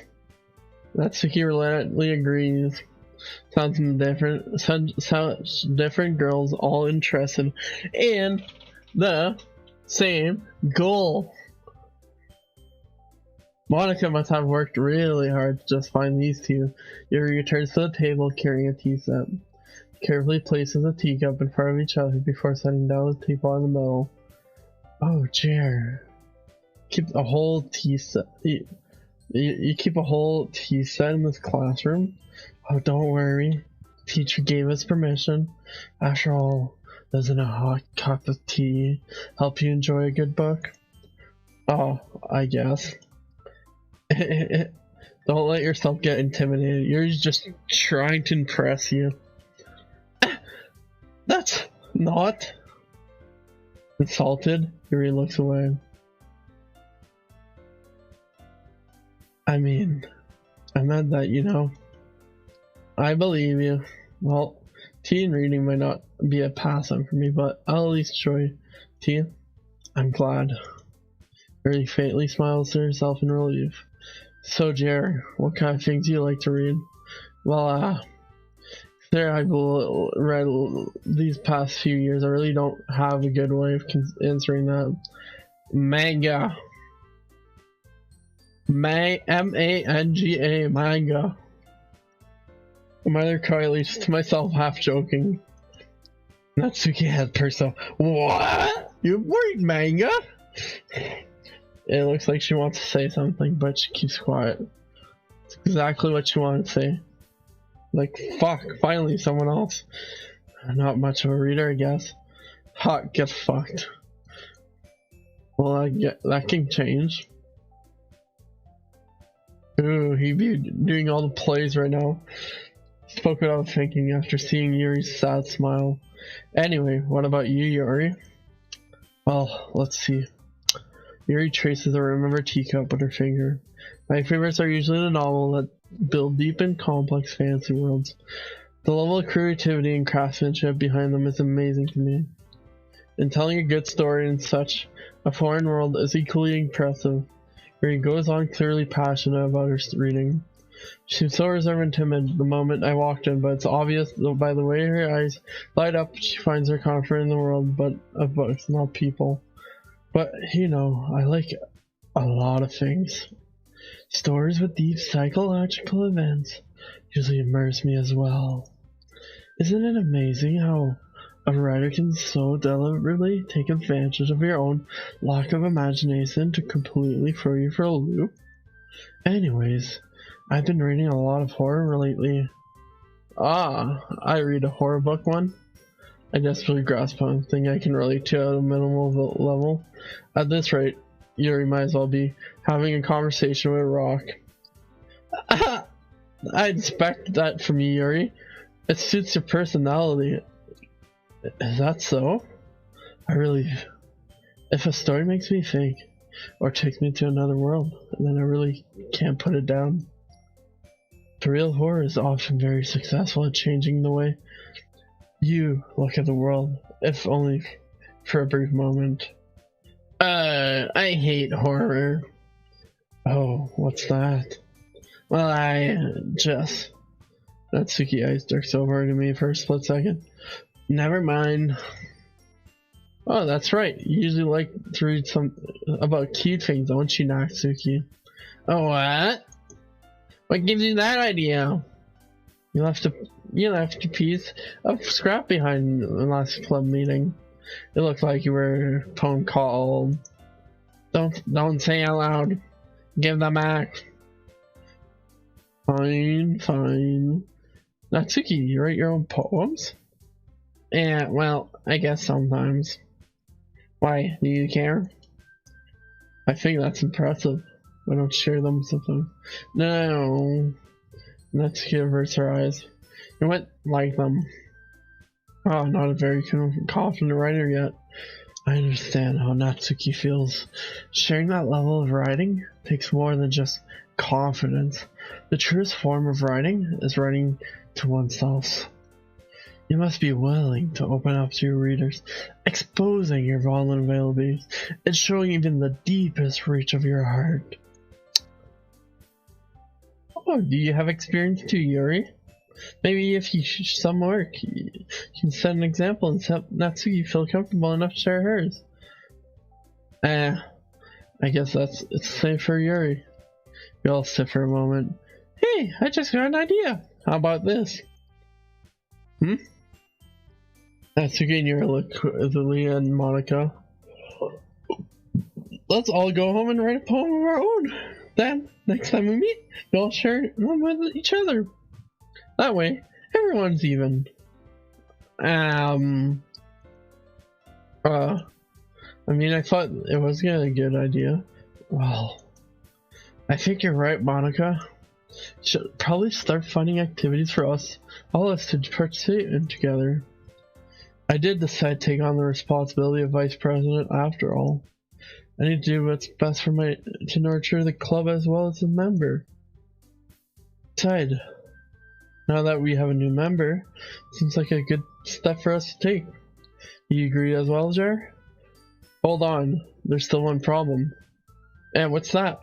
Now that we've reached the most important topic, it bluntly come forth and what all has been in my mind the entire time. I never said I would join this club. Monica may have convinced me to stop by, but I never made any decisions. I saw other clubs to look at, and I lose my train of thought. All these girls stare back at me with detective eyes, but I'm sorry, I thought. Yeah. Bill and change glances before Monica turns back. I guess I need to tell you the truth, Jer. The thing is, we don't have enough members yet to form an official club. Well, you fucking killed one of them. GG, buddy. Lottie. Well, we need 4. And I've been trying really, really hard to find new members. And if we don't find one more before the festival, I'm defenseless against these girls. How am I supposed to make a clear-headed decision when it's like this? I would feel terrible letting everyone down in this situation. Besides, the club itself seems pretty relaxed. So if Poma is the price I need to pay in order to spend every day with these beautiful girls? Right. Okay, I've decided then. I'll join the literature club. One by one, the girls' eyes light them up. Oh my goodness, really? Do you really mean that, Jer? Yeah, it could be fun, right? You really just scared me for a moment. I mean, if you really just left after all this, I would be super pissed. Jer, I'm so happy. We can become an official club now. Thank you so much for this. You're really amazing. I'll do everything I can do to give you a great time, okay? Thanks, I guess. Okay, everyone. We can officially end today's meeting on a good note. Everyone, remember tonight's assignment. Write a poem to the next meeting so we can all share. Monica looks over at me. Jared, I look forward to see how you express yourself. Yeah, I guess can I really impress the class harmonica with my mediocre writing skill? I already feel anxiety welling inside of me. Meanwhile, the girls continue to chit-chat as Yuri cleans up the tea set. Guess I'll be on my way then. Okay, I'll see you tomorrow and I can't wait. Hey, writing time. With that, I depart the classroom and make my way to home. The whole way my mind wanders back and forth between the three girls. Natsuki, Yuri, and of course Monica. Will I really be happy spending every day after school in a literature club? Perhaps I'll have the chance to grow closer to one of these girls. Alright, I'll just need most of my circumstances. I'm sure good fortune will find me. Now yeah, that starts with writing a poem tonight. Alrighty, poem time. Ooh, special poem time. Can you hear me?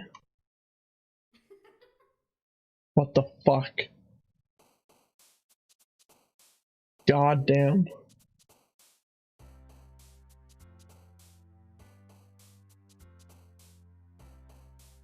Entropy. Raindrop, no, that's oriented. Push fortune. Uncanny. Contamination. Incongruent. Promises, friends, special. Whoops. Empty. Anxiety. Determination. Unrestrained. Rain cloud. Unrequited.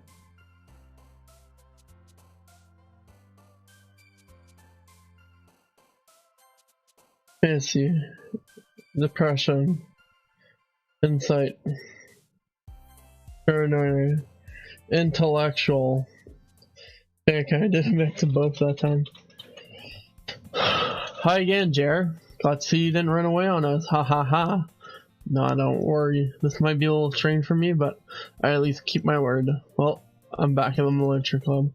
I was the last to come in, so everyone is already hanging out. Thanks for Thanks for keeping your promise, Jer. Hope this isn't too overwhelming of a commitment for you. Make you dive headfirst into literature when you're not accustomed to it. Okay. Oh, come on, like, there's everything you can fly. You already had to be dragged here by Monica. And I don't know if you plan to just come here and hang out or what, but if you don't take us seriously, then you don't see the end of it. That's the key. Mainly have a big mouth for someone who keeps a manga collection in the club room. Damn. He finds himself between saying Monica and manga. Manga's literature! Swiftly defeated, Natsuki plopped back into her seat. I'm sorry, Jer. Make sure you put your comfort first, okay? Or he shoots Natsuki with a disappointed glance. Anyways. Not that you're in the club and all. Perhaps you might have fucking music just changed. Perhaps you might have interest in picking up a book to read. Well, can't really say no either way. Like you said, I'm in this club now. So it only feels right for me to do something like that if you ask. Wait. I didn't mean it like that. If you really don't want to, then forget I said anything, I guess. No, it's not that, Yuri. I want to be part of this club. So, even if I don't read often, I'd be happy to pick a book if you wanted me to. Oh shit, the room tilted. Are you sure? I just felt like, well, as vice president and all, that should help you get started on something you might like. Yuri reaches in the book and pulls out a book. I didn't want you to feel left out, so I picked a book that I thought you might enjoy. It's a short read, so it should keep you, even if you don't usually read. Maybe you could, discuss it if you wanted. How is this girl accidentally being so cute? So even she thinks that'll despite me not reading much. Yuri thinks he'll definitely read them. Damn, the tempo changes. I accidentally take the book. Whew. Well, you can read it at your own pace. I look forward to hearing what you think. Hi, everyone settle in. I expect Monica to kick off some scheduled activities for the club. That doesn't seem to be the case. Yuri's face is already buried in the book. Can't help but notice her intense like she was waiting for this chance. Meanwhile, Natsuki is rummaged into the closet. I'm really curious to talk to Yuri a little bit more, but at the same time I would feel bad from distracting her from reading. Catch a glimpse of her cover of her book. It's the same book she lent me. Where then crap. I think she knows me looking at her. She speaks with our glance and our eyes meet for a split second. That only makes her hide her face deeper in the book. Sorry, I just was spacing out. Mutter, sensing I made her uncomfortable.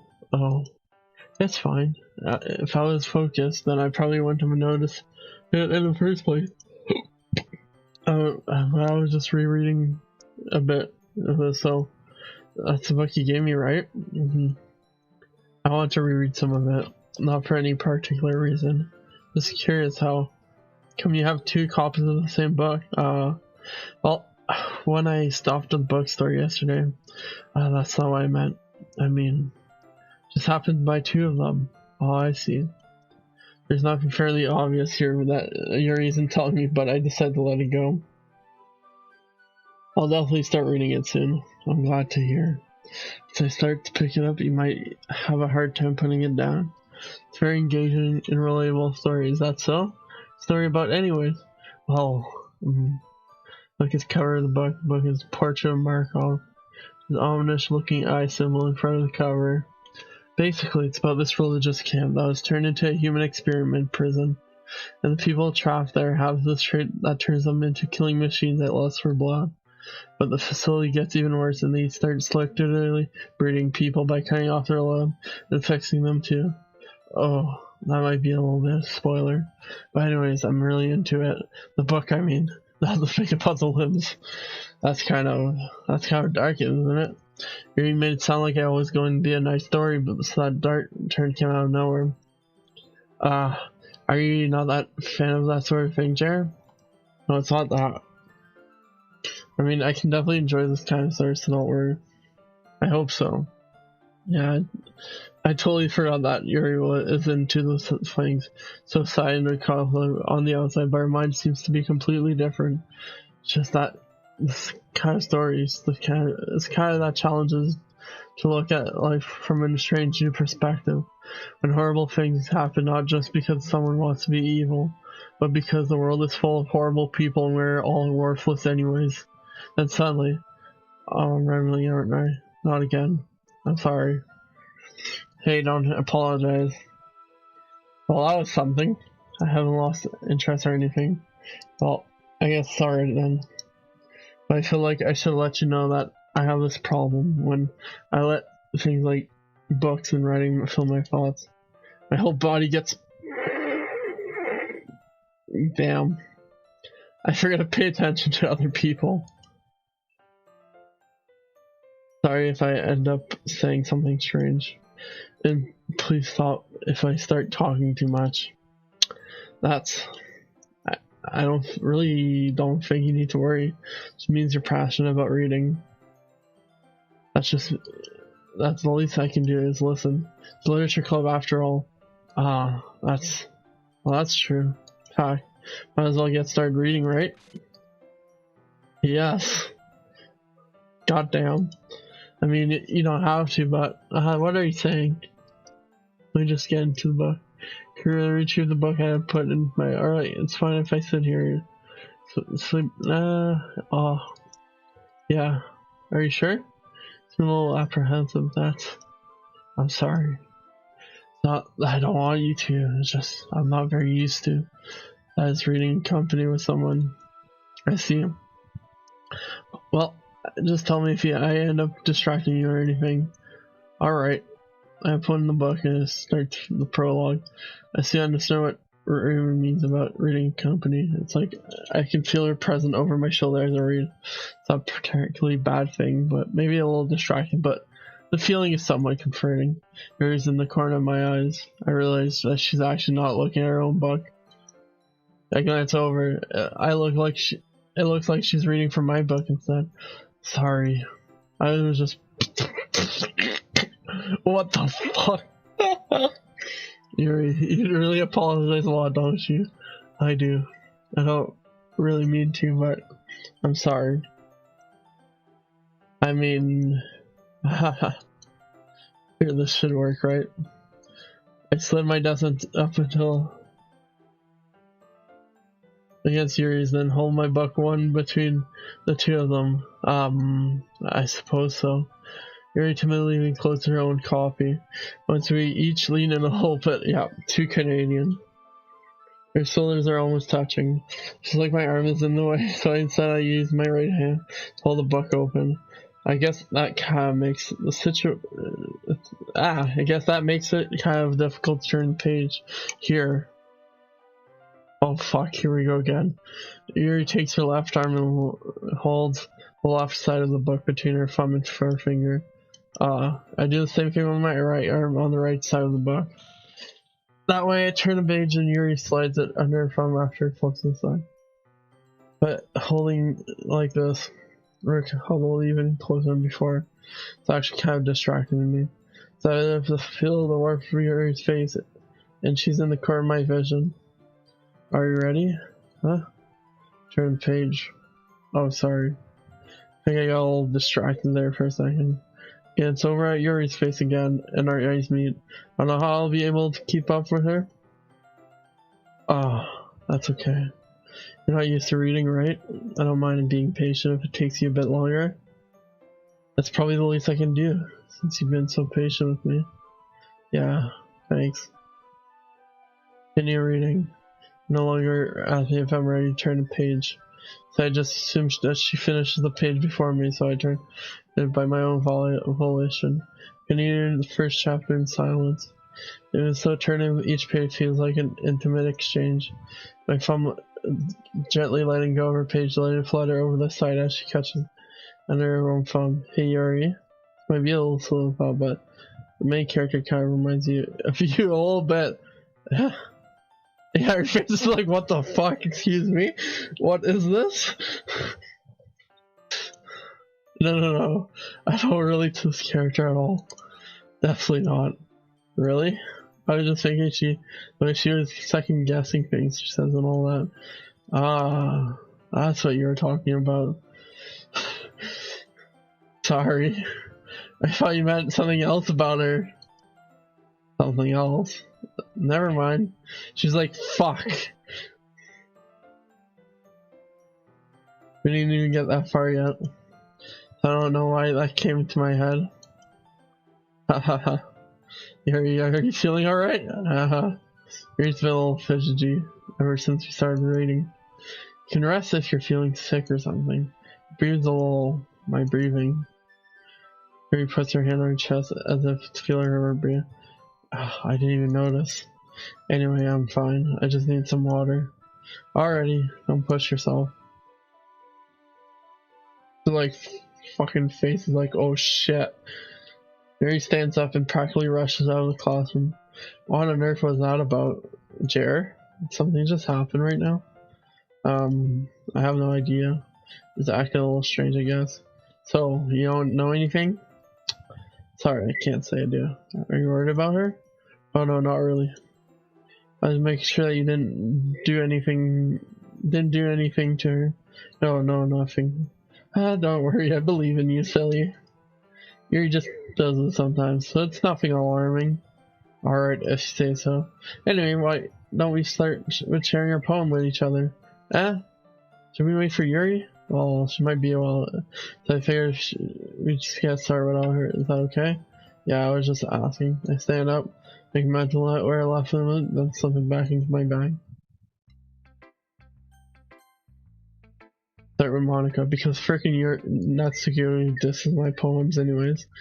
Yesterday she seemed eager to read my poem, and all I wanted to know is that I'm putting in effort. Hi Jer, have a good time so far? Oh yeah, good, glad to hear it. By the way, since you're new and everything, you ever have any suggestions for the club, like new activity or things to do better? Always listening.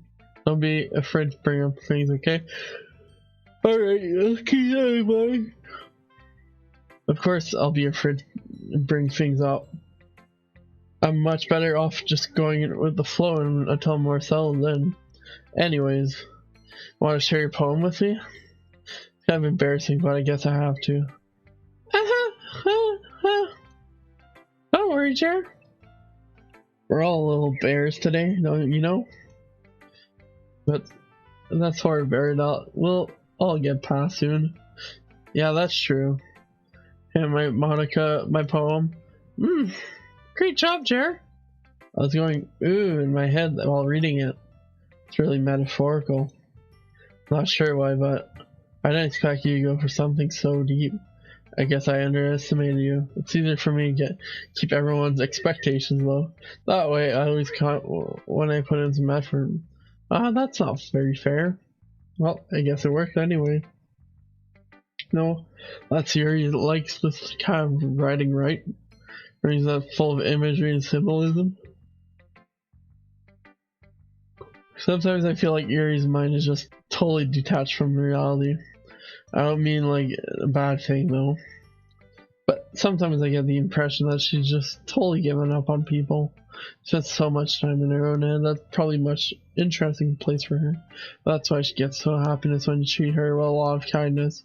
I think she's used to being indulged like that.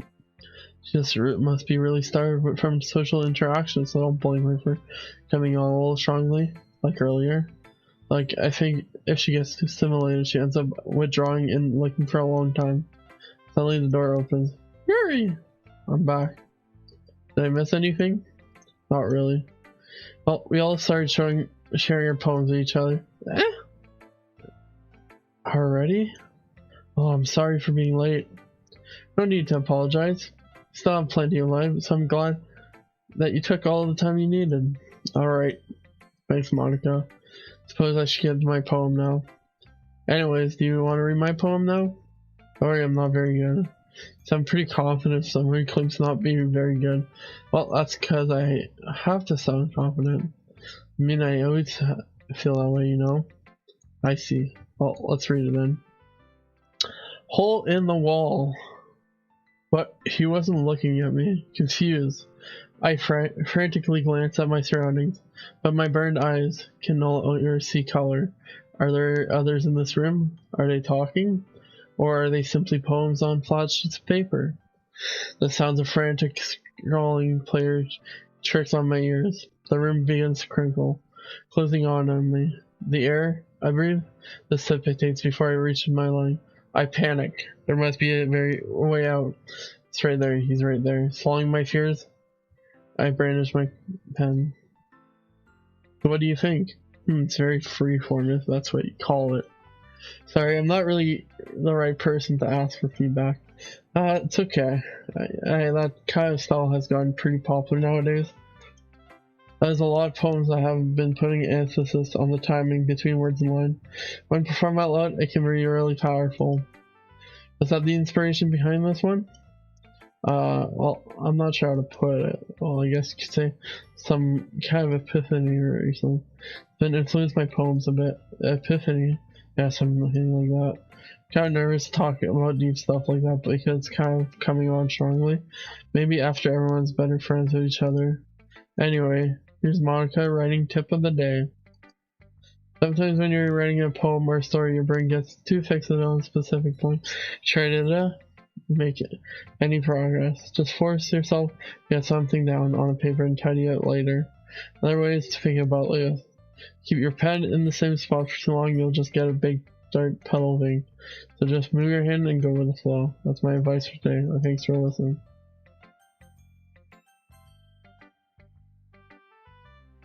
As Yuri reads the poem, I notice her eyes lighting.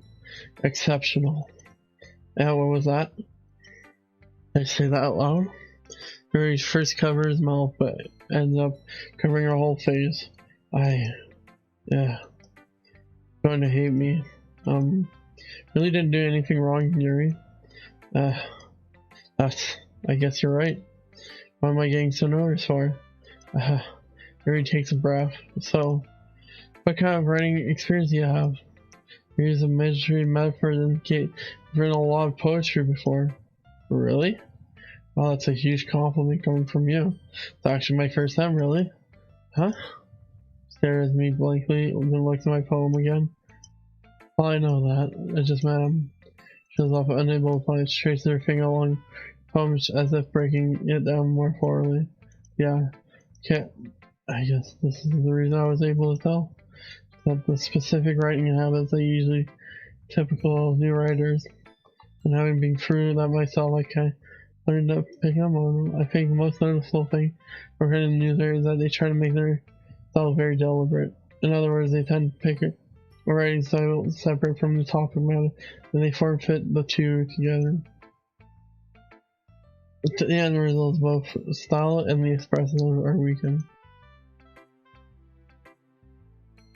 Suri finds her train of thought. It's as if her demeanor totally changes.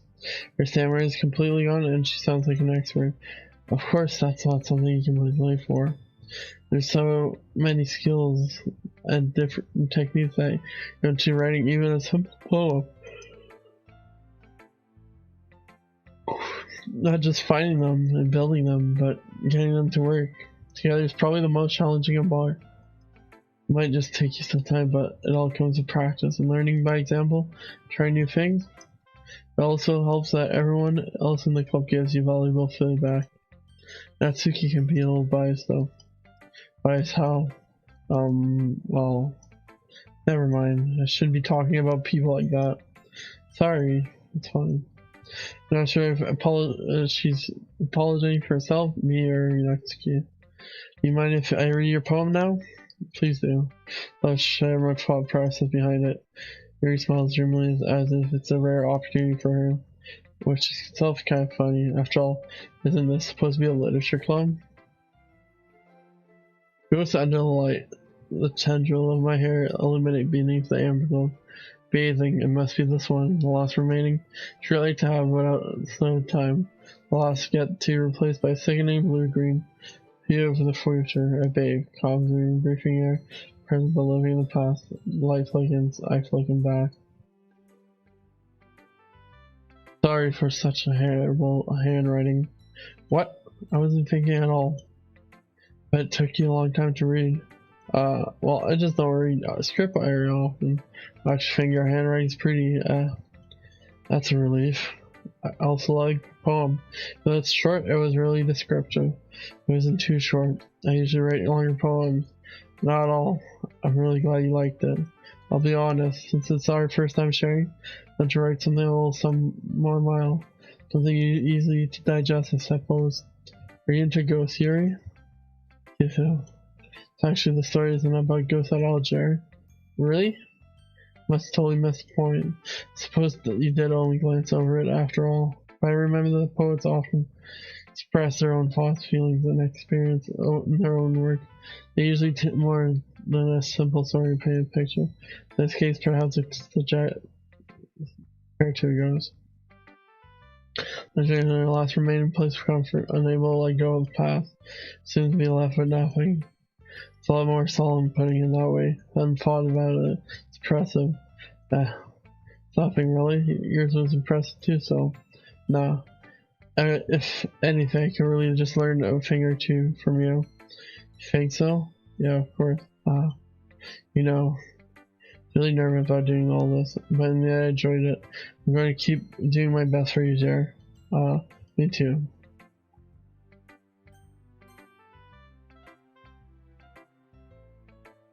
Jer, you're not going to take this club seriously, then go home. What? Harsh. What do you expect me to believe? That you actually put effort in this? You think I'm stupid? I'm not a writer. Maybe it's not very good, but yeah, I did put in effort. We all start somewhere, right? If you're still proud of the first poem you ever wrote, then I'd like to read it. Painful to think about? Fine. Well, sorry. You'll get better anyway. I'll tell you what to improve, but you're better off just trying again. Fair enough. Well, teach your own, I guess. Anyways, I guess you gotta share mine now. No, you probably think it's stupid. Didn't think it last time. Yeah. Told you weren't gonna like it. I like it. What? Let's be honest, I am. Are you so convinced I won't like it? Well, because everyone in high school thinks that writing has to be all sophisticated and stuff, so people don't even take my writing seriously. But isn't the point of poems to express themselves? Writing style shouldn't make your message any less valid. Yes, exactly. I like it when it's easy to read, but it hits you hard. Like this poem. Saying everyone you do a great thing can be really disheartening. So I decided to write about it. Yeah, I understand. But in other words, nothing simple, right? Is that what puts more weight on the wordplay? I guess I got for a rhyme at the end, but then I made it fall flat on purpose. Felt fall out the feeling in the last line. So you did. Guess you more hard than I realized. That's what it means to be a pro. Got you lots of them. You expect that from the youngest one here, didn't you? Yeah, I guess not. That's the humor with the last comment. Phew! That's everyone. Glance around the room. It was a little more stressful than I anticipated. It's as if everyone is judging me for my mediocre writing ability. Oh god, I went up a pitch. Even if they're just being late, there's no way the poem can set up to theirs. Literature Club after all. I saw, I guess. That's what I ended up getting myself into. Across the room, Monica is writing something in her notebook. Eyes laying on Yuri Natsuki. They generally exchange sheets of paper, sharing their respective poems. As they read, I watch each of their expressions change. Natsuki eyebrows furrow in frustration. Meanwhile, Yuri smiles sadly. What's this language? What's this language? Did you say something? Oh, it's nothing. Natsuki dismally returns the poem to the desk with one hand. As you can say, it's fancy. Oh, thanks. Yours is cute. Cute? It's just miss symbolism or something? Maybe about the feeling of giving up. How can that be cute? I know that. I just meant language, I guess. I was trying to say something nice. You mean you have to try so hard to come up with something nice to say? Thanks, but it really didn't come up that nice at all. Well, I do have a couple suggestions.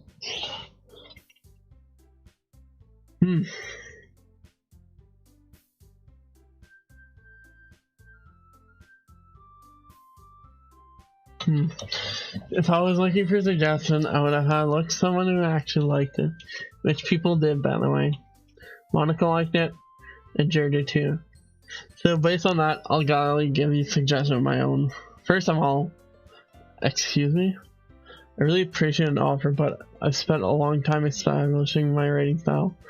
I don't expect anything to change anytime soon, unless of course I come across a particularly inspiring, which I haven't yet.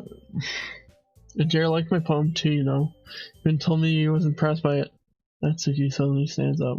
Oh, yeah, you didn't realize you were invested in trying to impress our new member, Yuri? That's not what.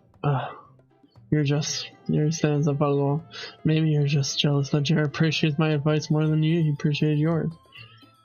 And how do you know that you didn't appreciate my advice more? Are you that full of yourself?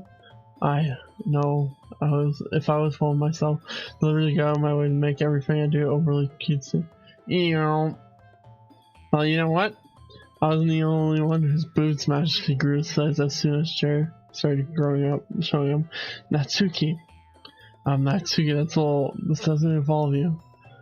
Taking it out of your own security like that, oh fuck. You're acting like Natsuki. Me? Look who's gonna be at Edgy Beach. Edgy? Somebody of my little mental age should comprehend. See? Just saying that proves my point. Most people don't even graduate school. If you want to stop it anyway, you're sick and you to. You think you're kind of bad, but just by dressing and acting cute, no, it's how hard you try. Oh, being a kid yourself, Angie. Oh my god, you already done, don't you? Did you just accuse me of counting myself? What the fuck is wrong with your head? Yeah, go on. Let Jared hear everything you think. I'm sure you'll be your hands over heels after this. Suddenly, he's not standing right there. Jared! Just trying to make me look bad. That's not true. Sure it. I'm fucking no.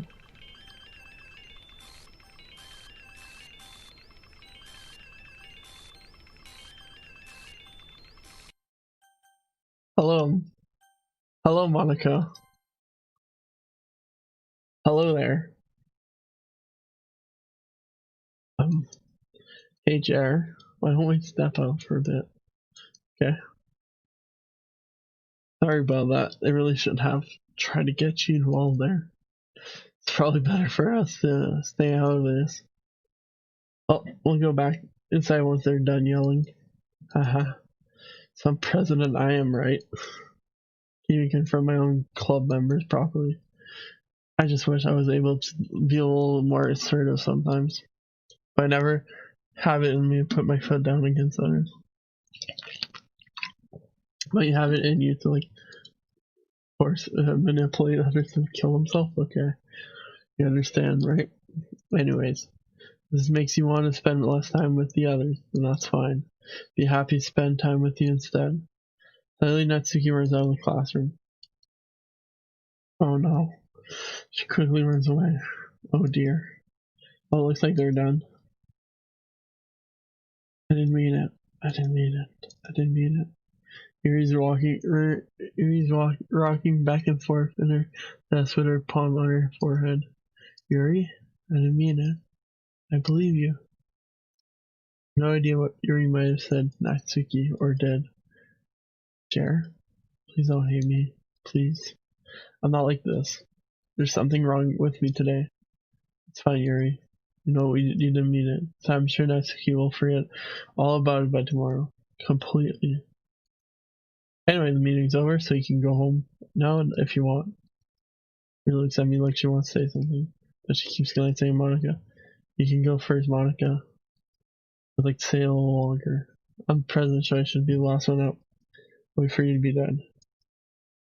Well, I'm the vice president, so please let me take responsibility today.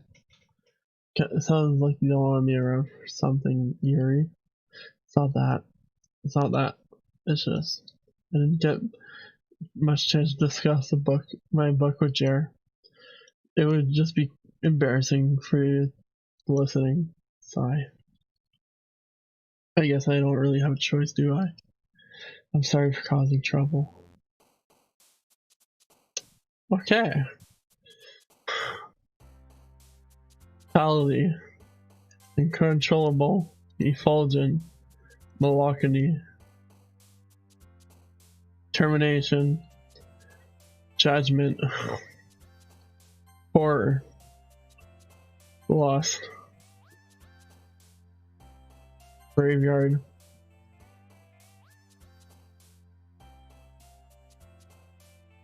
Pure. Intellectual.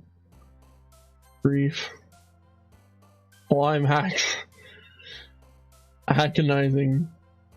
Shame. Incongruent. Whatever the fuck this is. Uh-oh, I broke the game. Breathe. Decorative.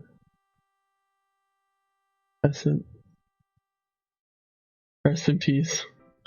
Another day passes. It's time for the club meeting already. I've gotten a little more comfortable here over the past couple days. Entering the club rooms, the usual scene greets you. Welcome back, Jer. Hi, Yuri. I'm not sure if it's me or if it's Yuri's expression, but the wave of yesterday curl still hangs in the air a little bit.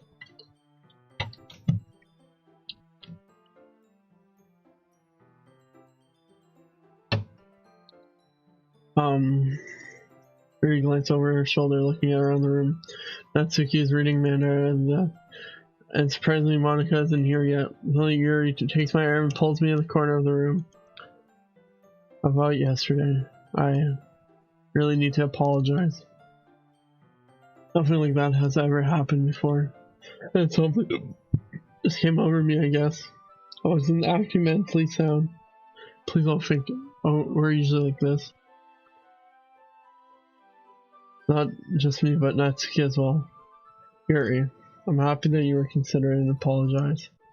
You don't have to worry that much. Even though I've only been here for a couple days, I could tell something was off yesterday. Maybe you're just extra sensitive because it was our first time sharing programs, but whatever it was, it didn't make me think any less of you. I had already decided that there's no way you can be a bad person. And now that you're apologizing, I know you really didn't mean it. Oh, Jer. Don't say those kind of things so frankly. They make me a little too happy. I'm really glad that you're such an understanding person.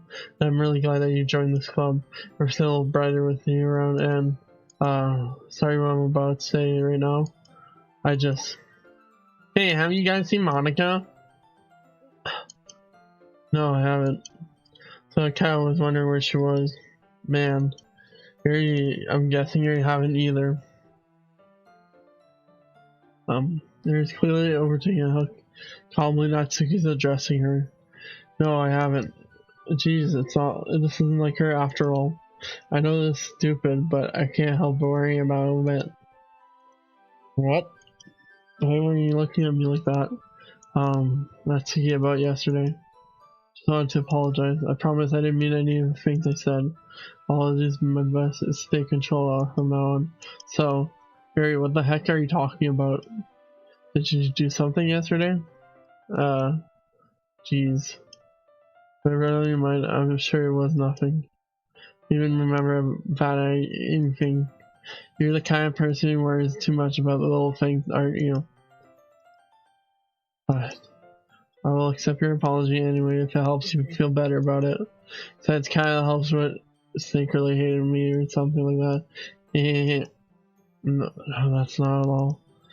I don't hate you. I hate. Well, you're kind of weird, but I don't hate you either.